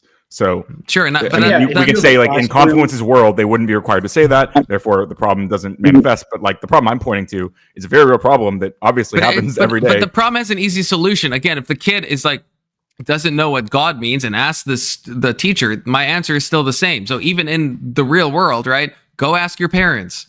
I don't want a fucking teacher explaining their idea of God to my kid, right? I don't want that. Is that not fair? In the same way with sexuality, the same way with anything like that. It's it's fair, but I think it's kind of nice. Like it feels strange to have something mandated in schools that like the teachers can't speak about. That seems very strange. Well, I don't like that. We already established I don't like the mandate. Yeah, I understand you don't like it. I'm just telling you, but like, does not feel strange to you? It's like, strange, but it's still an easy solution though. An easy solution is still don't like get into deep theological conversations with children in a public school. Like the solution is easy. Like I said, it's not a deep. I don't think it's a deep theological conversation to say like, yeah, well, a lot of people believe like we don't like maybe like this like an agnostic teacher might say this, right? Like we don't know how the universe began. A lot of people believe that there's someone named God created, like a being named God created the universe. Is that like a deep theological conversation, or is that like something that would be reasonable for a teacher to say? Yeah, but that's banking that it's an agnostic teacher. It's going to give like a kind of like a milk toast answer. What if it's a fundy Christian that's going to say, yeah, if you God is Jesus, if you don't believe in him, you're going to eternal hellfire. I don't want that to be something that a teacher says. I agree. I don't want that, but like I think that it's okay for a teacher to believe that and to communicate, not maybe the hellfire part in school ideally, but again, it's until Sunday school, then the kids, which I still think is bad for kids to learn. It's not public though. It's not public. That's a key difference. Sure. But anyway, this all stemmed from talking about like having a cross, like a teacher having a cross, like what if a teacher wears like a cross on their neck or something, or just a cross on their desk, like, or on the wall, like, which, like, I don't still see a problem with this at all. But do you? If there's a Muslim student, what if there's a Muslim student in third grade, and they're doing the Pledge of Allegiance, and the Muslim student wants to ask the teacher, well, or tell the teacher, well, I pray to Allah. My family prays to, it would be between such a rock and a hard place as the teacher to really say anything except, I wouldn't even know what to say to a Muslim. I don't know. Yeah, I mean, I'm sure this happens all the time. Yeah, yeah, I'm sure it does. And like, I'm not trying to simplify things and be like reductive. Like, yeah, I'm assuming in classrooms things are more complicated, and there's going to be like nuanced stuff that happens. But yeah, ultimately, it's like, yeah, you don't say anything against their faith, and you try to kind of diffuse the conversation in the easiest way you can, because you don't want to like. If you're, in both directions, I don't want some Muslim teacher being like, yeah, actually, Allah is the truth and Muhammad was his messenger. I don't want that, and I also don't want the Christian being like, actually, let me tell you about the Muslims. I don't want that. I don't want either of those. Like, I don't want the teachers saying anything about that. Like, that's just not their place. That's not what the public school system should be. They just need to say, "Hey, that's above my pay grade, kid." Yeah, like in the best way to diffuse it, to be like, oh, that's cool. Okay, your family thinks that God is Allah. Okay, that's what your family believes. Anyway, moving on. You know, like just like I think that's right. But and move on. Yeah, I think that's and same with I think gender. What you just said is probably fine. If right? someone's like I some feel people, like, let's say, do you agree with me on gender? If a little girl says I feel like a boy, be like, okay, yeah, I guess that's how you feel. Anyway, moving on. Not be like, well, what do you exactly do you feel about that? I think a lot of the Republicans would argue what you just said is you're grooming. You're saying instead of what you should say, what they would want you to say is no, you're not. You're a girl. Look, that could be true. I don't agree with probably most Republicans, but that's fine. But I mean, you don't have to agree with most Republicans for this to be the reality. I mean, this is anecdotal, but Big Soda is what I said. Would you say that's grooming? I wouldn't think so. No. So I mean that's one guy, so it's not a big. But I don't know. I mean, most half my chat thinks I'm retarded. So, but I don't think most of them you're would telling say them that. You're telling them it's okay to be trans. No, I'm dismissing it. I'm saying okay, you feel that way. Yes, that's how they feel. Being trans is. Yeah. No, that's not what being trans is. That's not identifying as a gender other than the one you were assigned at birth. It's literally definitionally what trans is. Okay, so identifying is not the same as being like, I acknowledge you feel this way. If Duck was back on the panel, that's schizo from before, and he's like, I feel like an airplane. I could be like, yeah, I can see, yeah, you do feel like an airplane. I'm not saying he is one or not. I'm just like, look, you sound off, Duck. You feel like an airplane. You know, that's okay. Moving on, you know, I'm not. Is that not fair? I'm not trying to, reasonable. Yeah, I'm not affirming. I'm not even denying. I'm taking a pretty middle ground of just dismissing it as quick as possible. And and if they ask more further questions, then it's like, you know what, this is a conversation that you would have to have with mom and dad, or dad and dad, or if your parents are fucking counselor. Gay. You know. Do you mind if I read a super chat from my sure from my side? Yeah. So Alexander in for $10 says, I'm not certain that I want teachers, especially at very young ages, teaching my kid what is moral and what is not. The job is to teach facts, not necessarily to guide them on morality. I think we all largely agree with that. I agree with that. I feel like they should teach what we legally allow them to teach, and anything outside of that, that's where you start getting into kind of. Well, I guess the pushback I would give, so in the abstract, again, at the high level we've been working at, I think that what Alex just said makes sense. But I mean, we do teach kind of basic morality in school, like sharing is caring, and hey, don't bully. These are moral things that we want teachers to enforce, right? These are moral positions that we should. I think that we do want teachers to lean into. So I think I mean, these are the easy ones, but I think it does get more complex, and there's probably a spectrum of things. And there's at some point we'd be like, oh, I actually don't want them to talk about these sorts of moral claims. I don't know what that line is personally, but hey, can we change the subject? I have something good to talk about. What do you have? Oh, that's confidence. No, yeah, sound off. The Department of Homeland Security, I think it was, recently said something about, they used the word remigration. Have you heard of the word remigration? No. They put something on X that said, something about, I can't remember exactly what it was. You can probably find it. But they said remigration now, exclamation point, exclamation point, exclamation point. So I looked up remigration, and it's kind of a right-wing philosophy that started over, I think, in Europe or somewhere. And I'm just kind of curious, as far as our government goes, do you think the government's role is to kind of push those types of beliefs? You know what I mean? Or should they just kind of not say anything about, who's coming in, who's not coming in? That to me just seemed a little odd that they would say remigration now, and then I look up remigration. It seems very innocuous, but yeah, I need to. What can you read the definition of remigration again? Yeah, hold on. Let me find it real quick. Also, and Ryan, I don't know, maybe your whole chat is joining. Alexander Rin, do you know who that is? It's a known person. Yeah. Okay. Alexander's chill. Big Soda, you better not fucking leave, otherwise we're gonna get like fucking 5-on-1 here. Nah, you're good. I got your back. Don't assume I'm going to be against you here. Maybe you're on my side. You know what? Whatever. Just assume he's Ryan coded. I'm not sure. Radically Ryan coded, if you will, and you must. My chat does not necessarily agree with me on things. Hey, you and me both. Yeah. Sounds like Latavian's trying to say something, but you're very quiet, Latavian. I'll try to fix that. I was going to say. Also, happy belated birthday. Thank you. I was going to say, whatever side's for it, I'll take it. So it's.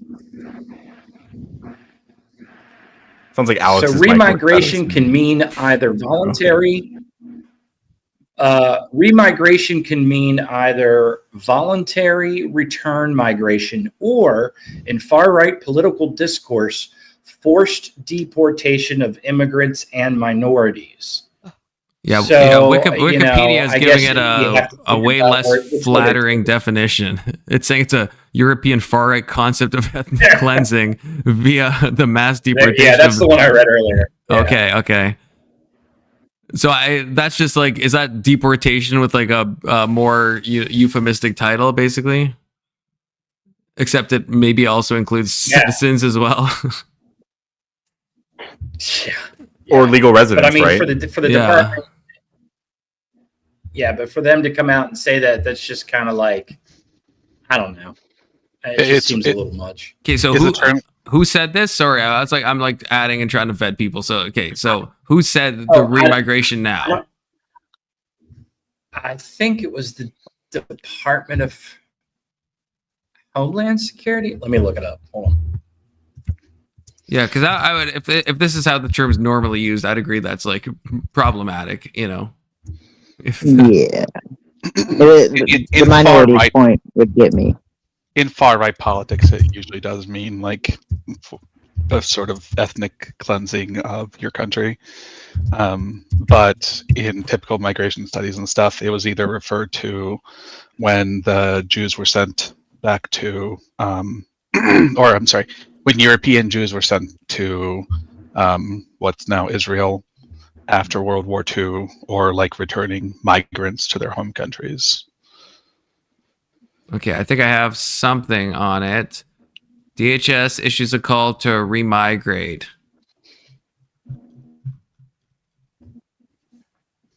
Okay, so I want to go to the original post, so I'm hoping this is it, and I'll share this instead. Yeah, I guess. Okay, yeah, yep. It literally just remigrate. That's a wild. That's a. Government be crazy. Government be crazy. Is this the official Twitter? Social media of our government never had a good. Like, is this the official Twitter account of Homeland Security that just says? But Kamala would have been bad too, It just means go home. It is because it's got a gray check. I think gray check means government official. Is that what it means? I'm pretty sure. Yeah, I mean it must be. That's government. Yeah, I mean that's. It's bad. It's not a bad thing. I thought it would say that. All these things are kind of out of pocket, It's embarrassing. I mean, frankly, it's embarrassing. Like as an American, to have this be like our DHS, like what their Twitter account looks like. It's fucking ridiculous. Yeah, no, I don't disagree. It's humiliating. Yeah, it's I'm not going to disagree. It's embarrassing that our Department of Homeland Security is tweeting or Xing at all. I would agree with that. Social media.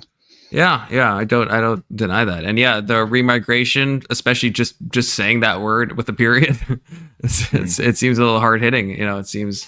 And if okay, hold on. All right, if Twitter is how a lot of the country engages with political stuff, then what problem is it that the administration takes the position that they tweet stuff out? Like, I mean, that's a good point. I mean, Twitter. I'm okay with. Has been... Sorry. Go ahead, Ryan.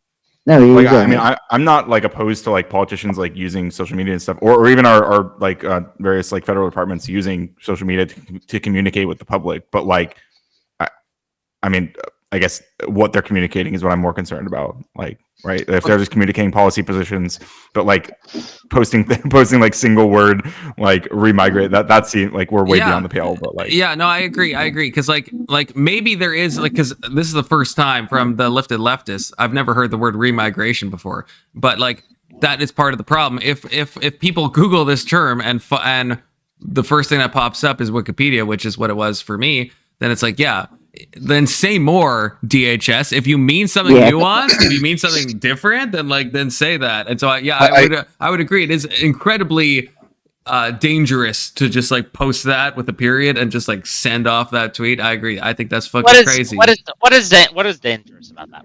Tell me what's dangerous about that. I think they've asking much me. Sorry, hold on. I want to hear who claimed it was dangerous and say why it was dangerous. I think it's dangerous because if the first thing that Google points you to, right, and I don't know this term from Adam, right, until tonight, right? So if it has other meanings, maybe, but if the first thing a term points to is like an ultra far right policy of ethnic cleansing, then yeah, I think it's irresponsible and dangerous to post it, because I think then people that are like Trumpers will like, you know, could Google the term if they haven't heard it and be like, oh yeah, that's what we're doing now. We're doing the white supremacy stuff. All right, like it's too, even if DHS means it in a different way, it's still grossly irresponsible because of how the average American might take it. Because like me, I'm more booked up than the average, politically booked up than the average American, and I haven't heard this term. And the first thing I do would be Google it and then find out, okay, this, and then it's like, yeah, it's like, okay, is that, I guess that's what the government's doing. And if I'm like ultra, Trump pilled, then I would be like, okay, yeah, that's what we want. We want that ethno cleansing, and yeah, I think so. That's what I mean by dangerous. I don't know. I don't know why you think that's not exactly what they intended it to mean. No, I wouldn't. I'm not saying they don't. I'm not saying that's not what that. My best guess from this conversation is probably that they're hinting at that. Yeah, I don't. No, I think you guys are. No, I don't think you're engaged at the same level. The big thing is the term repatriation. Just like I think that like is clearly obvious to any English speaker what that term. Wait, it's not. It's like the term isn't repatriation, brother. That's kind of the issue. That's not the term. The term is remigration. Sorry, yeah, sorry. So that is not plainly obvious to every English speaker. Sorry. I was even 30 times more obvious. Yeah, I think remigration is actually more obvious than repatriation. What I was saying. I think the idea that remigration, the idea is like, yeah, you've had a lot of people migrate to this country, right? A lot of people, regardless of the reasoning, right? You've had a lot of people migrate to this country that I think we could all agree with, right? The idea of remigration, I think, is plainly obvious. I disagree. It's not plainly obvious. I would say no, because we toss around the term illegal immigrant. So I think it's fair for someone who doesn't look up the term to think, okay, if they illegally immigrated, we need to remigrate them. We need to migrate them back, right? That's a fair reading. Are you saying you understand that term then? What I just said was, I think it's plainly obvious for most people what that term means. And I just countered that. Yeah, you gave an example of how someone would interpret it correctly. Yes, that's about deporting people. Yes, yeah, wait, no, hold up. What I read on Wiki, was that with what Wiki says. Okay, I got you. I'm not trying to sort it. Look, brother, I told you I don't know this term. I'm saying my whole argument is it's dangerous because if someone looks it up, the first thing they find is the Wikipedia page. You don't know this term, but it's dangerous that people look up a term they do not understand, and the first thing that comes up is something that you don't know. Okay, I got you. Okay. I feel like you're not. Are you serious right now? Are you actually? No, Davian, what he's saying. The DHS posted it. I think the DHS posted it mainly because they knew most people didn't know what the word was. Just like I don't agree with that. No, I don't agree. I think Why do you think they posted it then? People understand that word. Brother, you said the wrong. With all due respect, you said the wrong fucking word like 2 minutes ago. So you're saying it's like so obvious, and you got the fucking word wrong. Like fucking. I feel like it's whoa, hold on. Oh my God, For confidence, you're right. Yet somehow I said the word wrong, and I know better than you do about what's meant by the word. So I think you should check yourself right there, because you didn't even know what the fuck was being said. I don't know if I can trust that you know what the fuck was being said. You didn't say the word wrong. You just entirely said an entirely separate, unrelated word, to be clear, okay? The second part is that the issue is remigration doesn't, from what I'm seeing, and this is why I'm calling it dangerous, is from what I'm seeing is it's not just about the deportation of people that are lawfully eligible to be deported as in illegal immigrants. From what I see about the term when I Google it is about people that are citizens being sent back. And I think that, and I don't know if that's how most people use it. Again, the reason I brought up Wikipedia is if you Google that term, that's what shows up. And it's saying that it's talking about ethnic cleansing. It's not talking about, so it's not the same as deportation. Deportation to most American minds means, yeah, send those people who are illegally here back. Remigration, when I'm looking it up, it seems to be like, hey, send those guys who have legally immigrated here, like those Muslim dudes we don't like, send those guys back too. And that's what makes it, in my mind, dangerous, because now we're like, it seems to be edging into the territory. Maybe I don't want to use the term dog whistle. I don't want to be like that left coded, but a bit of a dog whistle, perhaps. It's clearly a dog whistle. No, I think it's obviously a dog whistle. You know what? Confluence. I get where you're coming from. Okay. Do you know how Google works? Is that a question or a statement? What are you doing? That was a question. Fix your mic. We can't hear you.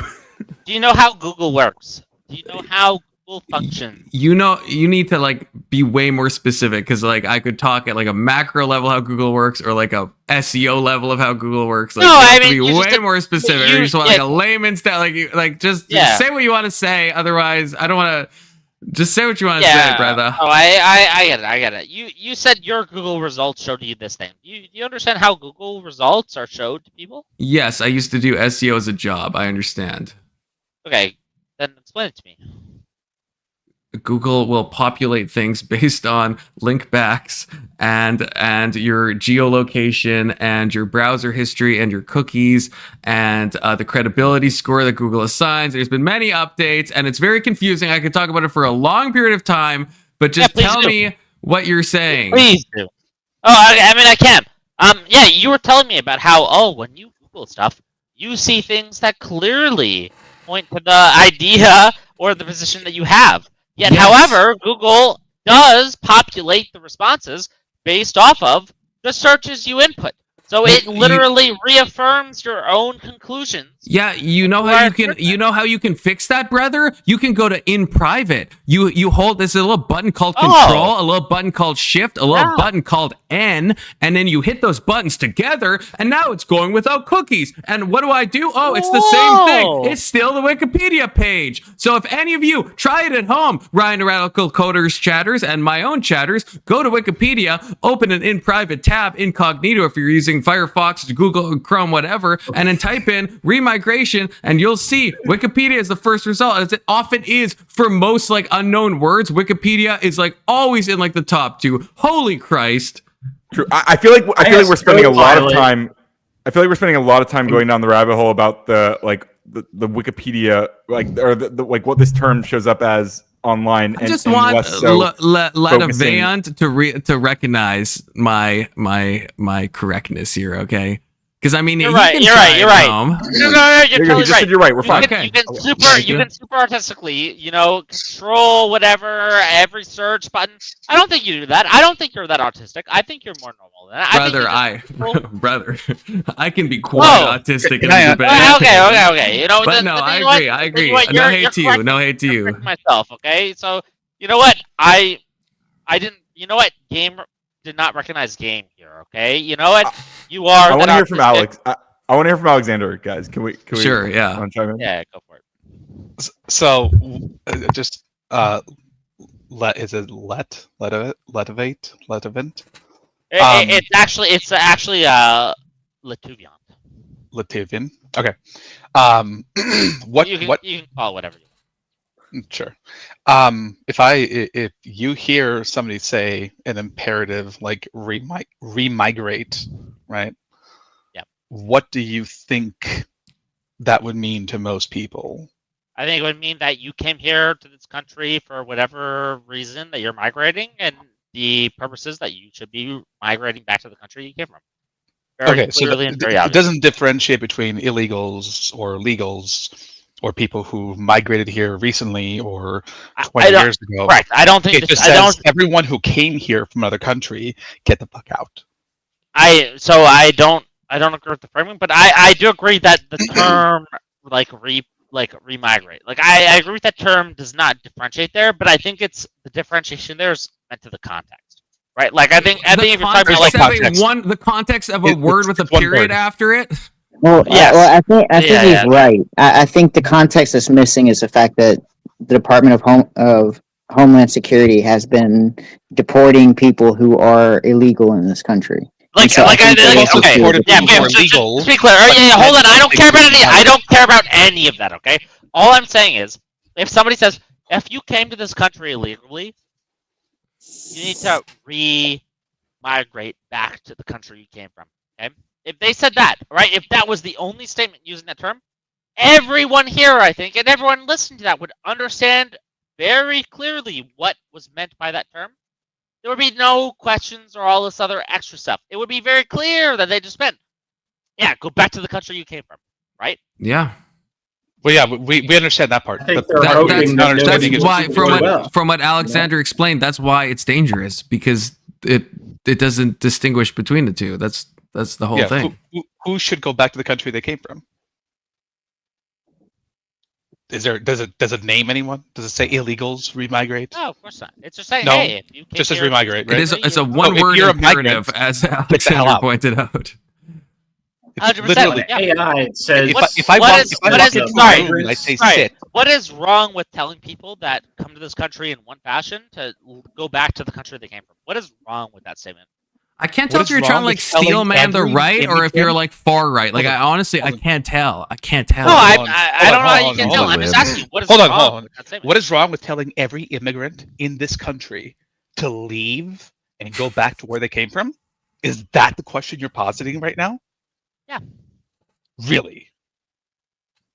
Are you asking hypothetically, or is this is this an honest question? No, I'm genuinely okay. Listen, if somebody, because I'm not even saying this applies to every single person, right? Because I think there's an intention, there's a population behind what's being said by the administration, right? I think when they say hey, listen, you should repatriate, you should return to the country that you came from. I think they're not talking about everyone. I'm not saying I don't. 53.3 million foreign-born people live in the United States right now. You're asking me what's wrong with telling every one of them to leave this country immediately? No, because I think I understand nuance, right? I think I understand the nuance of a one-word imperative. There's no nuance. It's a one-word imperative. Yes.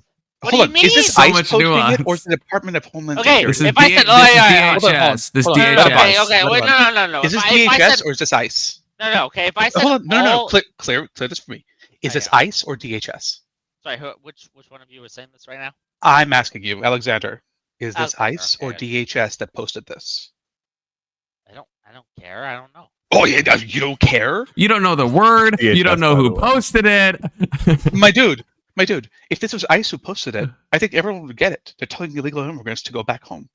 Whoa, I agree. Wow, the context of the position. Wow, the context of what's being said matters. No. The context of who said it. Yeah, I agree. The context of who said it and what they said. I'm losing it. Wait, I actually want Big Soda. Okay. No, you shut the fuck. I've been sitting here listening to you fucking stop. Okay, I'm trying to get one of your questions answered, dumbass. Let me talk for a second. All right. I actually do want to hear because I think I know. Well, I don't know the exact way he'd answer it, but I know to some degree what direction Alexander would answer the question. But I'm curious to hear Confluence and Big Soda if they both would like to engage in the question of why it would be bad to say like Latavian asked, why would it be bad to say that those people should leave? Because I agree it's bad. I think Alexander agrees it's bad. I think even Latavian agrees it's bad. But I'm curious about the answer to that question. Why it would be bad to say that? I thought, did I already explain that when he asked me why it's dangerous? Why? I think you may have meant it. Hold on. Why is it dangerous? What's wrong with it? What's wrong with telling all the sure. immigrants to go back home? Okay. What I mean, because so it's dangerous for the reasons I said, because it's a strange word to use, and there's given no context. So the average American is going to Google it and then see that it's ethnic cleansing, and it's not about deportation of just illegals. It's about deporting anyone who is in the country legally. So that's one part of it. The second part of it, I guess, is Ryan's more specific, or I don't even know who asked this now, about why it would be bad to tell people to go back, because they're U.S. citizens, and if you've passed the citizen test and you've become a citizen of America, then why would the government be telling you get out of here? That obviously would cause people to be afraid. It could elevate levels in some like lefty stochastic terrorist way, but also in like a real way, as well. And so I think it would cause xenophobia and cause a fear response in people. I think it's patently obvious on why it's not a good thing. But hold on. Wait, hold on. Whoa. Wait, sorry. Why do you think I'm saying? Why do you think any of my statements are including American citizens?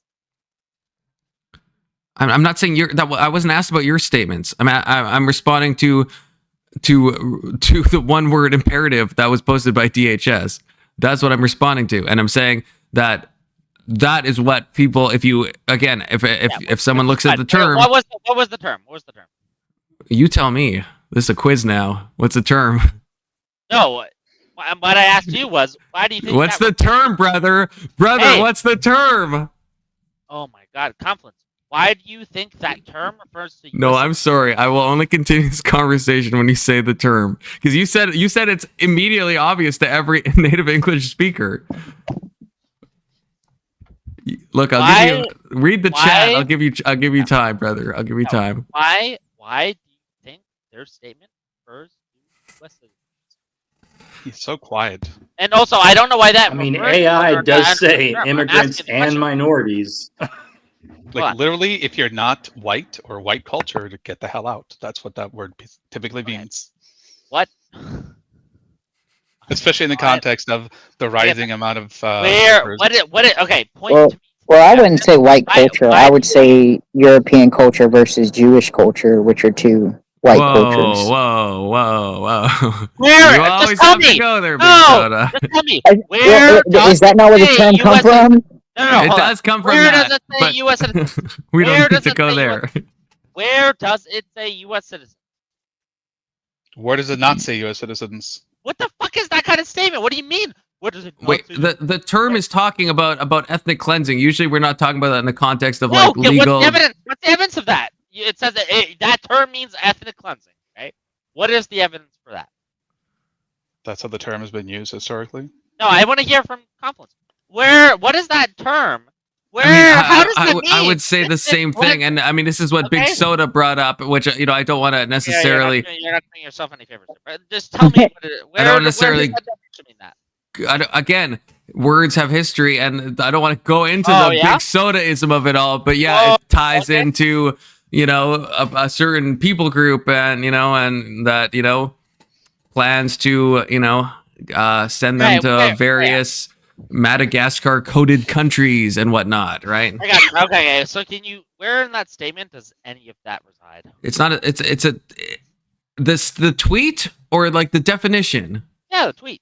The tweet says a one-word thing, okay? Yeah. And it's posted by DHS. Whoa, Confluence, I agree with you.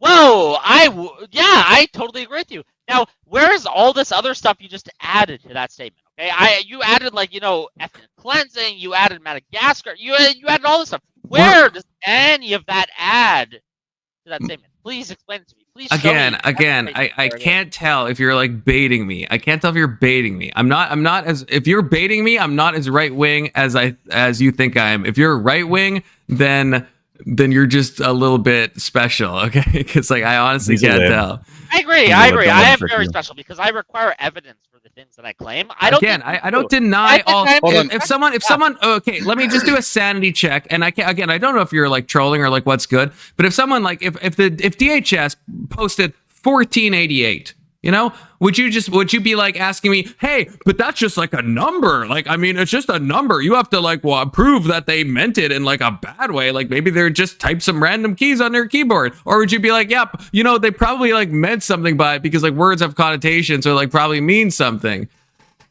Do you think those two terms are similar? No, I just want your no, because I mean that's also just a number. I mean you can multiply two numbers together and get that number. Sorry, conflict. Do you think 1488 is just a number? I want to hear you say that. It is a number. Okay, it's just a number, right? It is a number. It's just a number, right? It is a number. Am I not coming through? Am I not coming through? It is a number. It also is a number that has significance in other contexts, right? So it's like, so words this is a hard concept to grasp, I know, but like words can have implications and meaning and history. And so if you just type one word with the period after it, then it's a relatively uncommon word. It's sensible that people might be like, hey, what does that word mean? Search it up and be like, oh, this doesn't sound very good. It doesn't distinguish between citizens and non-citizens. And then they might come to some dangerous conclusions. Or the people that are afraid of being sent back might look it up and be like, oh, you know, I'm a little nervous now because DHS just posted this thing, and that might include me, and I'm a U.S. fucking citizen, you know? It seems a little bit strange to me that you're comparing the use of the administration's terminology to 1488, and then also denying or not even admitting the fact that those things are not even close. Bro, you gotta fix your mic, brother. It's so bad. How is your mic so bad? What's going on? I know it's not always this bad. I play games with this guy online sometimes, and his mic's fine. He runs rooms. Just to be clear, Ryan plays games with me because he agrees with all my positions. Because I can't hear you. I wish I could have heard that, but like I just I did too. I wish it too. Fuck, are you like talking on a phone and are you like doing this? Like what's happening? Wait. So the phone comes back into range, like every like stride. It might just be one of those phones with a mic that pulls away over time. Do you have a different mic that you can use? I guess it's the question. The more perspicacious question. Actually, I do have a question for him real quick too. If somebody posted 8647 on there, those are just numbers, right? Wait, hold on. Can people hear me better now or no? Yes, a lot better. Okay, I'm not even using my microphone's headphone. Okay, I'm using my, speaker, my screen's headphone. Okay, all right. Sorry, continue. Yeah, Alex, you said you had a question for him. Oh, I was gonna say if somebody posted if somebody high up posted 8647, would you read into that for any reason, or would you just assume those are just numbers? No, I would. I wouldn't assume people would randomly tweet out numbers without any specific sort of reference. So yeah, I wouldn't assume people would just say remigrate without any kind of Hitler-related references. Yeah. Right, but that's all the context you have. Okay, but what I'm asking you is when somebody tweets out remigrate, what I'm asking you is what is your understanding? Like, what is the implication of that terminology? What I'm saying is, it seems pretty clear to me and most average Americans that it's saying, hey, listen, if you migrated here, you know what? In the context of illegal immigration, that's been the big push, the big push by this administration. If you are migrating here, again, in the context of the big push of illegal immigration, then go back to your country. That's always been the big thing. They are pushing for people to return voluntarily to their own countries that they came from. That is what remigrate means. But not for illegal immigrants, for all immigrants. Nobody looks. Hold on. Just be clear. And that's has DHS they don't deported anyone but illegal immigrants anytime recently? Sorry. Multiple people are speaking. What were you saying? Has DHS tried to forcibly deport anyone but illegal immigrants anytime recently? No, they only tried to deport anyone that they believed was illegal. Visa holders, maybe. If they believe they were illegal, then yes. Visa holders, maybe. They may not have known they were visa holders. Like visa holders in college who may have posted certain things online. Well, I just answered your question multiple times. If they thought they were illegal visa holders, they tried to deport them. If they were not, does nobody else remember this? I don't know what you're saying. I'm literally answering your question. There's been multiple instances where people said something online against Israel or about Palestine, and they were, what was it, Marco Rubio trying to take away the green card? Do you agree that Marco Rubio has that power? Yes or no? I don't care if he has a power. I'm asking you, did that happen? Wait, you're implying this as if this is something that is illegal or something. I didn't say it's illegal. Answer the fucking question, brother. Whoa. My question. Chill. I'm talking to that senator. I said it's a simple question. Sorry, my implication here is that you're implying this is something that's no, there's no implication at all. Just I'm asking, please. There's no implication at all. Then yes, Marco Rubio did try to deport people that he believed were a threat to the United States, which is within his purview. Yes. Okay. Was there recently like somebody from another country who ended up shooting a couple of people that they're saying should have been removed or never been here in the first place? I don't know who you're referencing. I have no idea. I don't know how much I can say on stream, but they were National Guardsmen. Yeah, the event that happened like, I don't know, 4 days ago. I know very little about that, so I couldn't comment. Oh, okay. Well, what I'm saying is in the context of everything else the administration has done, and with the way that they speak about immigrants in general, it seems like the word remigrate could be expanded to almost anyone. Like I said, if it was ICE specifically that said this, illegal customs enforcement, right, or immigrant customs enforcement, I would say, yeah, they're talking about illegal immigrants. But if it's DHS, I'm not so sure I can just jump to that conclusion without thinking maybe they mean a little more than that. And if I'm thinking that, what? Why do you? Because they've been trying to get rid of even legal immigrants for this entire administration. Why? Anyone they don't like, who has opinions they don't like, who does politics they don't like, they've been trying to find ways to remove them. That's happened over and over again. Sorry, what is your evidence for that? The people I just listed. Sorry, then I'm a dumbass. Repeat those. Okay, I have a sidebar. Ryan, put down your fucking phone for a second. Unmute yourself. Okay, you said you played games with this guy. If this is a game of like this guy's left coded and the game is to cosplay as someone who's like far right, like the game's over. No, I'm not far right. I can't speak to the game he's playing. I am not far right. He's not far right. But no, he's a lib. I canvassed with this guy. You're playing an idiot. But is he playing Ryan? Is he I'm asking you. playing the fool?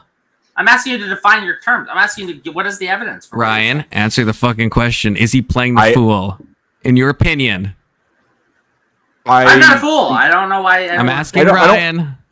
I don't think that's exactly. I think he's doing something a little more nuanced than that. And I'm gonna step out of it. Okay, so he is doing what I think he's doing, which is if you're doing that, you're doing a fucking shitty job at that. If you're trying to cosplay some like right-wing retard to like get me to say left-leaning points, you're doing a horrible job. If you actually believe the stuff you believe, then you're also doing a bad job, I guess. So I guess in either case, you're doing a bad job. But at least in one case, you're being honest. And I'll entertain the honesty. I don't want to entertain the bullshit if you're like, oh, yeah, I'm just trying to show the right-leaning guy by Socratic questioning how like insane the Trump side. I'm not down for that. Like, fuck off. The proof would be the definition, and the word is such a simple word.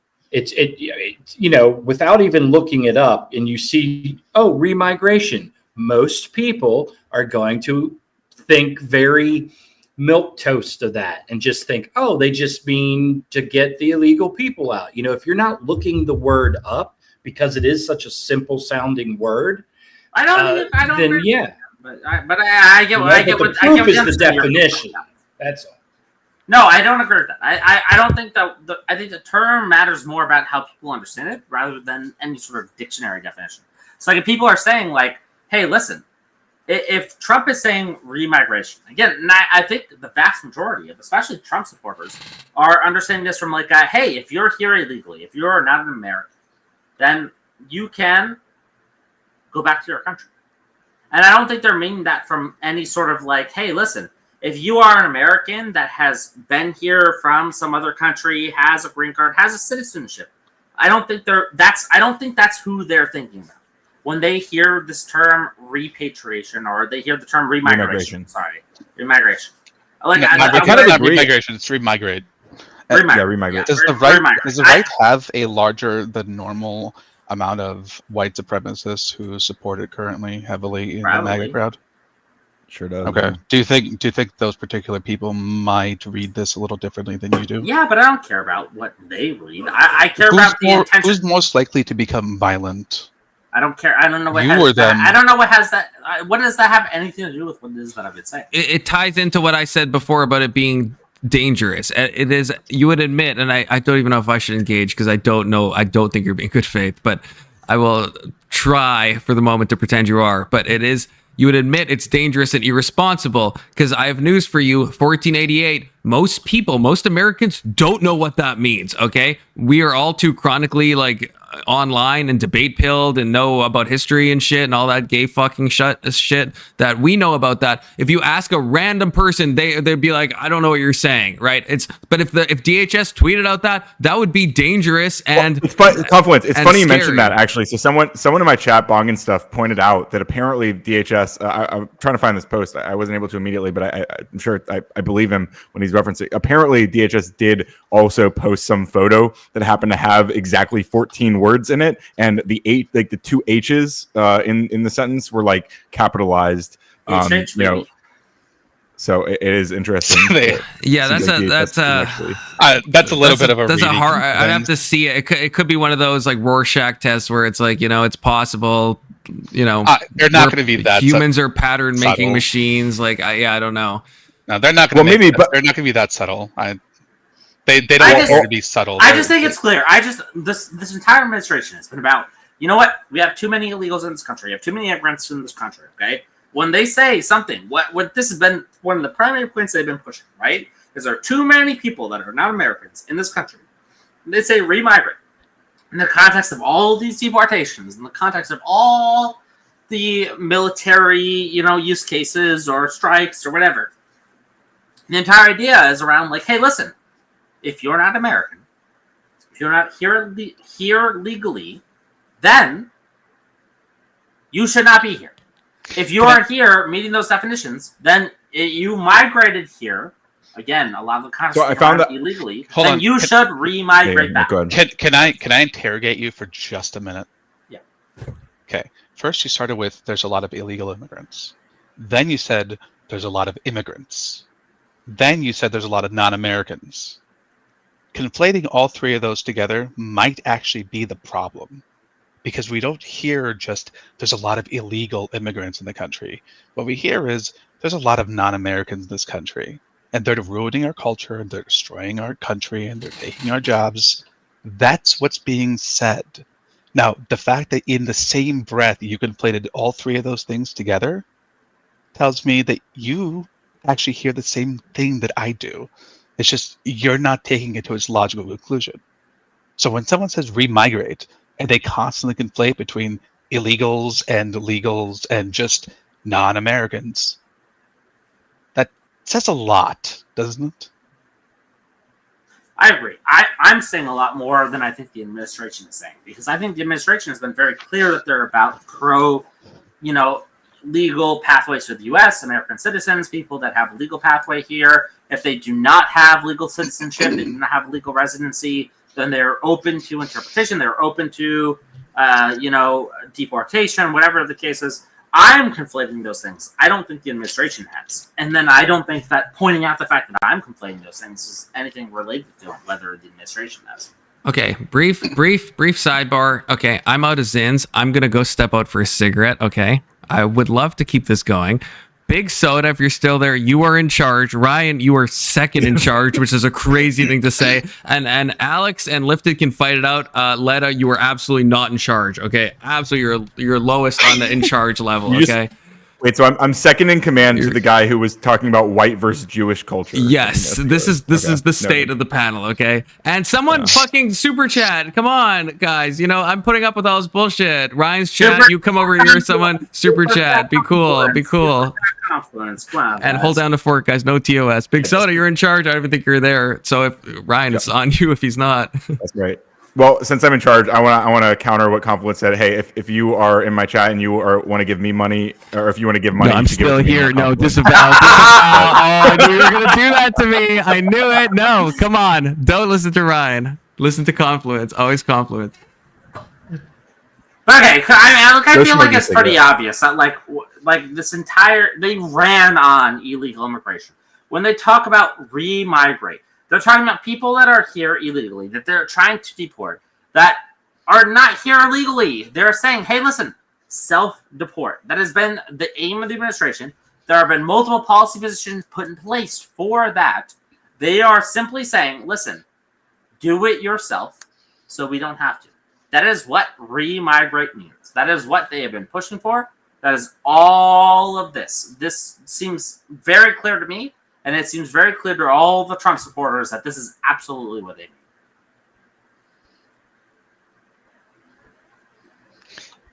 If I hadn't looked the word up, I would definitely just think, yeah, they just mean to send the illegal immigrants back. And I'm a liberal, so I still would have probably just thought that because the word is such a weak kind of word. Okay, but let me ask you a question. Once you look it up, then you see the difference. But lift it. What percentage of people will look this word up? And is that even a useful stratagem? Is that even a useful definition? Because I don't think, you know what? I think you are probably the 0.01% of the people that would look it up, right? That the definition. I think most people are going to just understand what they believe to be the case, which I think you were even saying to be true, and that's how they believe it. I don't even know if there's like some esoteric definition that's being used here that 99.9% of people aren't going to understand. I don't that might be a thing, and I might care about it for the very small percentage, but to me, it's what I care about is how are the Americans? How are most people thinking about this thing? No one besides you, me, Alexander, Big Soda, Ryan, Confluence. The 6 people here. We're gonna Google the term, right? We're gonna understand it, but you know what? 99% of all the other people are just gonna be like, oh yeah, re-migrate just means what I said, right? It just means, hey, if you're here illegally, self-deport. Go back to the country that you're from, so we don't have to do it for you. Well, that brings me back to Hasan.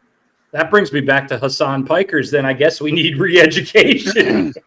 Maybe, but I think from the intention. Do you think the intention here is that Trump is communicating to this 0.001% of people, and not to the 90% of his base that are yeah, this just means if you're here illegally, go.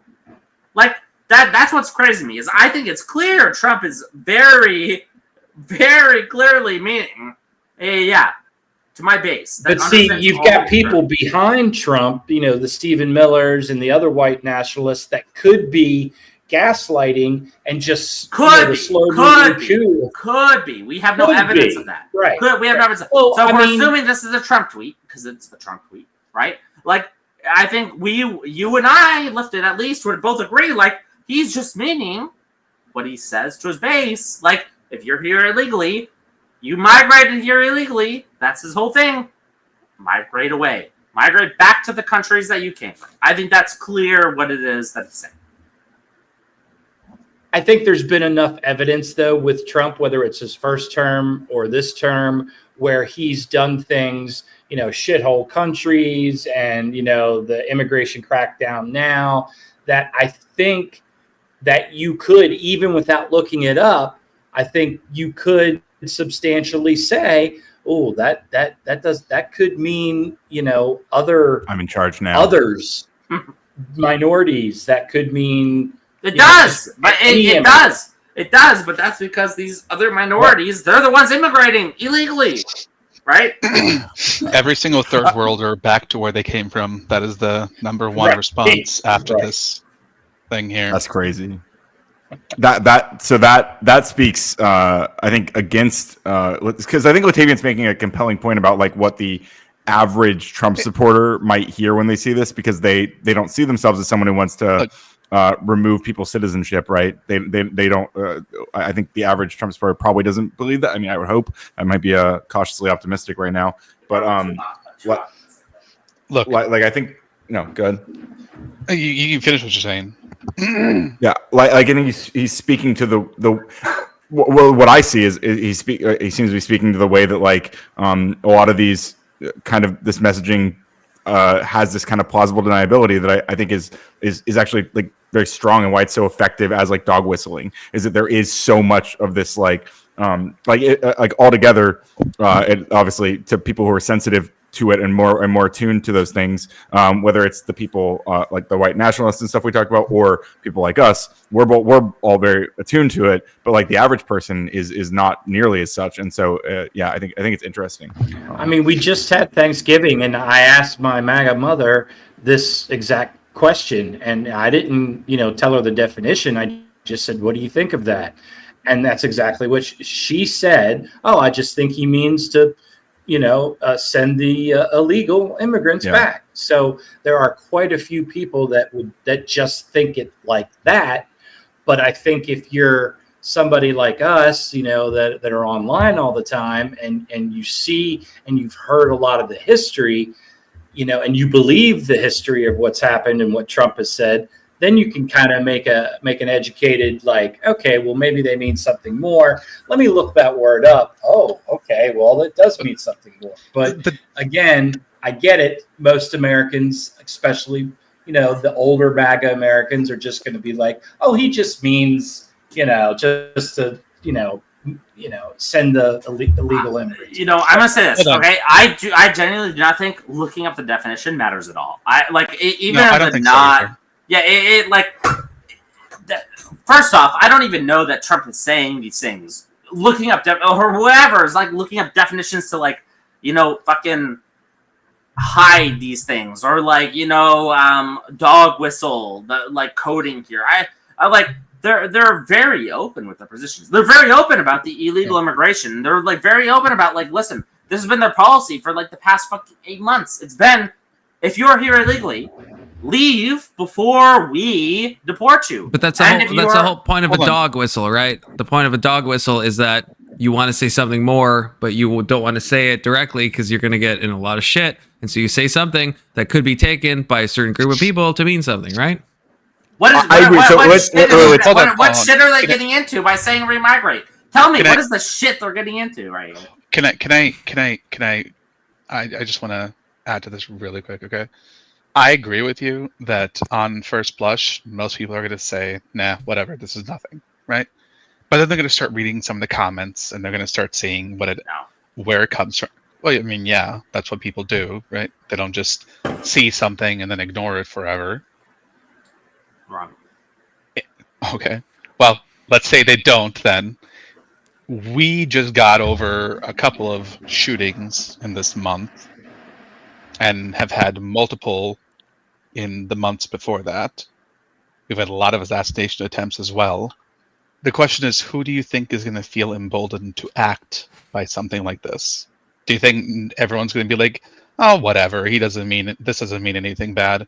Or do you think that some people might read into this a little further than maybe it should be read into and react in a way that might be a little more violent than we want?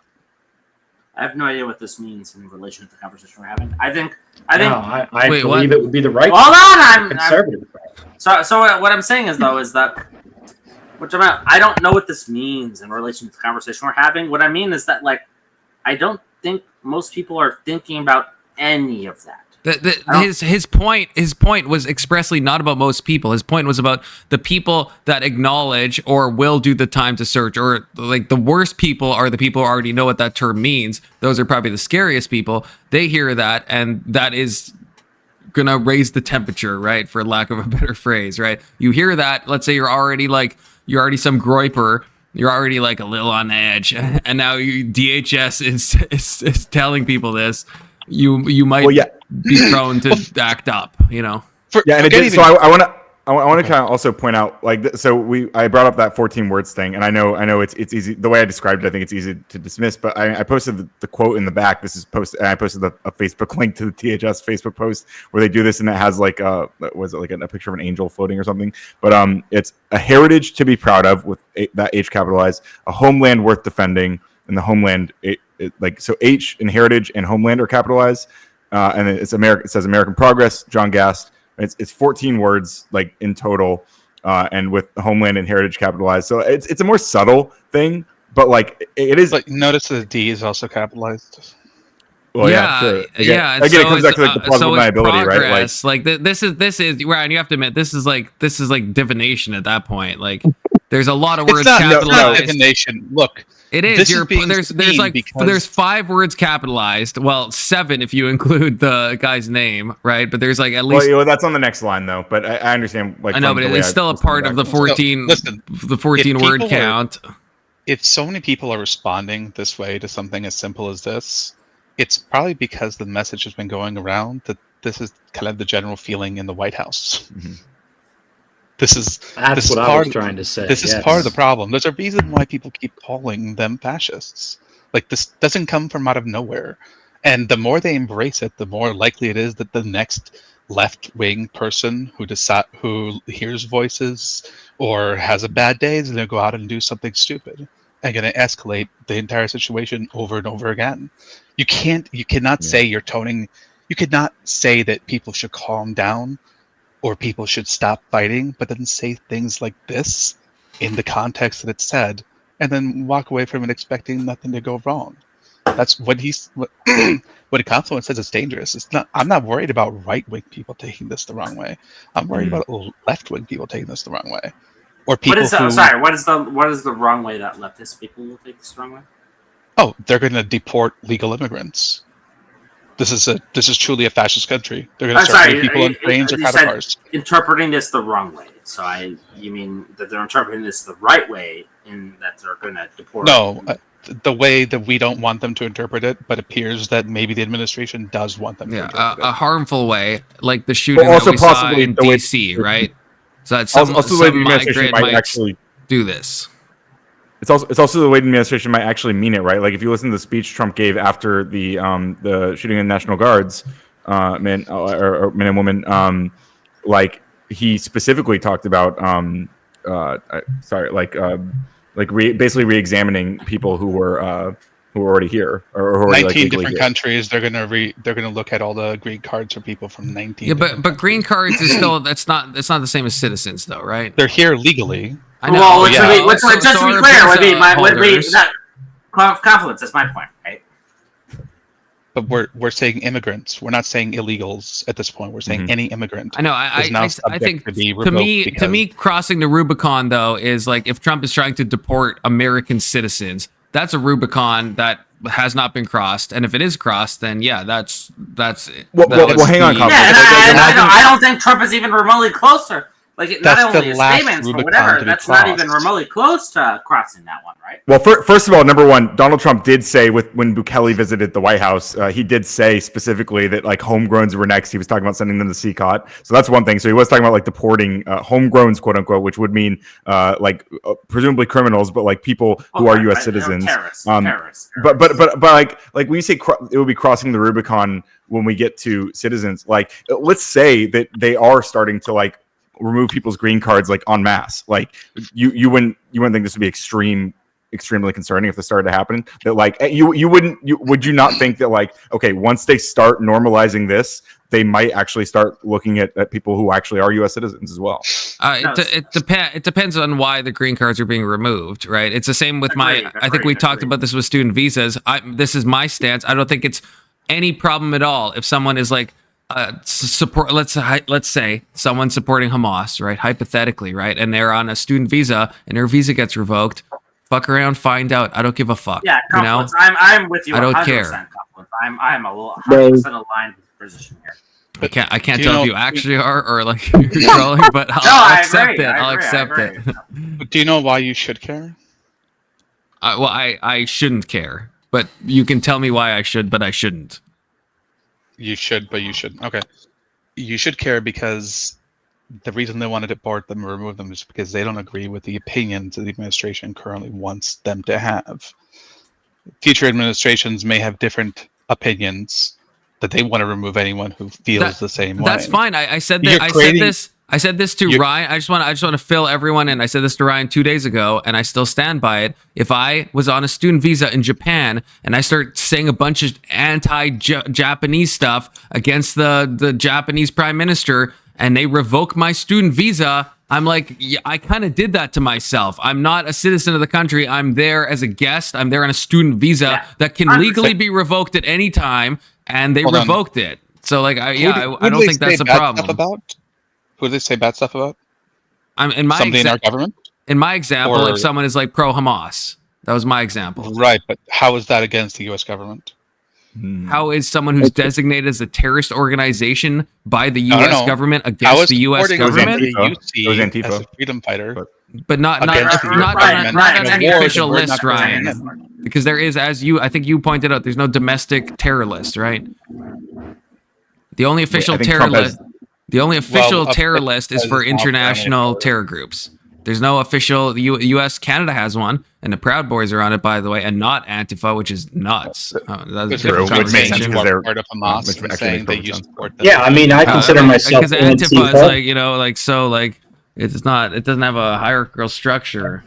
Left. Am I going to get my passport taken away because I write that I'm Antifa on all my social medias? Am I going to get my passport taken away? I mean, you know, inshallah, yeah. Maybe you will. If you're a citizen, no.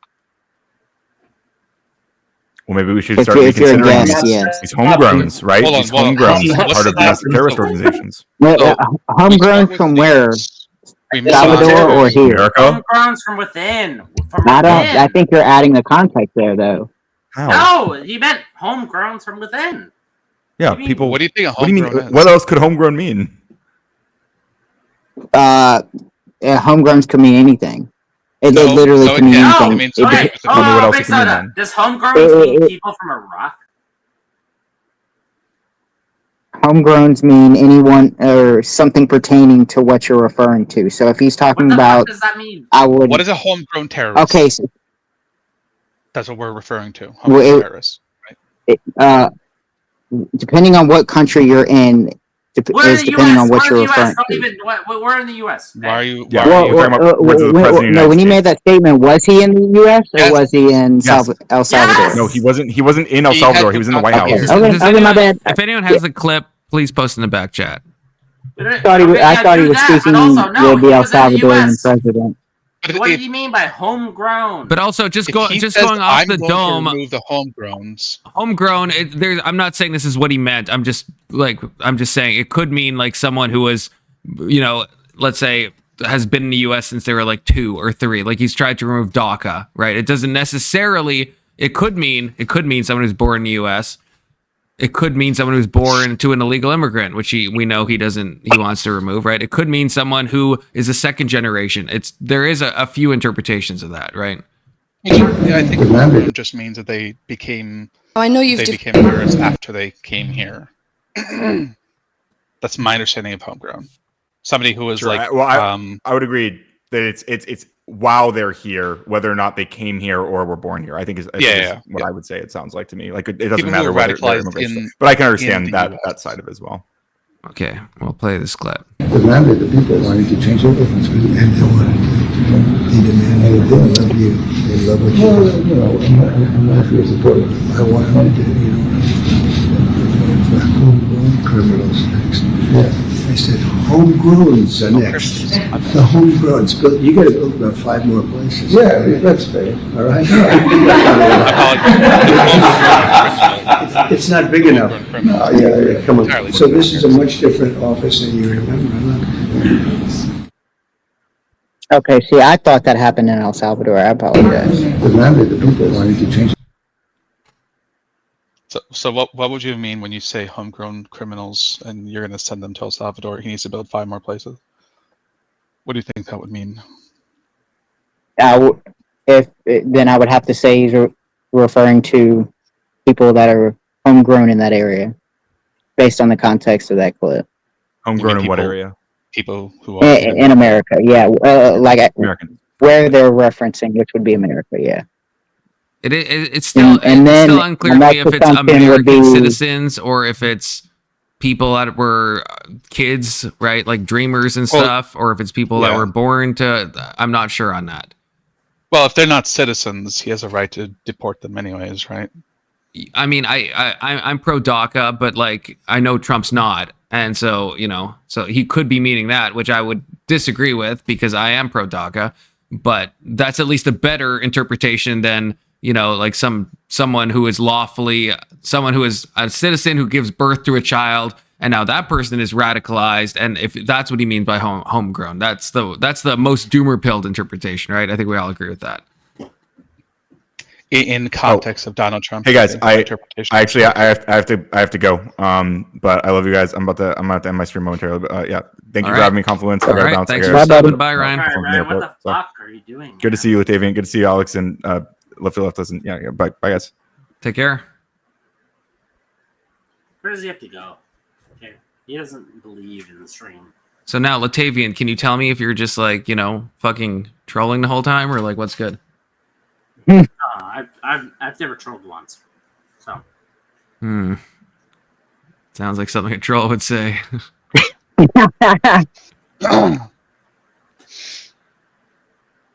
right, ask me whatever. You know what? Ask me any question you want, and I'll genuinely answer.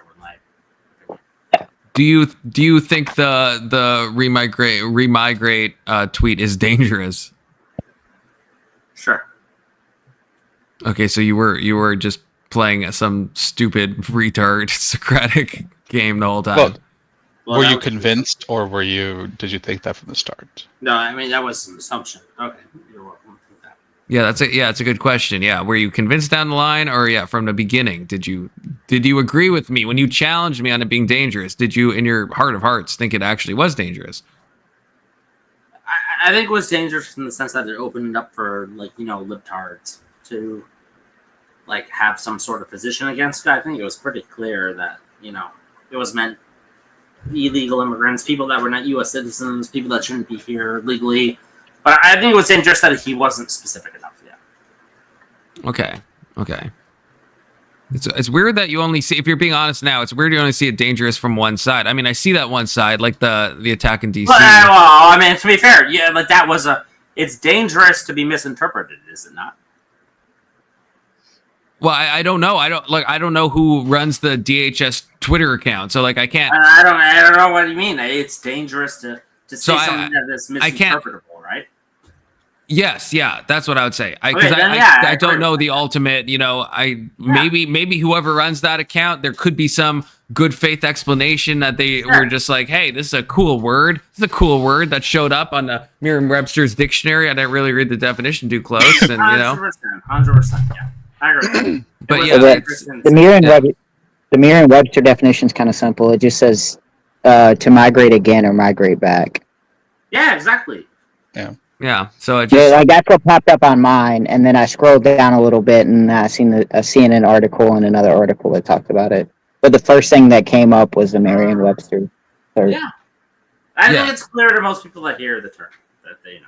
But again, the dangerous part is not about most people. The dangerous part would be someone like the Afghan guy that, you know, attacked DC. I mean, like, you say that, but like some groiper who, you know, decides that this is go time. You can say that about anything, though. Yeah, you can say that about anything. Like there's any number of things you could say that like somebody misinterprets or interprets incorrectly. But they're not all equal, right? They're not all equal. Like posting 1487 could be interpreted by someone as bad. Posting 1488 is a lot more interpretable as something bad. Stop. Don't keep using these examples. What he said was remigrate. So give an equivalent example to that you think is demonstrably this is easily interpretable as bad or evil or harmful.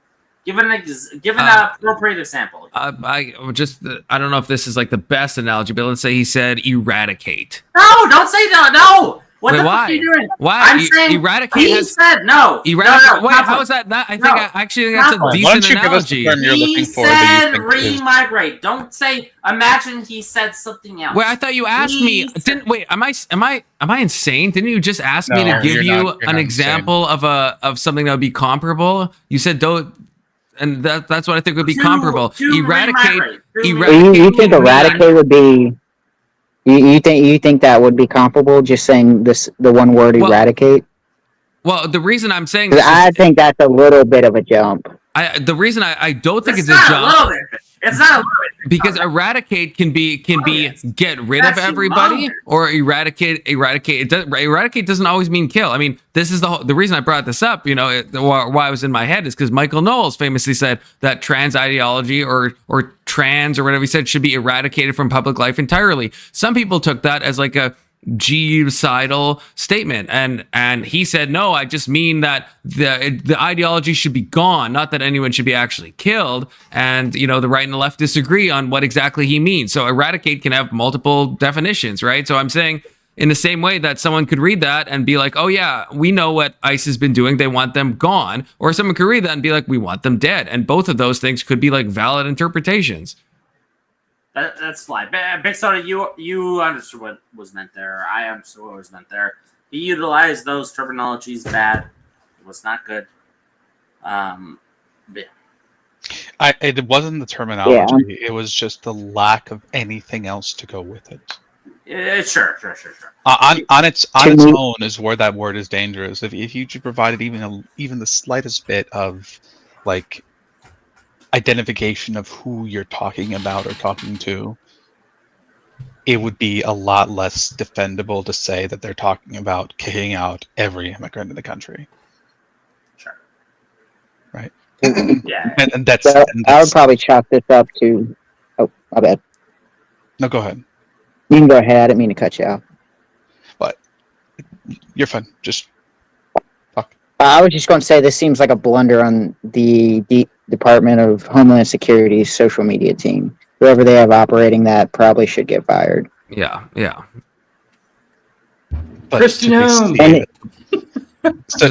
hoping this isn't like an official, stance that the Trump administration is going to take. I hope. And if I was the president, I probably would have. I don't like to admit when they did something when they're wrong, right? I don't think the Trump administration is exactly known for that. Is the problem? Yeah, that we look at like the Epstein stuff, where it's like they don't exist. Now they do exist. Now we can't find them, and now it's a Democratic hoax, and now we're releasing them. I don't think they're known for taking any type of ownership. No, known for competency. That too, not known for that as well. Look, Trump good, Trump bad. Depends. That's that. You guys probably think Trump bad more often than I do, but I can still acknowledge when Trump bad. I don't think you think Trump bad as often as I do. Yeah, maybe not you, depending on what character you're playing. Maybe you think Trump is omni-goated all the time. No, hell no, of course not. But never. Trump is dangerous. Trump is dangerous, but every president is dangerous. No. Agreed. No, this is an way. unprecedented level of danger. No, man, come on. What is unprecedented? Even Nixon is a pussycat compared to Trump. Obama literally killed U.S. citizens. I don't see how that's even comparable to anything Trump. Okay, please stop saying that. Okay, he ordered a drone strike on a citizen who was a terrorist. Of the United States. And then his son. Do I have to specify which country? Alexander, of what country? Of the United States, yes. I wouldn't have said a citizen if I meant of another country. Okay, so he did. So are you being stupid? So Big Soda was true. He was correct when he said that, and you said no, right? Yes, and I said that's as stupid as context I hear all the freaking time. Oh, it doesn't matter. The U.S. president. So what if he was a citizen? That you agree with? Okay, I agree it's stupid. I agree it's stupid. Okay, did disagree with that, but See, I disagree because I disagree with Big Soda because I actually think it's totally fine to fucking drone strike a U.S. citizen who is abroad and who's an actual terrorist. I think, yeah, fucking go off, Obama. What about his son? I believe that was an accident. That was there's collateral damage, I mean, so convenient. Hey man, if so they break into the wrong house and end up shooting you, that's collateral damage. Well, not militarily, yeah, but no. But what I'm saying is, I'm using collateral damage in the technical sense, okay, not in the moral sense. It definitionally is collateral damage, okay. Just like when Israel attacks Hamas and there's like some guy next to them, it's like, yeah, there's a calculation that happens in every drone strike that any country does. Well, any good country does, right? Yeah, like Israel. And you're allowed to be reimbursed for that collateral damage, correct? In most cases? No. Like when the government falsely kills you, you're allowed to sue the government, correct? Well, you're dead. You Yeah, can't sue I don't know if anyone, you, yeah. Yeah, and so if every living member that's close to you dies, are you still allowed to sue the government? No. I just said you're not allowed to sue them anyways. So I don't know what you're trying to say. I mean, you can sue them if the government. Breonna Taylor would be a prime example. Okay. What did she get from her lawsuit? Well, Breonna Taylor is dead, isn't she? Well, I believe the boyfriend and the family were able to sue. Yeah, I think they did, and I think they won. And they won. Yeah, they did win. They got a payout. But it still was. I still think in that case it was. I do think that was a legitimate, accident. I mean, from what I remember, right? They had the no-knock warrant. The boyfriend or whoever it was, baby daddy, I don't know, shot first. Maybe he was confused. Mm-hmm. But of course, if you engage in active fire with Ellie, they're probably going to fire back. She was in bed, right? Obviously, they weren't trying to target her. So yeah, there should. I think it's fine for there to be a payout, but I don't think I don't know if anything about that was like specifically handled wrongly. At least if I'm remembering right, and they did have a correct no-knock warrant. Well, I think. Let me look something up. I mean, if they had a correct no-knock warrant, right? Then if they shot back, they would be at fault, right? So it was entirely their problem, right? That's what I mean. If the police have a no-knock warrant on my house and they break in and I start opening fire and they start shooting back and I have a girlfriend beside me and they hit her by accident, yeah, I don't think. I mean, I'm fine with the payout. Yeah, it's a wrongful death, but I don't think the cops necessarily did anything like wrong in that case, because like you're going to return fire if you're. Now it's different if I'm wrong about there wasn't a no-knock warrant. If I'm wrong about that fact, then that makes it a lot worse, obviously, because then But and depends if they announce themselves and all this stuff. There And, was, if there was no, there was, but the detective pleaded guilty to falsifying parts of the warrant. Oh, okay. So they, I didn't know about that. he lied about the ex-boyfriend using her apartment as a drop site for packages. Wait, but wasn't he? The warrant was for her house, yes. But wasn't he using her address or is that part not true? Not at all. Okay, where are you? I'm not saying I don't believe you, but where are you? I just want to, for my own edification, where are you seeing this? I'm just looking at the case files. Yeah, if you have like a link or something. Yeah, let me get it to you. 1 second.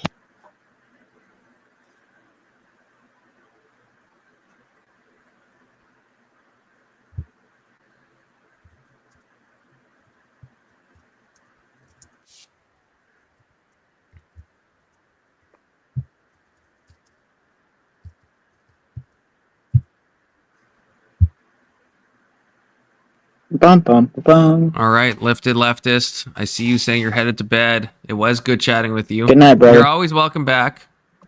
Page 20 is where they talk about the false allegation. All right. The postal inspector said that they had not been, that there was no sign of any of them using packages at her house or anything like that. Confluence. I know very little about you. Okay, tell me about what are your political positions? What do we disagree on? What do we agree on? Okay, sure. I'm center right. Which means that both sides kind of don't really like me most of the time, I feel. Sure. But yeah. So yeah. Economically, I can be kind of swayed in both directions. I'm still like. I'm pro, for example, like child tax benefits. I'm pro, some type of like social welfare program. On the other side, I'm pro the right to bear arms. I'm pro-life. We were in a debate before. I can't remember when you joined about transgenderism, where I think after that. Okay, so you joined after that, or I joined after. Okay, so yeah. So my stand, no HRT on kids, no puberty blockers, no talking about in the classroom. That was the big thing that me and Ryan were talking about. But I'm fine with someone who's like 25, using HRT, sound off. I don't think it's the right decision in my opinion, just my opinion. I don't think it is. But it's like, I think you're an adult. You can do what you want to do, So that's kind of some of my opinions. I am pro-Trump, but with a lot of caveats, especially with a lot of the stuff that we've seen, So I don't know. Yeah, I don't know what parts of that we disagree or agree on, but. What is your favorite pro-Trump thing right now, and what is your least favorite pro-Trump thing? It's a good question, because it's like I think it's so many policies are mixed with other bad policies, so it's like it's hard to separate. So in some ways, almost the answer to both is like his stance on immigration. It's like, I do think that I'm glad that he has had like record-setting numbers of like less illegal immigrants coming to the country, and I like that he's taking it seriously.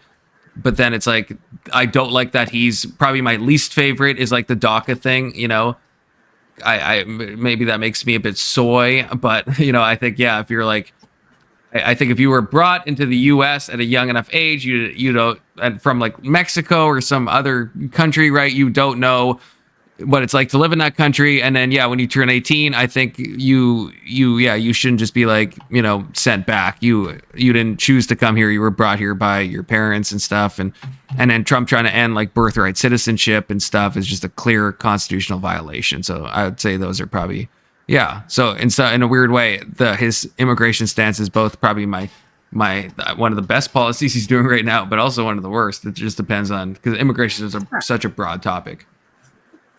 I appreciate that. Yeah, because I generally agree with you. Like, right? Like, you know what? There are certain expectations that you're set up for, and it's like, you just deport anyone. It's like, oh yeah, listen, I've lived here for 20 years. I've had a kid here, and all the other stuff. Like, I've never committed a crime. I've never done anything. My kid is totally dependent on me, and it's like, okay, you know what? Sorry, you're deported.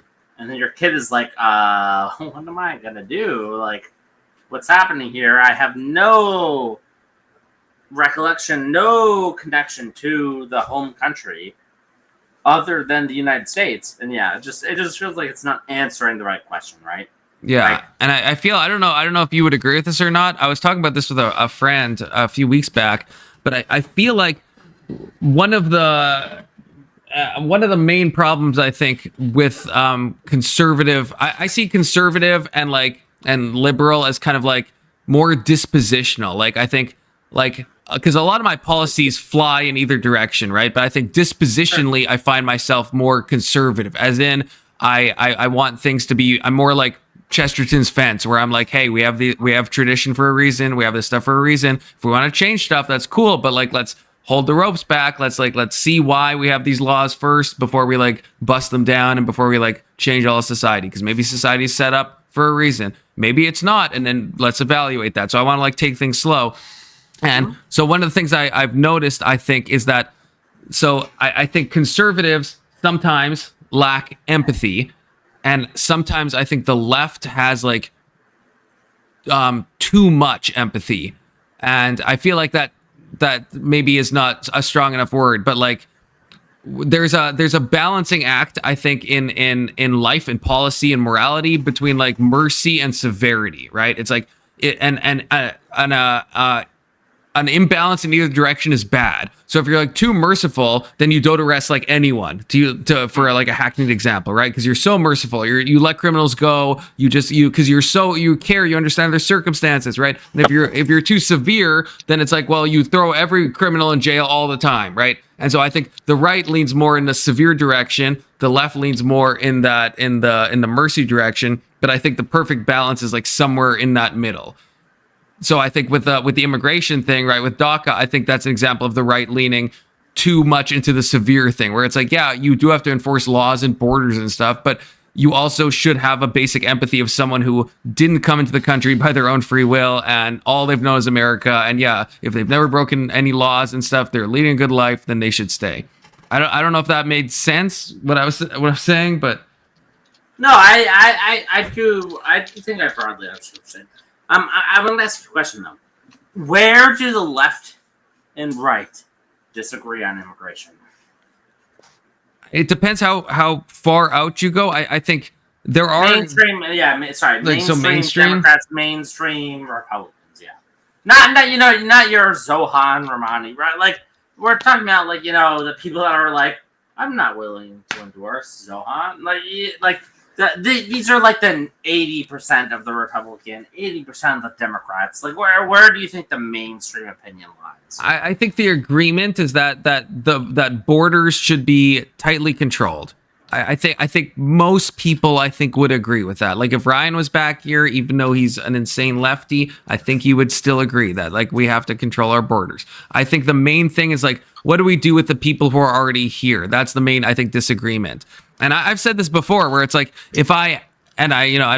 probably most right-wing people might disagree with me. I'm not sure. If I had an illegal immigrant neighbor that I knew, I would not be like calling and reporting them. Like I wouldn't feel right about that, And so on a policy level, yes, I think if you're here illegally, then it's like, yeah, you should be deported. But on like a personal level, if I actually like know somebody, I'm not going to be like calling ICE and being like, hey, so my neighbor Tom next to me, he's actually an illegal. I wouldn't do that. So I think it's kind of that empathy gap again, where it's like we just disagree on how much that should kind of apply. Because I think the left means well when they see these videos, they see these people being sent back and stuff, and they're like, oh, but he was like a good father and stuff, and he hasn't done any crimes besides crossing the border at one point, right?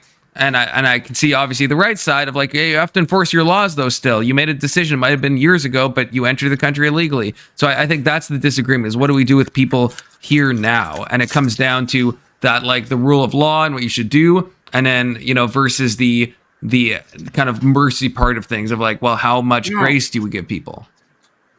Yeah. No, I think I'm with you pretty generally. Like, I guess my question would be like, if there's a lot of people that have entered the country legally, right? There's a lot of people that have been over the years, over the decades, whether they realize it or not. If a large portion of them don't realize it or think things differently, like,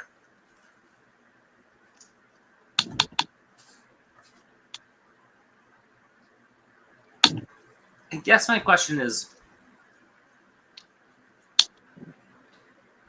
like, I'll just ask this, right? Is there a point for which, like, oh yeah, you entered the country, a month ago, that's too bad. Is there a point that you entered the country 10 years ago? That's too bad. Or is there like a 10 years ago? That's fine. You know what? We'll figure it out. We'll deal with XYZ. You can be a citizen. You can be a member of the U.S., whether citizen or not. Is there a differentiation for you? I can see an argument for it. I don't know if I would make a differentiation, because every in some ways all these like acts of like leniency, then they have like a counterpoint, right? So it's like, yeah, 10 years ago, this person, they've been here for a long time, right? It's 10 years, 20 years, whatever it is, right? So from that point of view, yeah, they've been here for a long time. And maybe, if they're haven't committed crimes and stuff, then yeah, why not just like put them on some path to citizenship, right?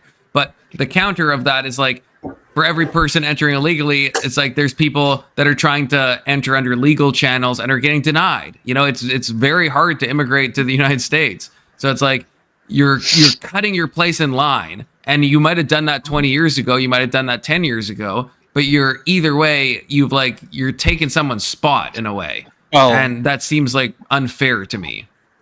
A lot of people are just visa overstays, so they did come in, they just didn't leave. Right. But then that's also kind of the same situation. It's like, if you're overstaying your visa, like, why?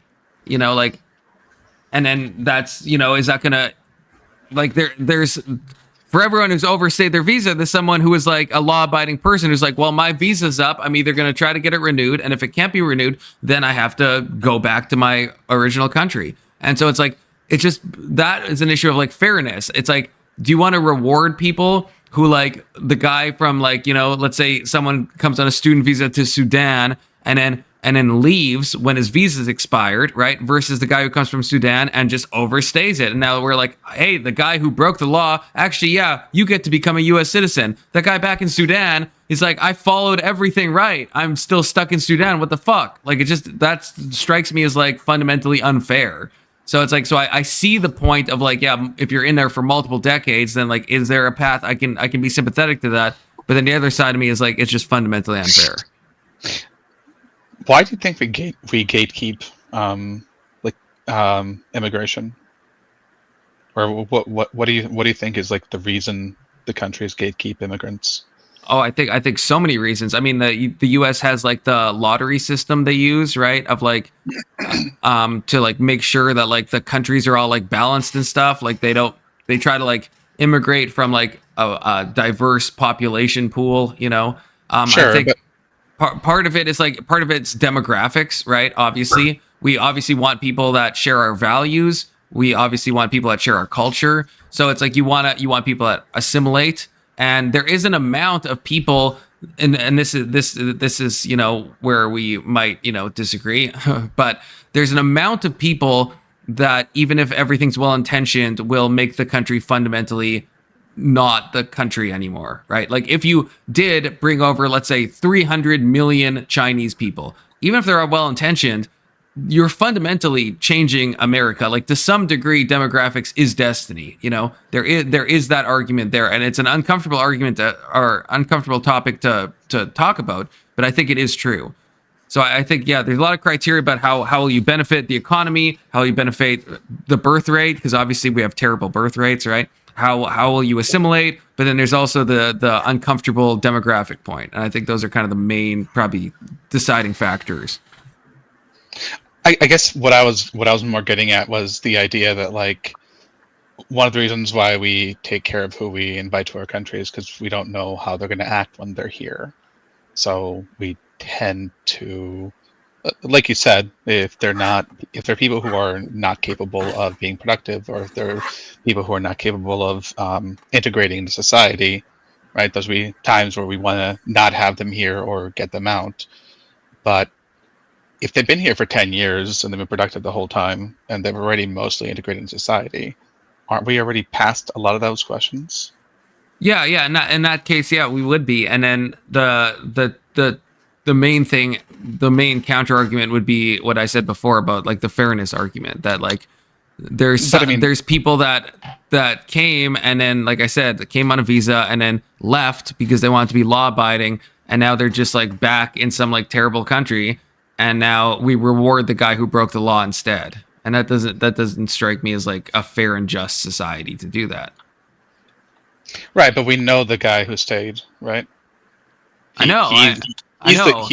He's the person who's willing to grind all the way down the... Right, but he's also the guy who was willing to not follow the law, whereas the other guy was willing to go out when he was out. I mean, that says something too. So maybe we should go find that guy and then compare the two. That's possible, and then choose between them.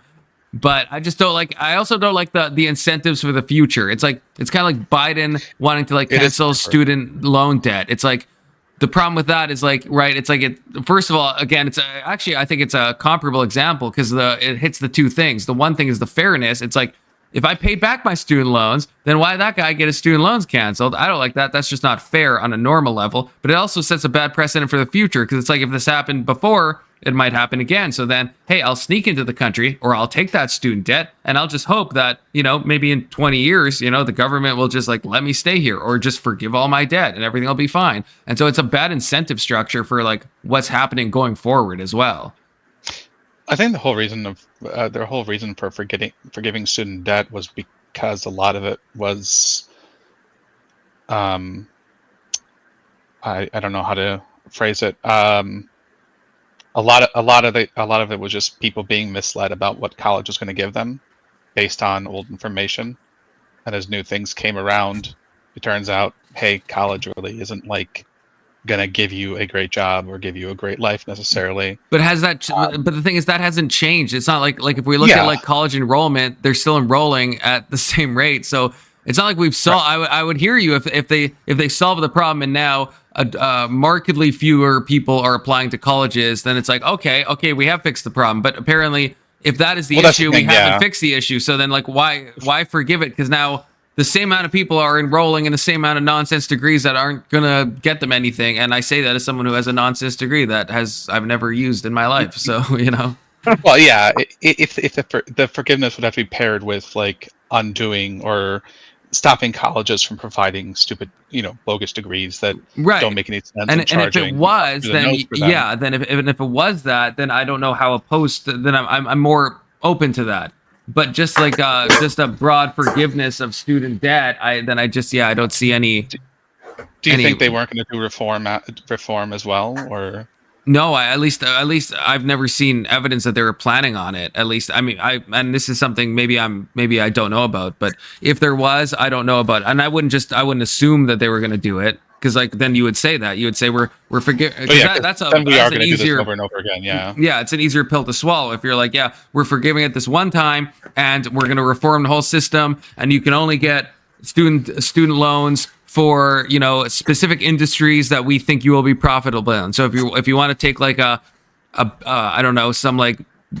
use the right wing example, a gender studies degree, we don't think we're looking at the job market and we're not seeing that that's leading to like loan repayment, so you don't get that loan. Then that's like, yeah, I can understand that. And then keep giving loans for like STEM and like things that are like and that'd be very easy to quantify, right? You could look at like, what did you take out your student loan for, and what percent of people paid it back, and what percent have not paid it back, and then you can pretty easily tell like who's getting jobs and what the way you don't even have to think about all. You could just say who's paying it back, right?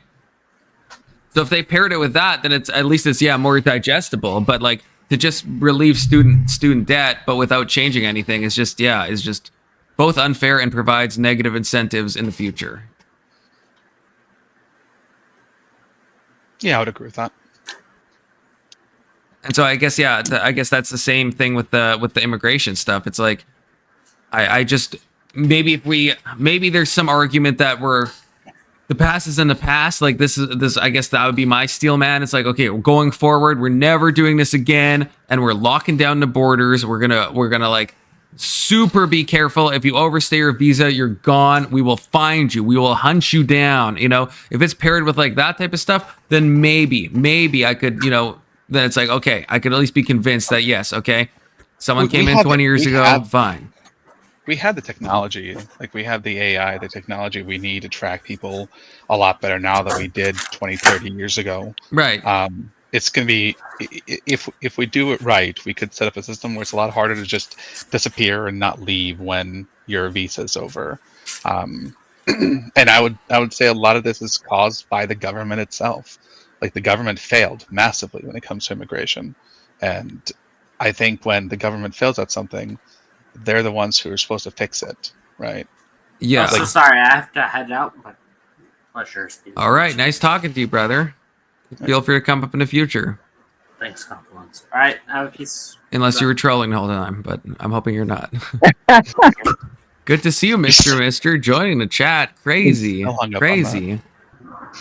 Yeah, well, I just wanted to add something, because I think this is a point that a lot of people miss, because I study this particular subject a lot.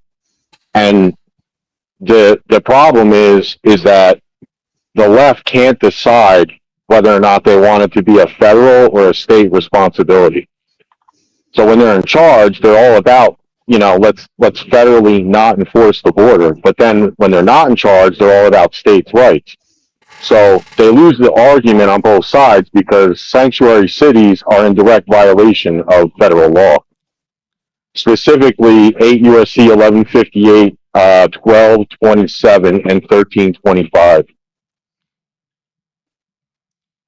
Yeah, I think I agree with that. Alexander, do you disagree? No, I don't disagree with that.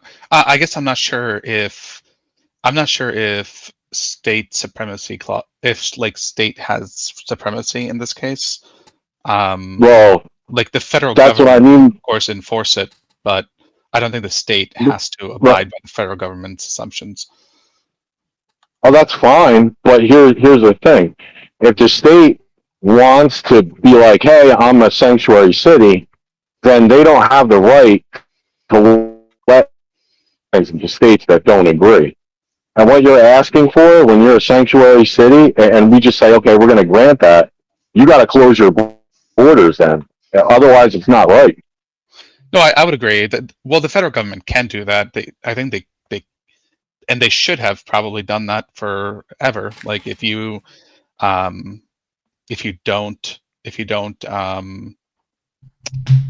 like deport illegals, if you become a sanctuary city, you just don't get federal funding for that state, right? Punish the whole state Also, for the choice of the city, so then it comes down on the city. I wouldn't even say punish them. I'd be like, okay, if that's the way you want to be, then fine. But that means you have to close off your border, and you have to make sure that that no illegals cross your state lines, because you're effectively telling the rest of the country that you don't give a shit about what they say. So, like, if you're really about states' rights, then you have to be like, okay, I care what the other states think.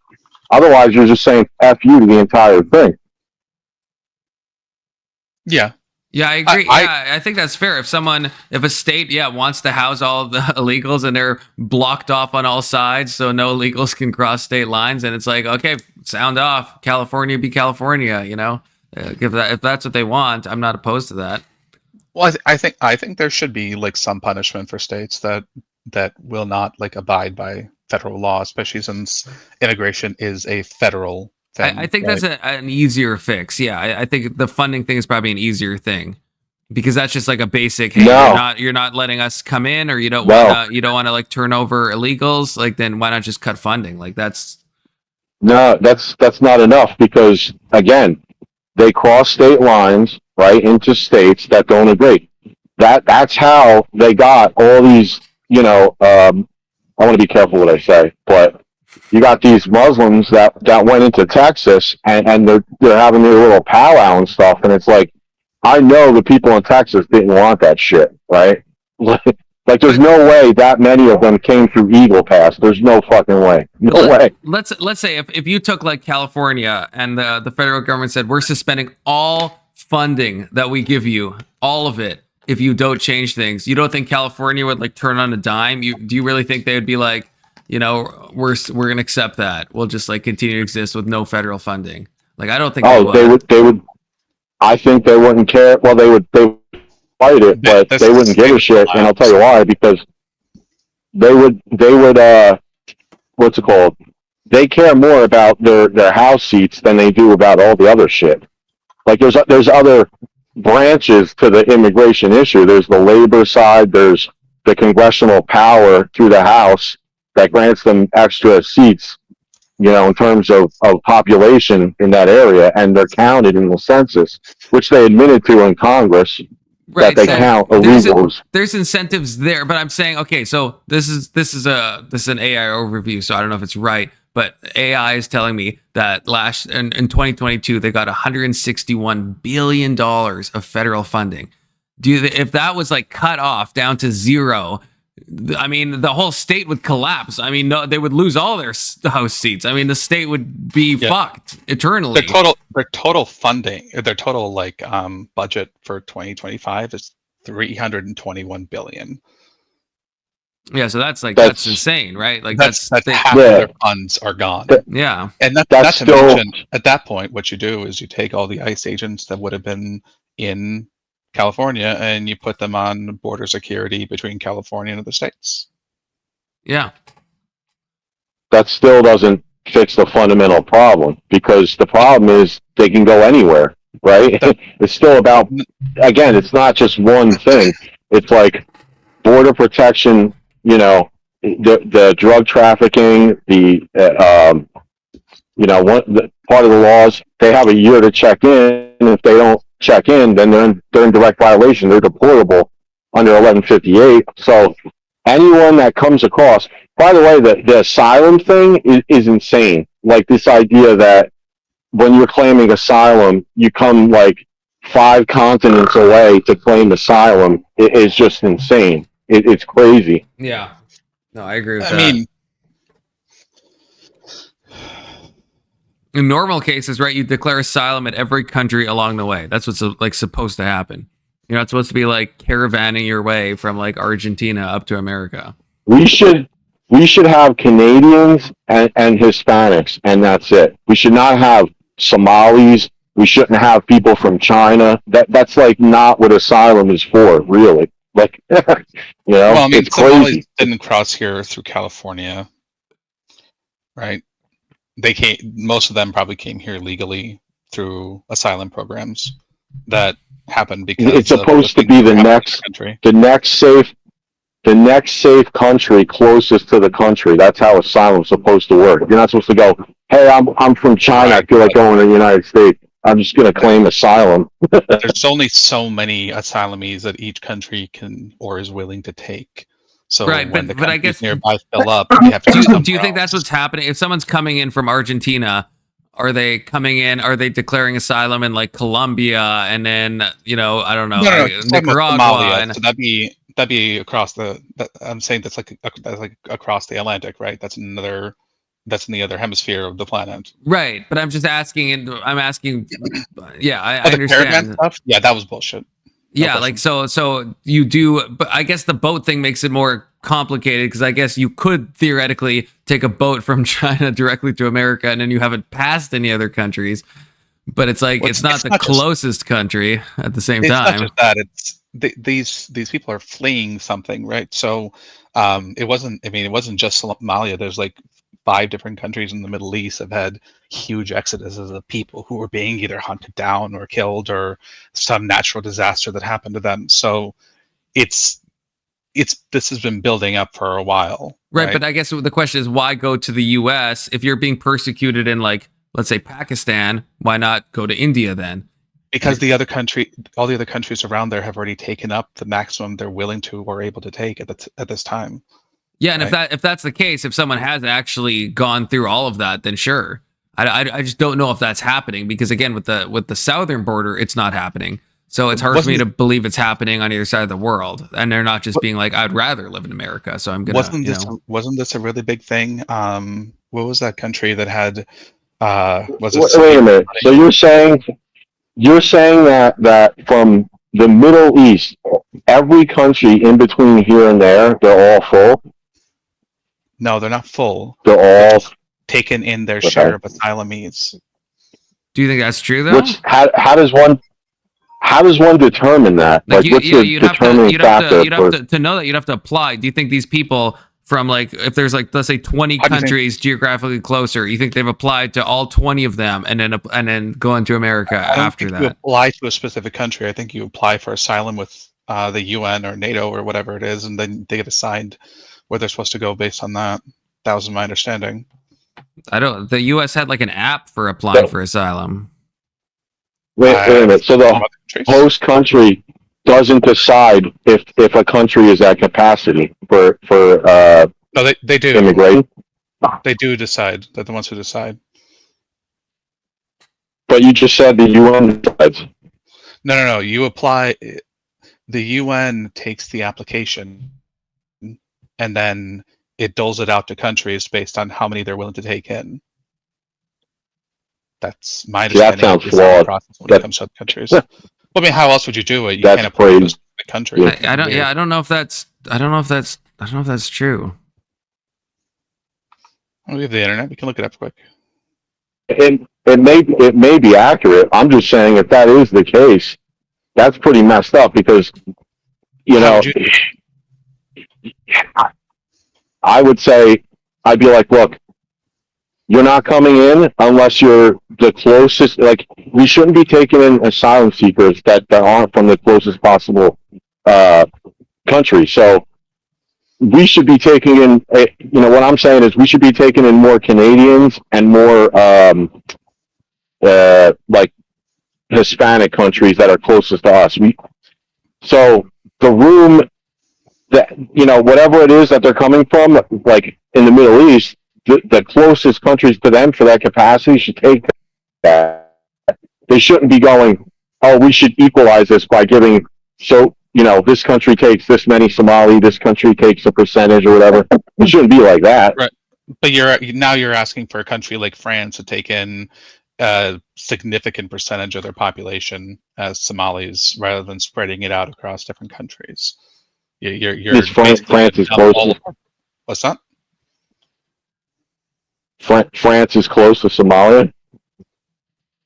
Yeah, of the countries that are in NATO, yeah, it's close. No, I mean like in region-wise.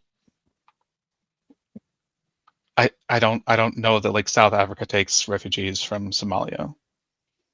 Why the fuck not? Especially if it's through the UN.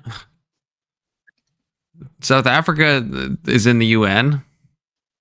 Right, but are they rich enough to take in a bunch of people who can't work or do anything? That's not what asylum's for. It's supposed to be for safety, for fleeing. Like religious persecution, fear of torture, right? Like it's not just like I want a better economic life. I agree with you. Not the way it's supposed to be. You can't go to a country that can't actually take care of you or take you in. If you go to a country for asylum but they can't feed you and have nowhere for you to live, what are you doing there? What's the point? Yeah, I mean, yeah, if it's like a truly like destitute country, I see your point. It looks like you're supposed to apply for asylum in the country from what I'm reading. But yeah, you can also in some cases apply to the UNHCR, the United Nations High Commission for Refugees, if you're trying to be a refugee, I guess. And I don't know, I'm trying to see if there's like a list of countries where they like will send you to, because I have a hard time believing that all those countries are like completely full and that's how all these people end up in like America or France. I have a hard time believing that.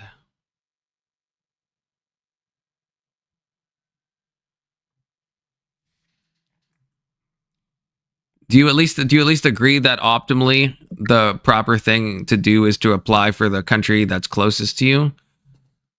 I mean, if you're seeking asylum, I don't know if you know which country is necessarily safe.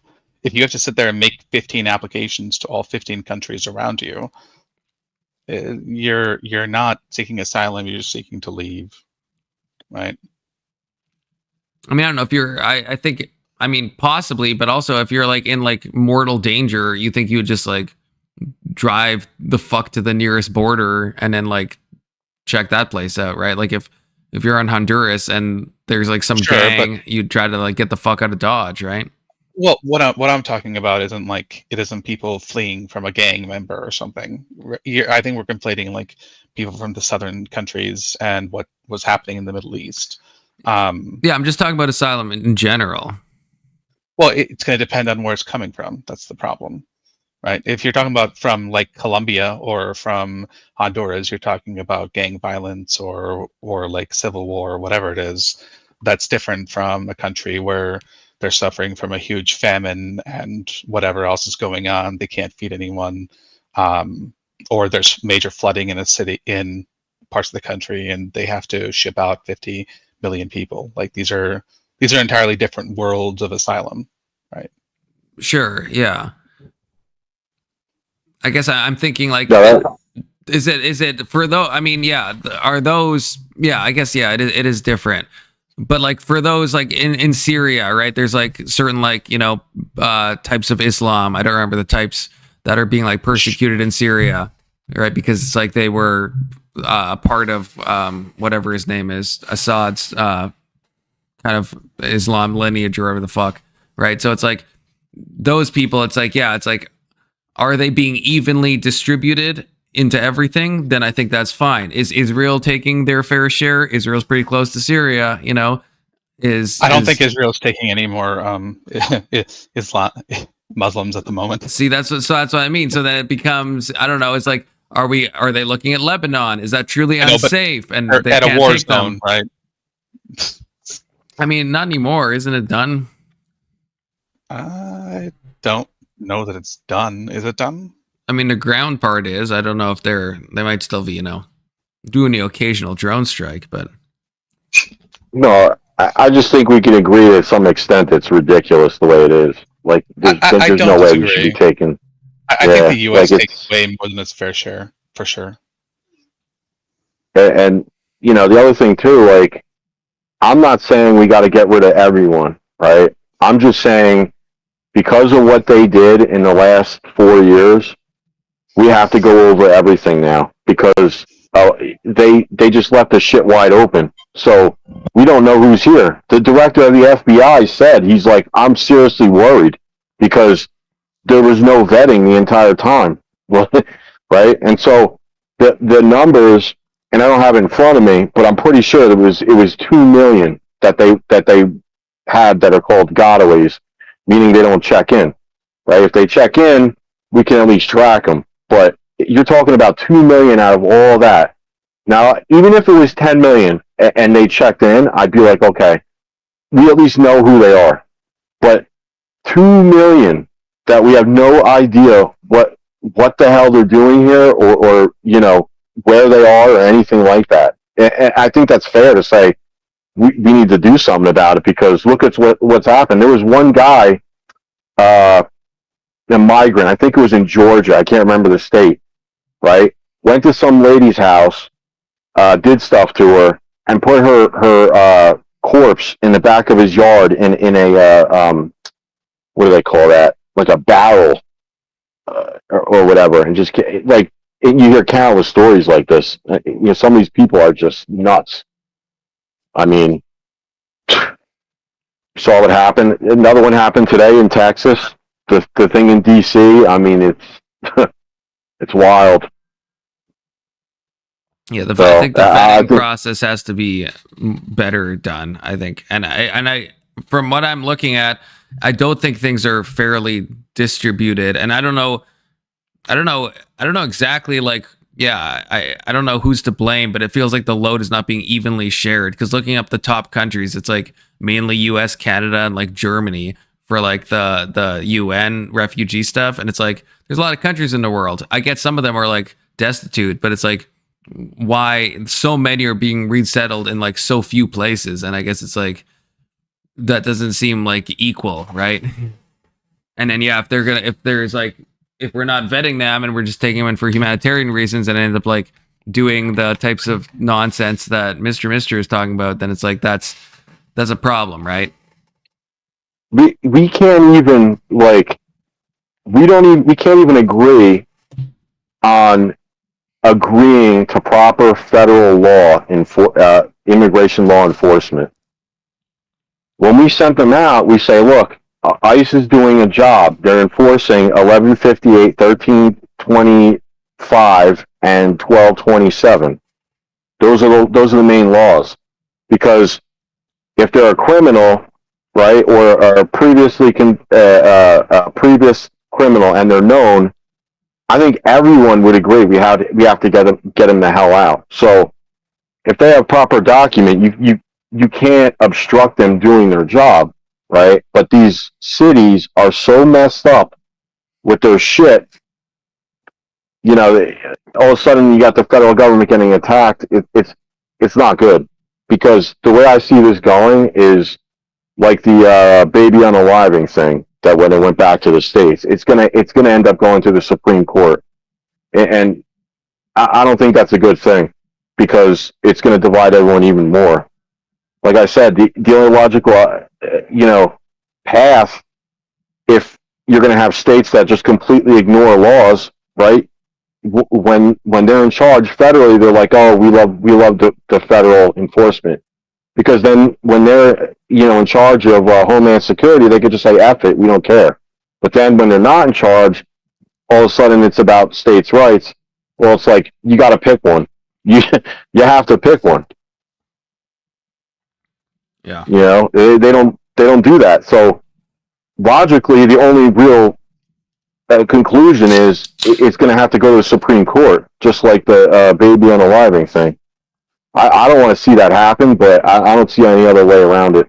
I mean, I don't know what you guys think. I would generally agree. Yeah. I think you've been up here cooking, low-key. Yeah, well, okay, so let's just assume for a minute that, unfortunately, this goes to the courts, right? What does that look like on the state level? That, like I said, this is bad because then there's going to have to be state border enforcement for migration. That's where this is leading, right? You can't have states just saying, fuck it, we're going to ignore laws. No, that's true. It'll only keep spiraling and keep getting worse until you have federal government that doesn't have the authority to tell states anything. Yeah, it's strange how it's all playing out, because it's like, yeah, you can't have, it's such a messy issue, but yeah, you can't have the federal government working against the states and trying to like fight against each other. Obviously, it's like, yeah, it's just like, it's gonna probably have to be decided one way or the other. Hopefully in one of the solutions we talked about, in a way that actually like affects change, either the thing that Alex said or Big Soda's idea. Well, I think they're trying to fix it so that it doesn't get to that, right? They tried to pass proof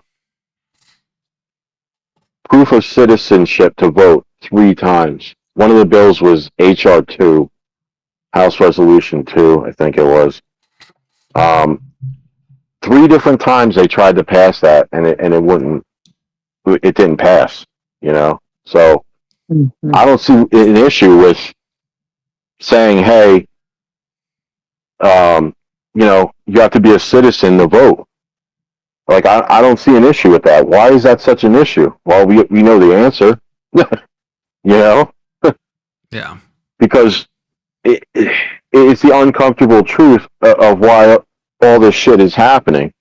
And so, on the other side, what I would do if I was on the right and I was trying to compromise, I would call them on their bluff. I would say, look, I got an idea. Here's what we're going to do. We're going to legalize everyone. It sounds wild, but I guarantee you they would say no to that. I guarantee they would say no to that because of the cheap labor. Yeah. You know? I mean, that would be an interesting thought experiment to have play out, because it makes you wonder how many people would actually agree to that sentiment, that they wouldn't want to make everyone legal just because of the cheap labor. Right. I feel like that's always the case though with this stuff, right? It's like, makes me think, total different example, but makes me think of like the defund the police movement, right? If we said, okay, fine, we're going to defund the police, like who actually wants that? Like who actually is going to be like, okay, that's a great idea. Let's have no cops. like I don't think it's one of those things that people like say aspirationally, you know, some type of like virtue signal, but it's like, if they were presented with that, I don't think any sane person would like sign off on it. And same with the legalizing everybody. It's just, I think everyone acknowledges it's like completely would be hell. Well, I forget what bill it was. They tried that. They tried to say anyone that came in after 2022, they were going to give amnesty to immediately. That was in the bill that they passed. The last one before the new Trump administration, the yearly debt ceiling bill. They tried for the immigration reform, right? That had the Ukraine funding, the one that Kamala was arguing about nonstop, right? If you read the fine print, it had instant amnesty for anyone that came after 2022, which is wild. Yeah. How do you even track that? Like they don't even know where these people are. Yeah. I'm like, it's crazy. You know? Well, I think that would just be like self-identification at that point, right? But then everyone would self-ID as having come in, you know, at that the optimal date. After, you know? Well, you'd have some sort of proof, right? But what? How do you prove when you illegally entered America? Well, it wouldn't be that you illegally entered America; it'd be that you overstayed a visa, right? That's most people. Well, not most asylum seekers, I don't think, right? Asylum seekers aren't here illegally, though. Well, they are if they didn't enter an official port of entry and they didn't declare asylum. Well, no, that's what most not, of them did. Yeah. Yeah, I want to be accurate in the laws, right? Because they entering without a point of entry is a fine. It's not a violation under 1325. Asylum claim itself, you can go anywhere to check in, right? I Right, but thought I'm that saying- myself, but thought it's Yeah, a wait. Just hear me out for a minute. Okay, I'll hear you out. So what it is they have to check in, okay, and then they have 1 year to report. This is I think the part where people get it twisted. If they don't report after that year, they're deportable. It's a violation. It's one of the 1227 is the one that explains what constitutes them being deportable, and one of them is they have that year time frame, and if they don't report, right, which a lot of them don't, or the gotaways. That's why I made a point to emphasize the gotaways, because they never checked in. How do you know that they're here for a year or not? That's why it's important that they check in, because that puts them instantly in the classification of being deportable, because they're in violation of the 1158, the asylum clause.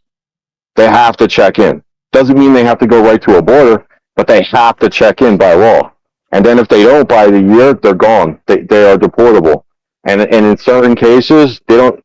This is another thing that everyone flips out about. They don't wait a trial. If they're a criminal, then they don't need it. They don't have to have a trial. Now, it's supposed to be in certain cases they do, but in other cases they don't.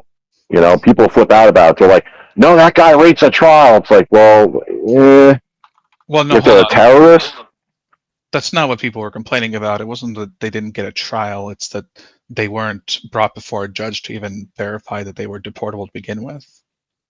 Yeah, well, in some cases it was. They were crying about certain people don't get trials and whatnot, and it's like, I don't know the specific case, because I don't want to make that, that claim, but I just want to say in certain cases, it is true that they don't wait a trial in certain cases, that immediately they're deportable without the trial. I think if they're illegal, I believe they should be. If they're not, they should be deportable regardless. But I think you just have to show that they're there illegally before a court. You can't just say they are and then call it good. Yeah, well, like I said, in certain cases, you can do that where they don't wait a trial. Like you can say, we know for a fact this guy's a criminal, you show the evidence or whatever, but there's no trial. It's like, this guy is a terrorist or whatever, he's from what group, or I forget what the clause is exactly, but I'm pretty sure it's in there. That not all of them have to go before a judge before they're deported. The majority of them, it's true. They have to be brought before a judge, but not in all the cases.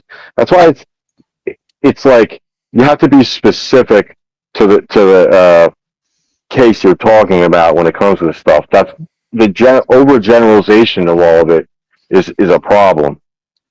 Yeah, it is, and that's what I was saying earlier about like the differentiation between illegal immigrants, and then non-Americans.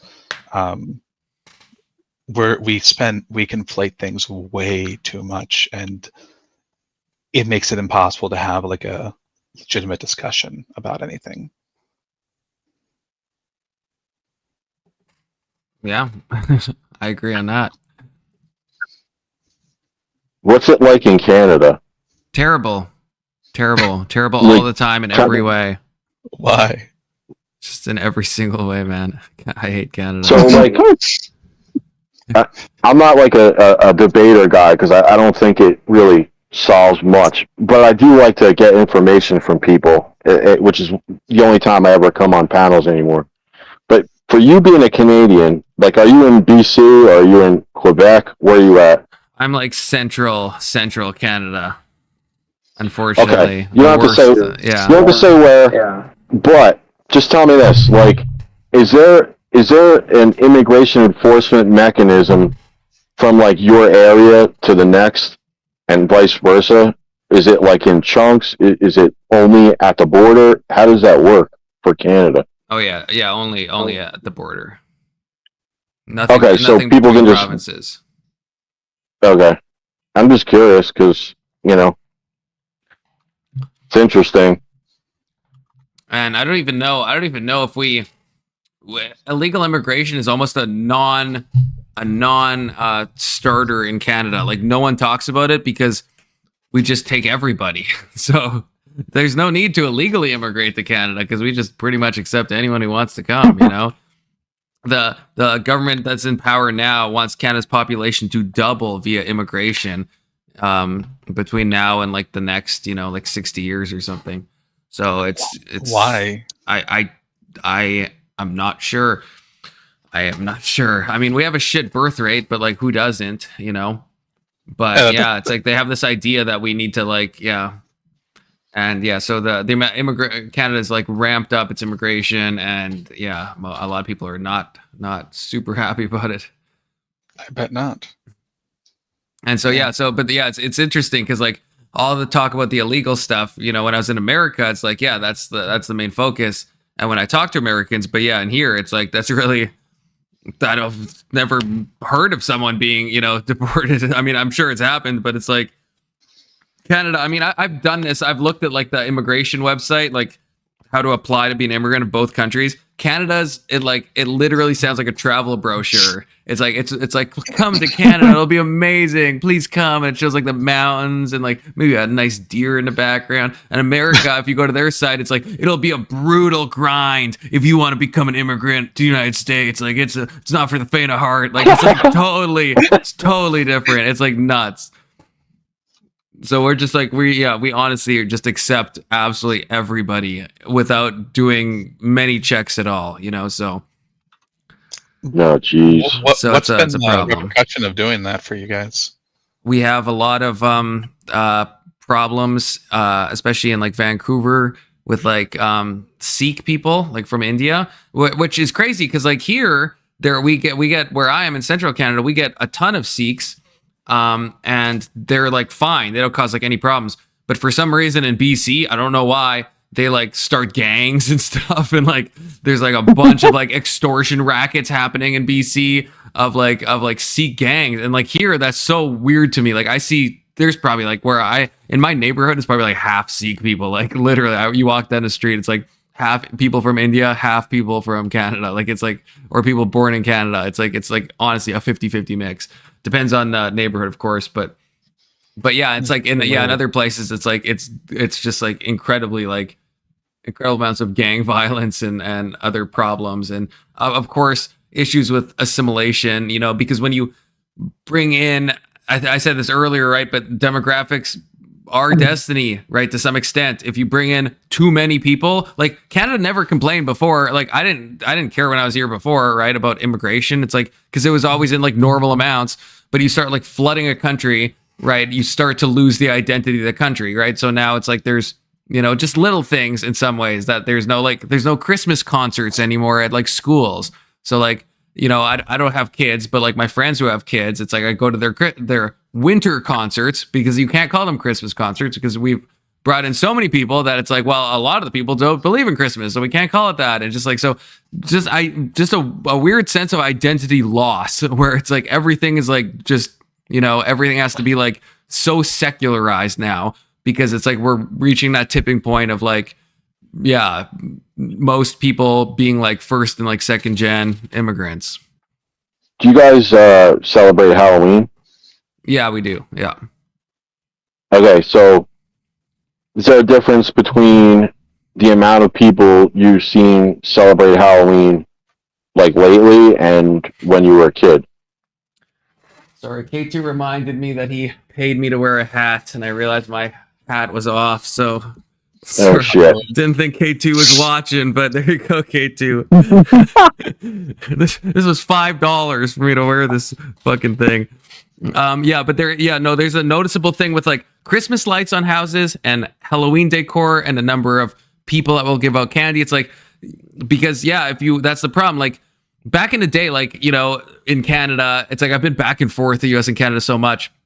And back in the day, it's like it's like, yeah, we were always like a diverse country as long as I've been alive. But it's like it was in an amount where it's like everyone who came assimilated. And so if you had some guy from India, he was like celebrating Halloween too, right? In the same way that if I go to Japan, I'm gonna be doing Japanese shit, right? You know, I'm gonna celebrate their culture. Otherwise, why the fuck would I go there? You know, but proud to be there. Yeah, but now it's like there's so many that they tend to like go to the same neighborhood and like kind of like form cliques, which makes sense. I don't blame them. It's like if you bring so many people from one country, that's what's naturally going to happen. And it's like it's not gonna, you know.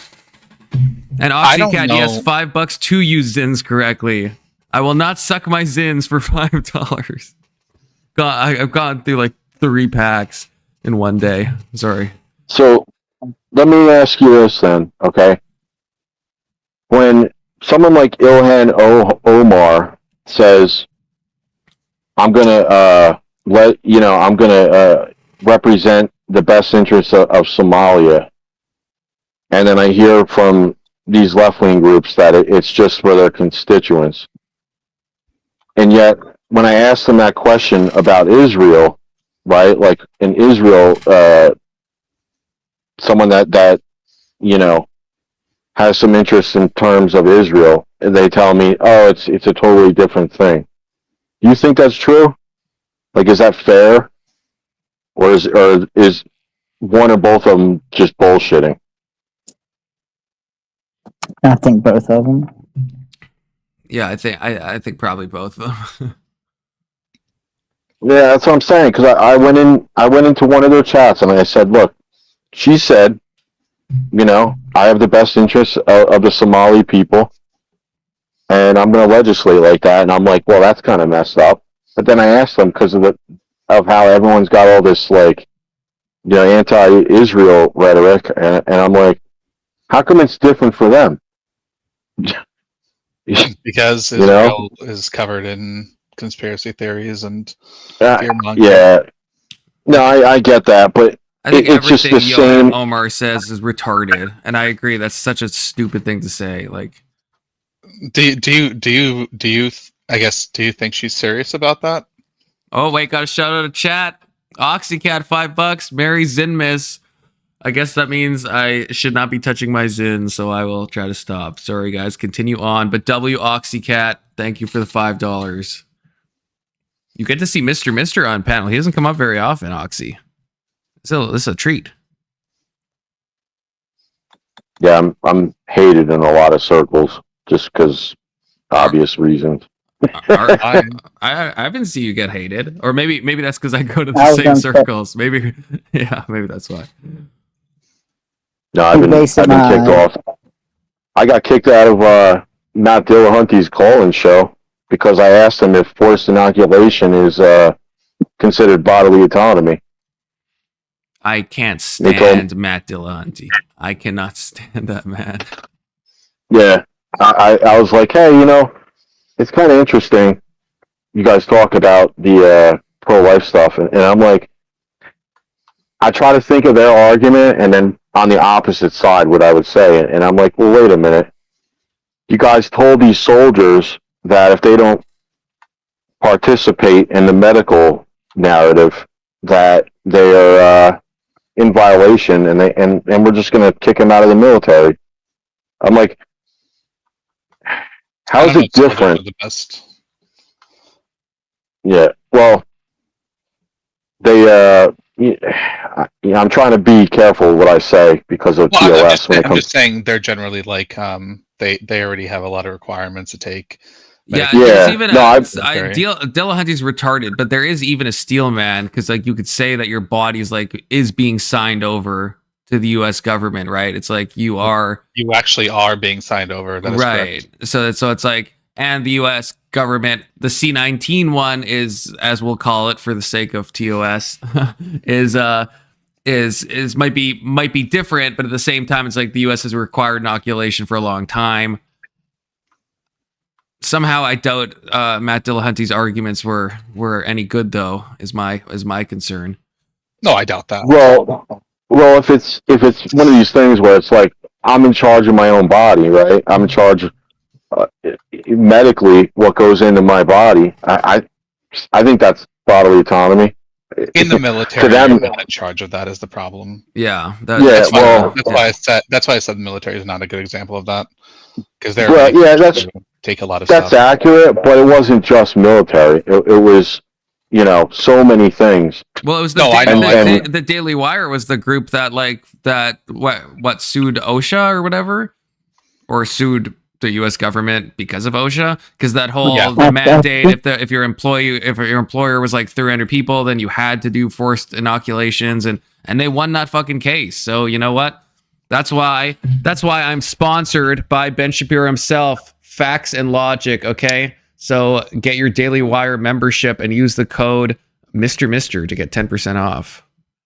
Become a fan of Daily Wire. Code word. Shit. Oh, it's great. Yeah, so when I called into their show, they were like, "You're spreading misinformation," which is the same thing that Furby told me after, I was just trying to have a regular discussion, and then I got kicked off. Were you spreading misinformation? Is that possible? Well, hey, you gotta integrate yourself to some extent and decide, hey, is there any truth to what they said, right? Dillahunty is an idiot, though, man. I know he is. I know. But it's like you're right once in a couple of months. To me, that seems like a cop out to just trying to have a civil discussion on the stance of yeah, like of why certain not? people. Yeah, even if it was then I don't know what Mr. said exactly, but why not refute the if you said something, Alexander, right? I think it's misinformation. I'll just I will challenge you on it, right? I'm not gonna just boot you and be booted for misinformation. Why? That seems a little crazy, right? Just the solution to misinformation is correct information. So if he was saying something that wasn't true, then correct him. It depends on the source of the misinformation. I generally agree with you, but when you're dealing with conspiracy stuff, it's if he was talking about QAnon and JFK returning from the dead. The moment anyone brings up C-19 and the VAX, you pretty much make that assumption. I don't know. I mean, I've had a fair share of false statements on my channel about the jab, but I've had a fair amount of people that are saying true stuff about it as well. About we've talked about this with OxyCat, a few days back, right? And it's so yeah, it's not always I myself have complained about it despite having gotten it 3 times. Okay, the jab. But I will still say stuff that, and I'm not spreading misinformation, at least I hope not. Well, I was just trying to find out their reasoning for why they consider, one thing to be bodily autonomy and then the other not, considering I'm trying to decide what goes into my body. Because they're hypocrites. That would be the right. Well, that's what I was trying to. Yeah, because they care about one in one way and they care about the other in a different way. That's almost always the answer. Did you guys see Andrew Wilson when he debated Matt Dillahunty? By the way. Oh, that was hilarious. But anyway, so I don't think here's the funny thing, right? So it's okay, I got them to admit, they're well, you're endangering other people. That's what they said. So then I said to them, yeah, they're the difference is that you're endangering other people. And so then I said to them, well, it's interesting you say that, because then what I would respond to that with would be, is it effective? And then they say, well, it's not 100% effective. And then I said, well, if it's effective, why am I going to take it in the first place? Right. And that's when they're get out of here. I think the telling thing is the telling thing is that if this was on the back of a pro-life, pro-choice discussion, it's the argument of you're harming other people. It's that's kind of the whole pro-life thing if you think about it, right? That's their whole stance, is that you are harming somebody else, right? So and you're allowed to because it's your body, right? Yeah. And I want to be clear, I'm right leaning or whatever, but that changed my view in terms of, being pro-life. At that point, I was like, man, maybe I was a little off when it came to that. You know, I can't understand it because I'm not a woman, right? But at the same time, I'm like, man, it's kind of messed up. They're trying to tell me, no, you're gonna take this shit and that's it. Like, you know, Was I yours? don't know. I don't know if you can say, but was yours like a work requirement, or just like a general, like them telling everyone to take it? I got lucky because my company was like, we're gonna do I was deemed essential, and crossing state lines, I had to have a permit. I think K2 had the same thing, but 95% of the company said that if we're required to take this, we're all quitting. So, oh damn! At that point, they were like, "No, we can't do this. We're going to lose like 90% of our workforce." And yeah, so luckily for me, you know, I'm a truck driver, right? So I'm in Connecticut. I'm outdoors. I'm delivering shingles, and this person walks out. I'm like 100 feet from another truck, and you know, they're like, "Oh, where's your mask?" And I'm just like, "Well, I'm outside. I'm 100 feet away from the next person." And they're like, on you "Well, real quick. You're wearing yours, right?" they're like, "Oh, you gotta have the mask on." I'm like, "I'm outside. This is a private company. They get to decide for themselves." Anyway, I'm like, "Sir, please just relax, and I'll be gone in 10 minutes." And the person was like, "I'm not a sir." And I look closely, and it's this butch like woman with like fucking. I've made that mistake before. Oh, Yeah. I I'm make not that a mistake sir. in things all the time. Shut the fuck up. Hey guys, I think I'm gonna call it a night. I'm probably gonna get some sleep. Well, what's left of the sleep. All right, Big Soda, you were in here for a It's long been an time. honor. I appreciate you. Yeah. You were with me against Ryan and his squad. Although Alex was part of that squad, and he ended up being pretty cool. I mean, the other guys were cool too. I mean, you know, except that Yeah, one they're guy. not- Except Duck. Fuck Duck. Yeah. Duck was that guy's. They're not- That Okay, guy's retarded. They're not that bad. I gotta tell you what I did to Ryan though, because while you guys were talking, I went to Ryan's chat and I typed in this message in his chat that said, "Hey, I am an illegal migrant from Confluence's chat. I'm here. I would like free healthcare. I want a free hotel room, and I'm going to impose Sharia law. And now you're a xenophobe if you say anything. And also, I want your wife to wear a hijab." And Ryan's response in his chat was, Mister, I will fight for your free health care." Oh my God. So funny. That's great. Well, okay. I am going to continue the Hasan video because I'm getting tired. Oh God, Hasan. But I have to finish the video because I can't do a part. This is already part 5. I can't, you know, the chat needs something new. I wish I could have done the Jubilee one, but they fucking fucked me. I've never had a stream get deleted. I've never had that before. Jubilee's I've seen like it. I think on top of shit. I that guess. happened. That exact same thing happened with Pearl. I saw it on her stream, where that line comes up that says stream ended or whatever. Yeah. I seen that happen to her. I hope it doesn't She was have any doing like, negative repercussions. I'm hoping it just, you know. I don't think so. I don't think she got a strike after that. I think they just go, "Hey, it's copyrighted" or some shit. It's crazy that, like, yeah, Jubilee is like so infamous for that. Like I said before, if I make a YouTube video and I react to a Jubilee and I show any clips from them, they'll like claim the money on it instantly, like instantly. And normally that only happens with like songs. Like I've made other videos where I put a song in for an intro and then yeah, that gets claimed and kind of that's well known. But I've never had that happen with any other video I'm like just making a commentary video on. But Jubilee, they're just like, no, all that money is ours. It's like, bitch, it's transformative. What are you talking about? But like, you know, if you fight it and you lose, then you get a strike. So it's definitely not worth it. Oh.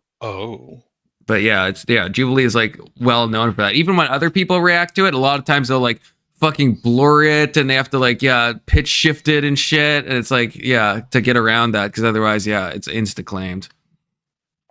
Which, like I said, is very strange for it not being music.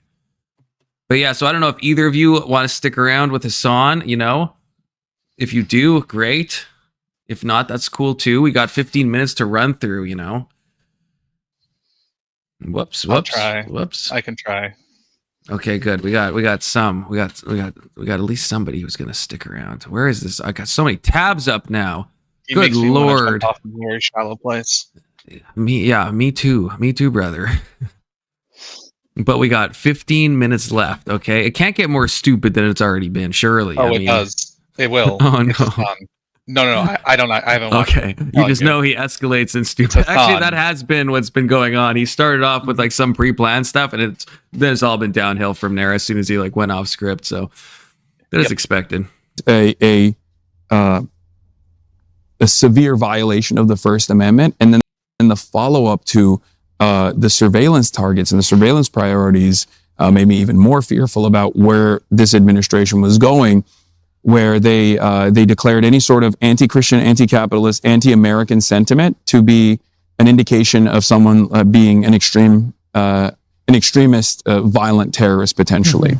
But then on top of that, there was even more vague things that they brought up. Like I think it was like American being critical of the American moral family unit or something like that. Again. Basically, it was just what the Republicans consider what the entirety of the liberal and all the way to extreme leftists or whatever think about the Republicans was now up for grabs in terms of priority targets for the surveillance apparatus.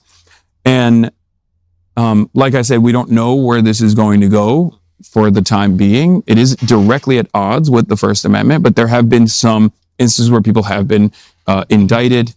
Kat Abu Ghazaleh, like I said, who's running for office, is like one of the first high-profile politicians that have been targeted in this way. Yeah, by the way, Alexander, we watched that video. I worry. She was impeding a direct ICE investigation. Just want to say that, okay? So Hasan's presentation is pretty bad. We watched it happen.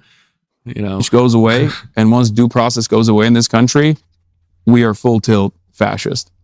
But I think that's a very valid point. My concern is as well, and it's the rhetoric that is getting ratcheted up on both sides, both on the right, but both on the left. So, for instance, I'll give you an example. In my own country, we have Zara Sultana, who's a very prominent left-wing politician. She said the words, we need to fight the fascists in Parliament. Like, okay. We need to fight them in the ballot box, and we need to fight them in the streets. Mm-hmm. Now, the problem is, if you ask most people what fascism is, I don't think they would be able to give you a clear or coherent explanation or an analysis of the political ideology. Well, let's be honest. By fascist, she means people like Reform who are not fascist. They are a centre-right party. They're not fascist. So I don't know if I'd agree with that. Right, but the point. Well, hold on a second. You think the Reform Party is I think fascist? Reform Party, as it stands currently, is a nascent fascist parliamentary group that hasn't reached its full potential yet. Could you define the same way that fascism in this instance? In the same way that I would say the modern Republican Party is or was throughout most of its history a liberal party, a far right but liberal party nonetheless, and it is becoming an illiberal or post-liberal party that is moving in the direction of fascism. Fascism is what's the best definition for it? Paleogenetic ultranationalism, a in-group, out-group dynamic that is constantly seeking to destroy the out-group and dominate the out-group, even if the out-group is actually a part of civilized society, seeking to destroy the out-group and dominate the out-group, even if the out-group is actually a part of civilized society, surrounding itself with like mythologized understanding of this dynamic. Paleogenetic, the best definition for it. paleogenetic ultranationalism. Is that what he's saying? In-group out-group dynamic that is constantly seeking to destroy the out-group and dominate the out-group, even if the out-group is actually a part of the civilized society. Surrounding itself with this like mythologized understanding of this national or ethnic or religious. It says an adjective relating to palingenesis, a Greek term for rebirth or recreation. That makes me understand less. That makes me understand less of what that meant. It's being that the party's like being reborn. But that's a definition of so he's saying, because he was giving a definition of fascism. So I guess fascism has to be like a rebirth of some kind. Yeah, I don't. What if you were just always fascist? I don't know. I feel like that doesn't make sense, but I'm not sure. He reminds me of Napoleon Dynamite when he's in front of the class and he's like, last week, Japanese scientists placed explosives to blow the Loch Ness out of the water. I like how that's his best definition too. He like pauses, like, what's the best definition? And then just says absolute. Like, how is that the best definition? Mythology of the higher group. But it would also include authoritarianism, the end of one-party state, like all of these. Not always, but yeah, usually. Usually, yes. So by which of those standards would you say reform is a fascist or I can't remember how you said a nascent fascist party? Well, the reason why I say that is because, I mean, Mussolini's fascist party was not a party Mussolini's fascist party was an active fascist party within the parliament before it became the centralized form of governance. But they said we are fascists, right? I know, but that was because the word fascism was just being invented at that point, and therefore it was still packaged as like a revolutionary, new, illiberal way. Okay, they didn't come into power. We now live in a post-World War II universe where like you can't say that you're fascist. So you think that if Nigel Farage, which is currently there leading the polls, you think that if he is elected, 1919 eventually he will suspend democracy, he will start pogroms against Muslims. Oh shit! Yeah, using the state. Goated Mr. Yeah. From like 1920 around there. So yes. No. Not Gentile came before Mussolini. Gentile came before Mussolini. That was 8 years before Mussolini. And Gentile does total state control. That's the part they want to leave out because they want room to describe it the way they want to declare it right wing. I'm saying that the term fascism came about through Mussolini. He's the one who coined it. Wait, did he? I thought it was earlier. In 1919. No, it was him. Okay, now I got. I don't know about check that. This. Was Mussolini in power in 1919? I thought he came after that. He might have been the one to enact it, but I don't believe for certain that he was the one that invented it. Like, he didn't coin the phrase, I don't think. Yeah, I don't think it was a word before that. Okay, apparently it's so it comes from a Roman word, but he's the first guy who called it fascism. Well, the Roman word was fascio, which just means bundle. Yeah. So I don't know if I don't know. So is that just like a random word he grabbed, or was there like some? Oh no, hold on. That came from fasces. It's a bundle of rods with an axe symbolizing power through unity. So does that have any connection to Rome, or like what?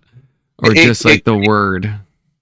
Italian is largely from like Roman language. No, I know, but I mean, like, was there some Roman thing he was punting toward, or like, was he just like, hey, this is a cool word I'm going to use? Confluence. Just for curiosity. It symbolized power through unity. So if you want to say we're uniting around this country, and it's, the country is the most important thing in the world, everyone unites around it, then it's power through unity. Right. It wouldn't be a negative thing in and of itself to say it.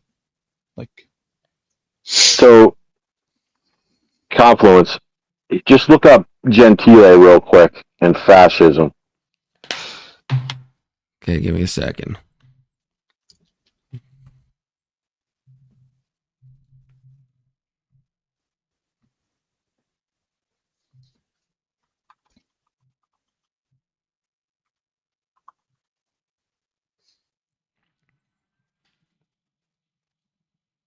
Yeah, I'm a bit.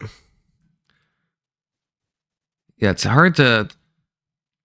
It seems like so. It's saying he was described by Mussolini as the philosopher of fascism, and apparently he gave. I mean, this is Wikipedia, but it's saying he provided an intellectual foundation in like his 1925 manifesto. So it seems like, from what I'm gathering, Mussolini invented the term, and then this guy like really ran with it and made it into like a full-fledged philosophy. And even Mussolini gives him credit for the philosophy. So who originally said the words seems to be Mussolini, but then who actually like made it into like what it was seems to be this Gentile guy. I've never heard of him before you mentioned him though, so I can't really, Well, he describes it as total state control. That's the point I was bringing up. So, I mean, that is the how part it is to an extent. you're right. So the part they always leave out is if you adhere to a court system that opposes you, then you're anti-fascist. I mean, not necessarily. It might just mean you don't have enough power to disregard it completely. Well, you might be having an act that could be considered fascist, but it doesn't make you total state control means I'm putting my boot on your throat and that's it. Like I'm ignoring everything. Well, right, but what I'm saying is even like there was a cut point when Hitler became powerful enough to disregard everyone else, where Mussolini became powerful enough to disregard anyone else. Until that point's reached, you still have to play within the rules to some extent or pretend you are. So saying that somebody's adhering to what the court says eventually doesn't necessarily mean they're not fascist. It just means they don't have the power to override the courts at this point. Yeah, I think that's accurate. That's fair. Yeah, but it is also subjective still. That's why it's like I could just have the opinion that they're not being that way. Well, that's the thing. It's kind of like there's probably a word for this, but it's like you only know it once it happens. It's like because it's like like if the Republican Party, let's say, does become a full fascist party, then it's like then the left is like, well, we're always right, but then if it doesn't happen, it doesn't happen.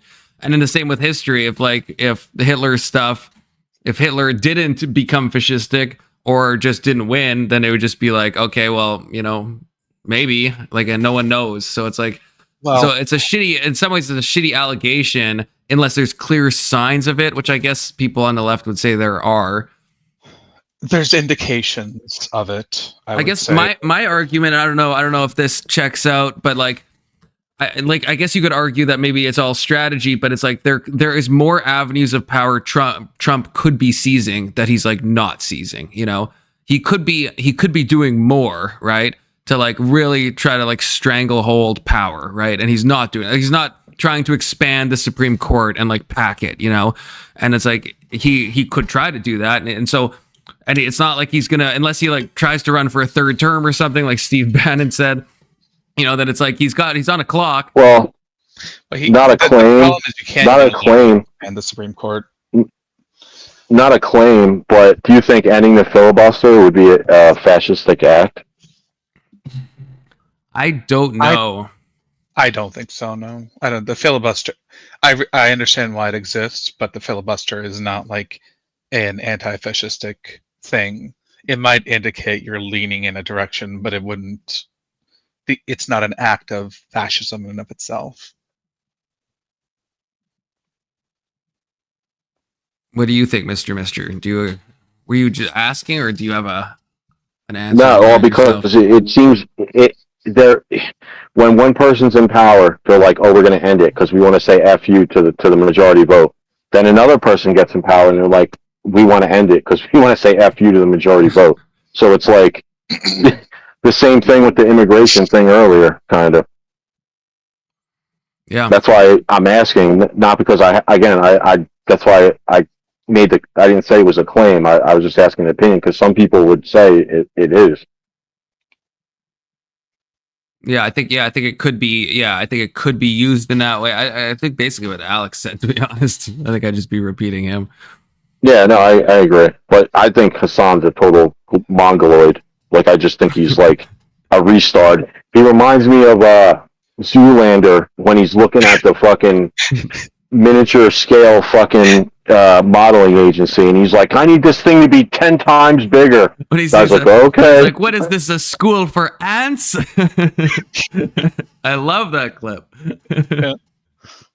Such a good movie. Fuck. Hasan is like Derek Zoolander for real. So if I can like form a prediction really quick, here's the problem with everything the Democrats are doing. They're crying wolf. And maybe there's a wolf there, maybe there isn't, but it hasn't eaten anything yet. And every time they cry, it disappears. So if it happens, they can say, oh, see, we were right all along. But if it doesn't, regardless of whether they had any effect in stopping it, no one's going to believe that it was even there to begin with. That's going to hurt them in the long run. That's going to heavily hurt them in the long run.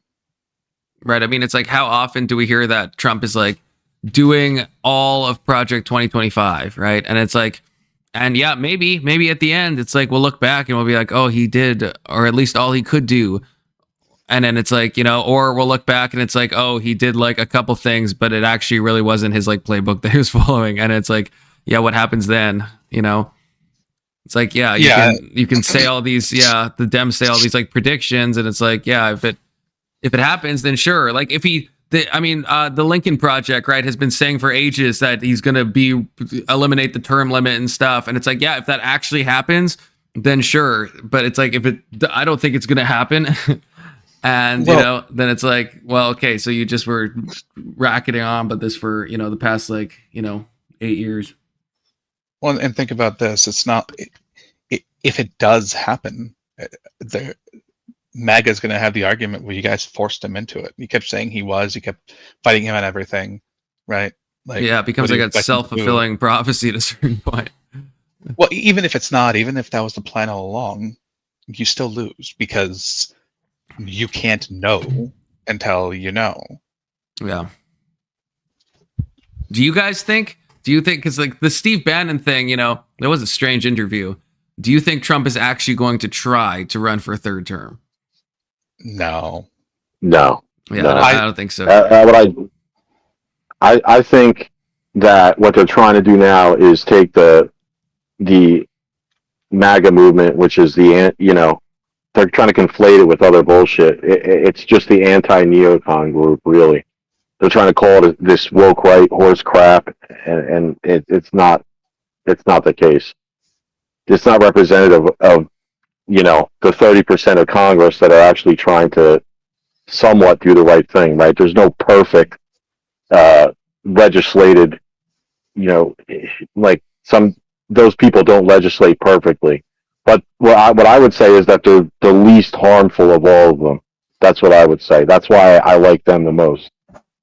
Now, what they do is they go, hey, we're going to blame all the shit the neocons are trying to do on the MAGA base, right? And we know Rubio's a piece of shit, right? He's got personal vendettas with Venezuela. That's why that crap's going on. We know, Cash Patel. Yeah, yep. What's his like?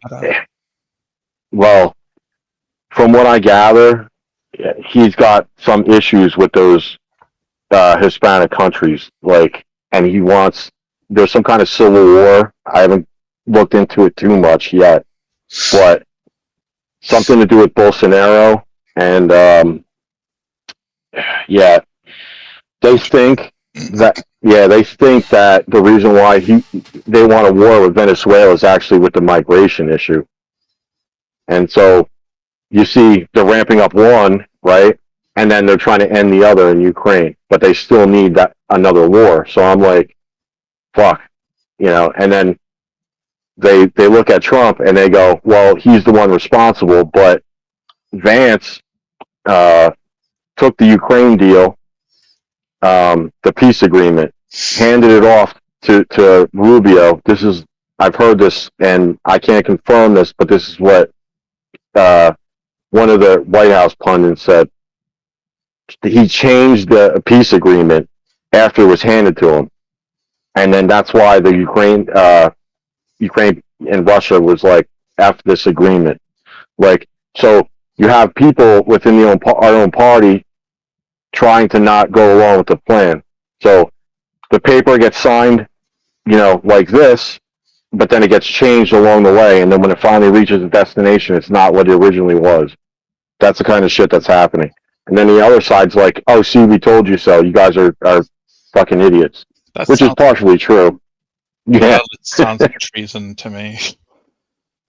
Oh, yeah. Well, the good news is we still have a couple good people in there that are trying to do the right thing. So it's just a matter of, after a year, we can identify them now. We know who the good guys are and who the black hats are, as they call them, Yeah, I've been kind of disillusioned with a lot of Trump's picks, to be honest. I thought Kash Patel was going to be good. Don't like Kash Patel anymore. They said that he got a taste of success and it ruined him. He went from, oh, we're going to get in, we're going to shake things up, we're going to do this, to now all of a sudden in the recent times, it's like, oh, we can't comment on an ongoing investigation, right? We all know how that goes. We can't, right? We want to give local PD their due. Well, what happened with the Kirk thing? Well, we want to give local jurisdiction their just due, because they're the ones running certain things. It's like, can you tell us anything at all? I mean, with the Kirk thing, wasn't it fucking Tucker Carlson that ended up like being the one to like share all that information? Was it Tucker or was it what's her name? The girl. Candace? Yeah, Candace Owens. I know, maybe I'm getting confused. Tucker I think did a thing on crooks. Maybe I'm thinking about that. And maybe Candace's was Tyler Robinson or whatever his name is. Tyler Robbins, I can't remember. But yeah, it's like it's I feel like we've had multiple cases. And then Crowder, when there was that trans shooter, maybe this is before Kash Patel. In Nashville, it's like Crowder was the one that like leaked that. It's like why isn't this coming? Why isn't the FBI telling us? Why do we have to wait until like some inside person sends it to some like talking head and they give it to the general public instead? Like, well, yeah. To be fair, I think the most agencies don't want to talk about investigations as they're ongoing, simply for the fact. Well, they could. Well, this is the thing, right? When it came to January 6th, they have no problem talking about that nonstop, and that was an ongoing investigation. That's why whenever they say that shit, I'm just like rolling my eyes, like, what do you crap. mean? I mean, that happened on video, right? Yeah, I get that, but it's still, you have the pipe boom thing, and you have like all these people getting indicted, and it's like, technically that's an ongoing investigation. They can comment on that shit. Indictments. That's not just an ongoing investigation. Those are like open indictments. They weren't telling us who did what and when before they started indicting people. Yeah, but what about the mass casualty events? It's like sometimes they release the manifestos really quickly while the investigation is still ongoing. And then with this one, with the Nashville one, right, they didn't. And it seemed a little maybe sus that they didn't, It probably depends on how well it fits the narrative they're trying to push at that point. Well, yeah, exactly. I mean, that's what I think, because it's like, if it's a white nationalist, then it's like, I feel like they release that really quickly. And like, I don't know, it just seems like they don't withhold it. That's why the Epstein stuff was so interesting, because, and I heard Pam Bondi might get fired within she on a thin leash, so to speak, because after the New York shit, right, they were like, she's like, I'm waiting on files from New York. She's like, I got everything I need except for the FBI directory in New York. And they didn't release everything. That was their statement. New York sent a statement to her saying, we didn't give her all the documents. So it's like, where the hell are they, right? But then you get these mixed, statements, and then finally they're like, oh, now we're going to vote it in. What happened in the last 2 weeks is very interesting because they pretty much were like, we're getting our asses handed to us. So here's what we're going to do. We're going to say F it, and we're just going to throw everything on the table. And, yeah. I'm gonna find it harder to trust a lot of what's in those documents. I know, with this much delays. Why were they holding on to them for so long, saying they didn't exist? Yeah. And now they're like, oh yeah, here they are. Yeah, it'll be really interesting to see. Like who was changing what in those documents? Yeah, there's a lot of either editing or redacting going on. Right, exactly. It might be like every second word is like, black bar, black bar, black bar. It's like, thanks for the files, really helps. These are all every the fucking name taken off. Yeah. Okay, we got to power through. We got 10 minutes. Back to Hasan. Have a one-party state. You think that's where this is heading? Bearing in mind that the chairman of Reform Party, Sia Yusuf, is a Muslim. Yeah, still doesn't matter. I mean, there was Jews that worked within Jews that worked within the Nazi government command structure as well. It's just like there are always going to be people that come from they come from the background of the targeted out group in general, and it doesn't even end with Muslims, is what I mean. It's going to it always has to excise what it considers aberrations. And there is always, like with Nazi Germany, for example, the next stage, if they hadn't failed so dramatically in its endless militarism, would have most likely been to create the Übermensch structure, like start going after people who were maybe brown-haired and didn't have blue eyes. Like there's an endless expansion talking about Germans. And you think that's what reform will do? They'll suspend democracy. They'll start a one-party state. This is super in the future if they actually get to that point. But I don't think that it is far-fetched to assume that yes, reform through a process of initially reforms. I could totally see them getting to that position. Yes, what's your basis for saying that? Though? It's entirely dependent on how material conditions unwind. If it gets to a point where there's tremendous economic stability, then instead of solving those issues in the same way that the American movement, the Trump movement, is not solving these issues, they will continue to be a force of political repression. But what's your evidence for this? This is the thing I don't understand. The evidence is the historical patterns that I'm looking at. The historical patterns of why fascism has been implemented in the past. And now, like I said, we live in a post-fascist world. We live in a nuclear world. The dynamic is different, okay? So the fascism will not come as a third way, as an outsider any longer. I think instead you will see far-right elements within liberal society, within the parliamentary structure, move in that direction. But my worry with this is, and this is why I'm not trying to debate bro you or anything. Mm-hmm. I'm genuinely engaging with what you're saying. I hope you feel that, right? Yeah. The issue I have in the context of the discussion we're having about Charlie Kirk is you've got a situation where you are calling reform fascists. I know some people in reform, they're not fascists. They don't believe in a one-party state. They don't want to end democracy, right? We've had Nigel Farage on our show. It's very clear where he's an old school Thatcherite kind of guy, right? Mm-hmm. But you're saying he's a fascist. And my worry is... I think he will get there. Okay, you're saying he will get to fascism. Fair. If material conditions get to a point where there's mass instability in an effort to It's a nascent fascist party that in the right context will become fascist. I get it, right? In the same, not dissimilar to but here's my point. the AFD, the nationalists in France. Reform is very different from the AFD, but it doesn't matter. Okay. My point is this. If I thought the fascists were coming, I would feel it's my duty to participate in armed resistance against that.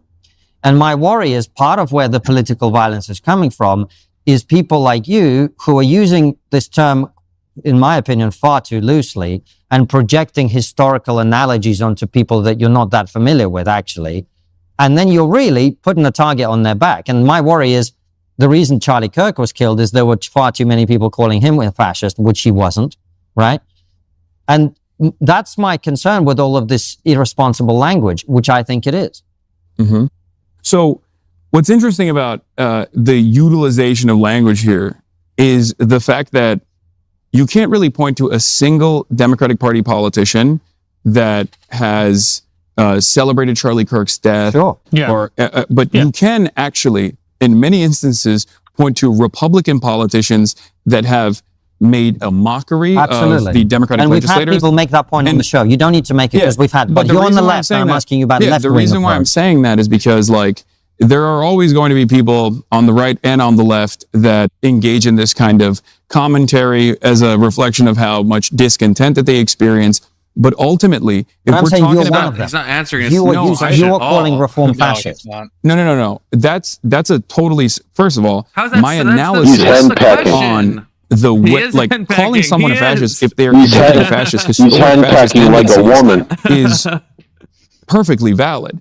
The consideration that this actually is like turning up the temperature as opposed to like directly calling for violence against a nascent fascist party, as opposed to trying to deal with it through the existing means within the democratic structure is ridiculous. There's no comparison here.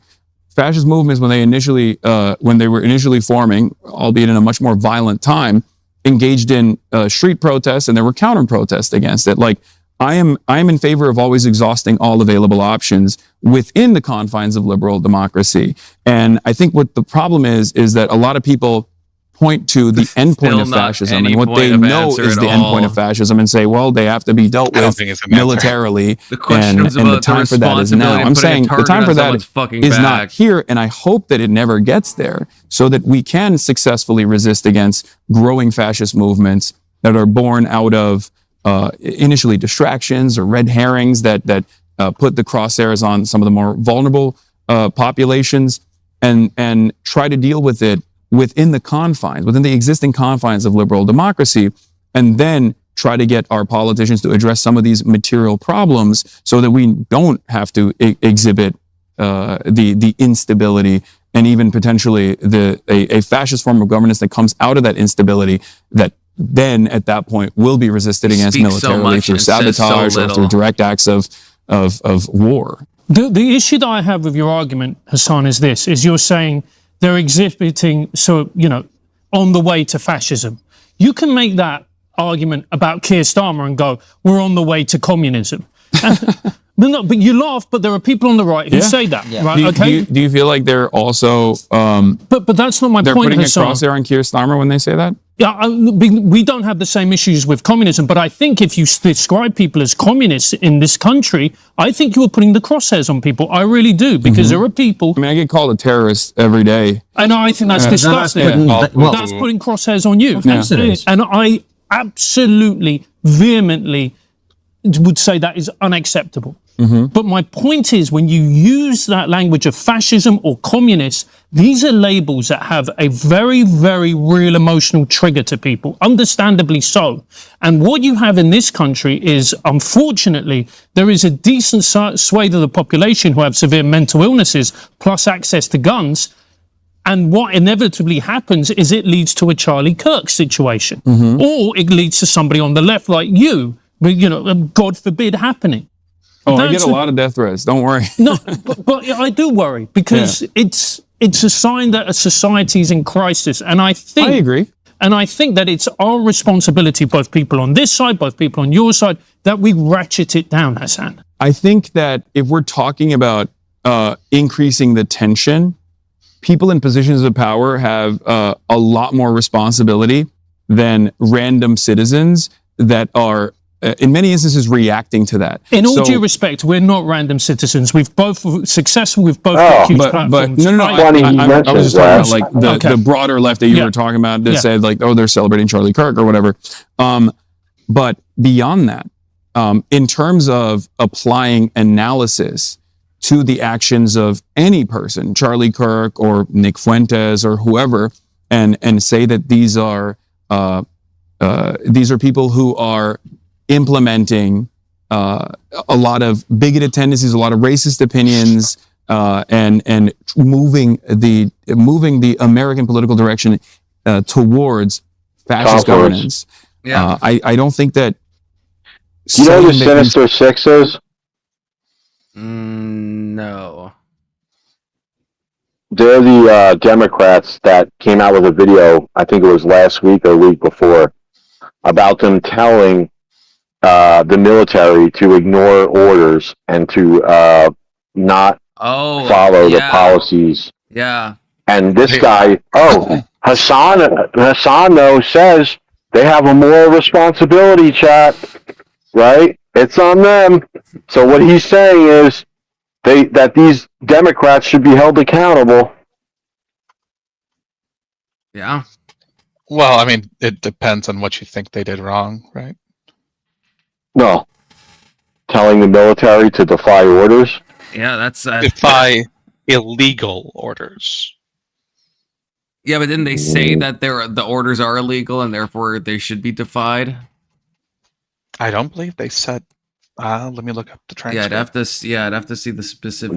There's definite implications behind what they were saying, and everyone knows what they. Yeah. But every I wonder, Democrat in the country would say the exact same thing about everything Donald Trump says. Yeah. So if you're determined to read implications into things, you're going to find them, like, regardless.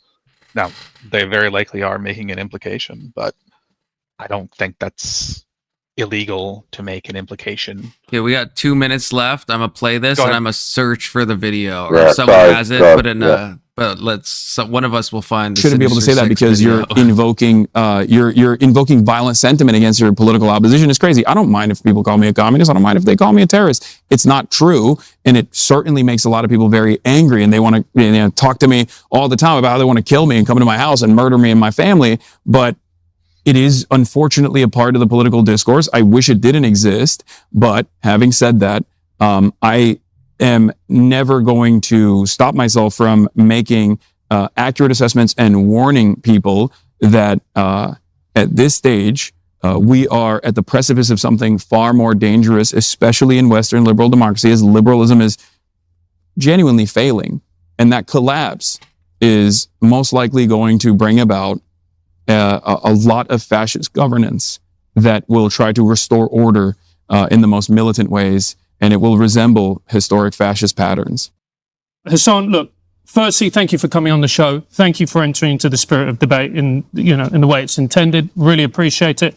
Final question is always the same. What's the one thing we're not talking about that we really should be?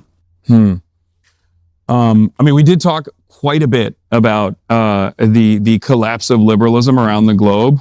I guess in this instance, and I can't speak to all the other conversations that you guys have had, we didn't get to talk about Israel too much. And that's something that I wanted to talk about, which has also exhibited historical patterns of fascism in and of itself. Are talking about that they should be.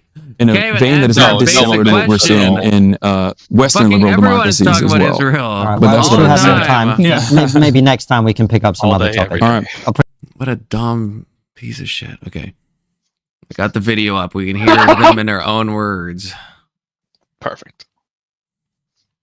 Congressman Chris Deluzio joined 5 other Democratic lawmakers, all of them military or intelligence Wait, they community better post veterans, the actual to video, urge I current hope. officials to disobey illegal orders.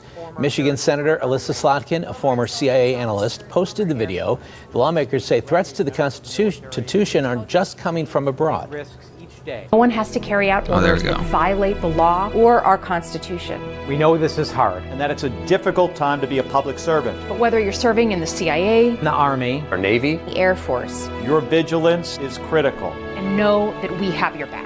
Because now, more than ever, The American people need you. We need you to stand up for our laws, our Constitution, and who we are as Americans. Don't give up. Slotkin told the New York Times that she's heard So I from guess, I guess just implications. Don't give up the ship. Oh, yeah. So I guess, I guess we'd all agree what the implication is. But I guess to be fair to your point, Alex, it's like, I guess, both sides can kind of say that about each other. This is just the problem of both sides spending so much time like predicting what the other side's going to do before they get far enough that everyone can see that it's happening. And like let them make a bigger mistake. Don't just jump on it and then stop them from actually doing the thing that you think they're doing. You know, we can roll back a lot of things, but you can't. This was not insurrection. This video. Oh yeah, is this the one where Trump called for them to be killed? He called for their execution. Yes. That's awesome. That was a bit out of pocket. That's a bit out of pocket. No, well, it's the thing. Let's be real. The reason why they hate him so much is because he hits them back. That's it. Their whole TDS bullshit is because finally we have someone that says, we're not taking shit, and if you guys pull, you know, we had the hugest pussies in our side for the longest time. I'm sick of it, because all we do is get punched in the nuts, and we do nothing about it. Yeah, I mean, I agree. I still don't. It's like, play nice. They literally are unaliving people. Like, what the fuck? Are we actually going to execute these people? And if not, no. Then why are we? No, then why say no, that ain't, we're not calling for that. But like, we have to be like, hey. Yeah, Trump did. That's the problem. The president of the country just did, and that is a huge issue. When you have General Milley say, "Hey, China, I'm going to tell you when we're, you know, our military plans, you know, you want to talk about treason," like that was fucking ridiculous. So they play the same game, you know. It's not one way. Look at Biden. Remember Biden in his little like schmaltzy red background saying that white nationalists are the biggest threat to America, like. I know. It's unbelievable. You're pointing out, just like Democrats do constantly, you're pointing out small things that don't mean much on their own and don't seem to have anything to them except for like a bigger pattern that you're seeing that isn't completely obvious to everyone else. This is what I'm right. This is the kind of rhetoric that makes people stop listening to you, and they just assume everything you say is bullshit. Because if you're, you know, if you see this video and you think this is insurrection and you want to execute them, that's farther than like 95% of the people on the planet would see this. This is what Trump retruthed. Hang them, George Washington would, in response to. Awesome. I love it. And then he did clarify. He said he wasn't calling for death. He said he did after the fact. Later on, when people got really mad, he's like, yeah, "No, we're I not didn't mean that." Hold on. Yeah, they play their games. We'll play games with them. You're punishable by death. Yeah, but then he called it back. Let's see. I don't know if this. Where did he say that? Here I just saw it. Is it not on this? Here, let me find it. Like as the president of the United States, you cannot have reactions like that. Yeah, see this. Trump says he was not threatening death to Democrats over video to troops, reported by the BBC. Actually, I want to. How long is this? This morning, President Trump I want to watch this accused before we 6 go. Democratic lawmakers of seditious behavior punishable by death. Just to be clear, does the president want to execute members of Congress? No. You have sitting members of the United States Congress who conspired together to orchestrate a video message to members of the United States military, to active duty service members, to members of the national security apparatus, encouraging them to defy the president's lawful orders. We have 1.3 active duty service members in this country, and if they hear this radical message from sitting members of Congress, that could inspire chaos, and it could incite violence, and it certainly could disrupt the chain of command. To people serving under this commander-in-chief, Donald Trump, that you can defy him and you can betray your oath of office. That is a very, very dangerous message, and it perhaps is punishable by law. I'm not a lawyer. I'll leave that to the Department of Justice and the Department of War to decide. So, you know. So he didn't actually say anything She said it. I mean, she's for like him. his, she's his press Well, secretary, no, right? He did not say he told me he didn't want that. She just said, "Does he want this?" No. That's true. Yeah, I'm not. I'm just saying, if you're the one who says that, you probably have to be the one to That's fair. That's fair. That's fair. And again, I'm not like anti anything. I'm just. No, I agree. If you say something that crazy, you should probably This undo this it is the yourself. kind of rhetoric that gets people shot. But that's true. And I don't want to boast. I don't want to whataboutism this, but that video is also for the reasons that what's her name? Oh yeah, I would agree. What's her fucking name? The press secretary. Levitt. Caroline Levitt. Yeah. I always loved Carolyn Levitt, so I give her a pass anyway. But it's like, yeah, I don't know. It's like what she said is true. That it's like, yeah, if you're sending out a message to all branches of the military, there is a clear implication. Not even saying it's necessarily illegal. I don't know, because like you pointed out, Alex, it's it's an implication. I don't know what that would be. But the implication is still there, and I would say that's pretty fucking dangerous. To imply like, hey, all of you, stop doing what you're supposed to be doing when it comes to deportations and stuff and law enforcement. Well, no, hold on. That was so. This is the problem. She said to disobey lawful orders. That's explicitly what they didn't say, right? Right, but again, so I agree that legally, yeah, maybe they didn't say anything, but again, there is an implication there, right? Like, what else are they? Sure, what else would she be implying? Well, what do you think they're saying? I think she's saying They're like, saying to divide. No, them, not Caroline, but they're saying like with the ICE raids, like, hey, don't stop deporting people, stop doing all the stuff, anything to do with basically deportation. I think that's what's the implication. Did they mention deportation there at all? No, but what else? What else would she be talking about? Military. They're talking about the military.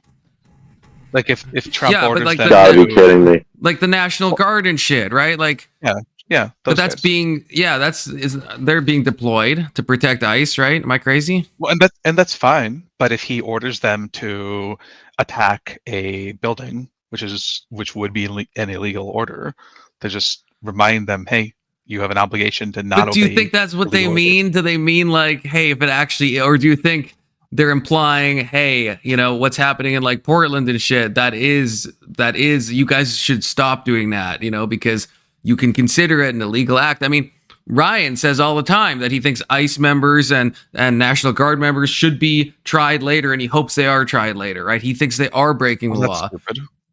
Yeah, maybe some of them that are like abusing their positions to do illegal stuff, but that's not what he's saying, I'm sure. No, I agree with you, but my read of that was, if you disobey an illegal order, we will try to protect you.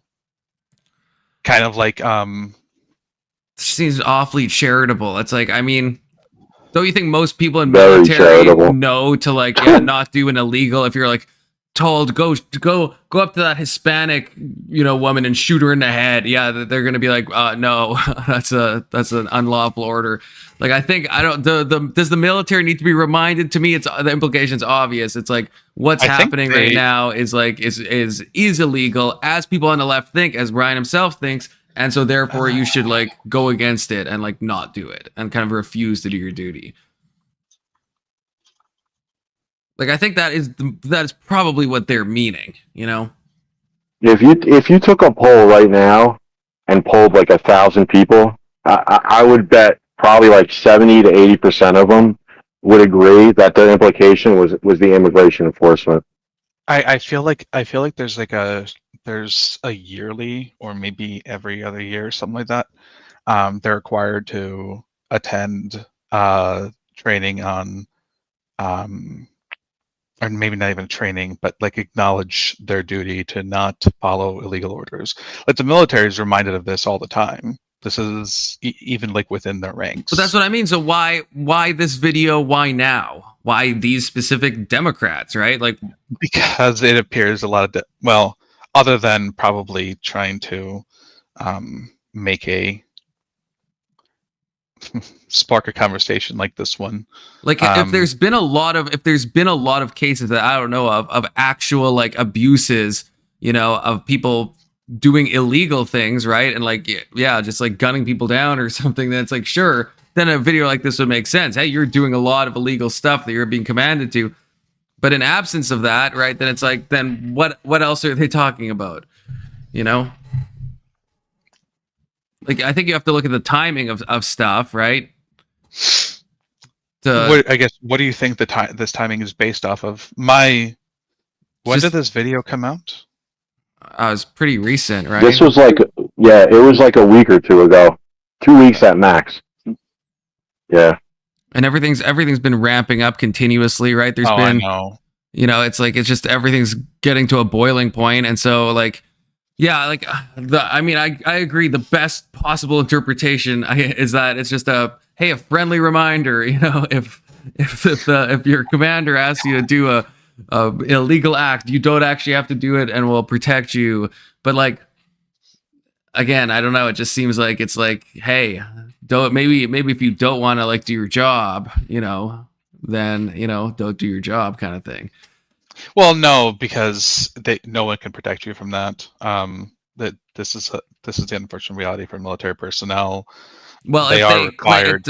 Yeah, but then it depends, right? There could be like some future compensation if the next president is like, you know, or if there's, I don't know, if there's somehow it goes to a judge. Hold on, can the president pardon military crimes? I don't know. I'm not sure. I'm pretty sure he can. Federal offenses, but I don't know if that because the uniform code it would of military be justice federal, is a very right? different thing. But honestly, court martials, yes, they can. You're right. Well, So if that's the read, they're offering like pardons for a future president. I would definitely call that insurrection then, for sure. If there's any indication of that, I would say, yeah, that's insurrection. No doubt, no question. But like you said, it's like if it's just implication, then it's like, is that, you know, is that? I'm gonna leave out. I'm gonna leave out 5 of them, and I think they're going after one because under the UCMJ, you're not supposed to have a political opinion in uniform. Like you can't openly say that. Now the guys are in Congress.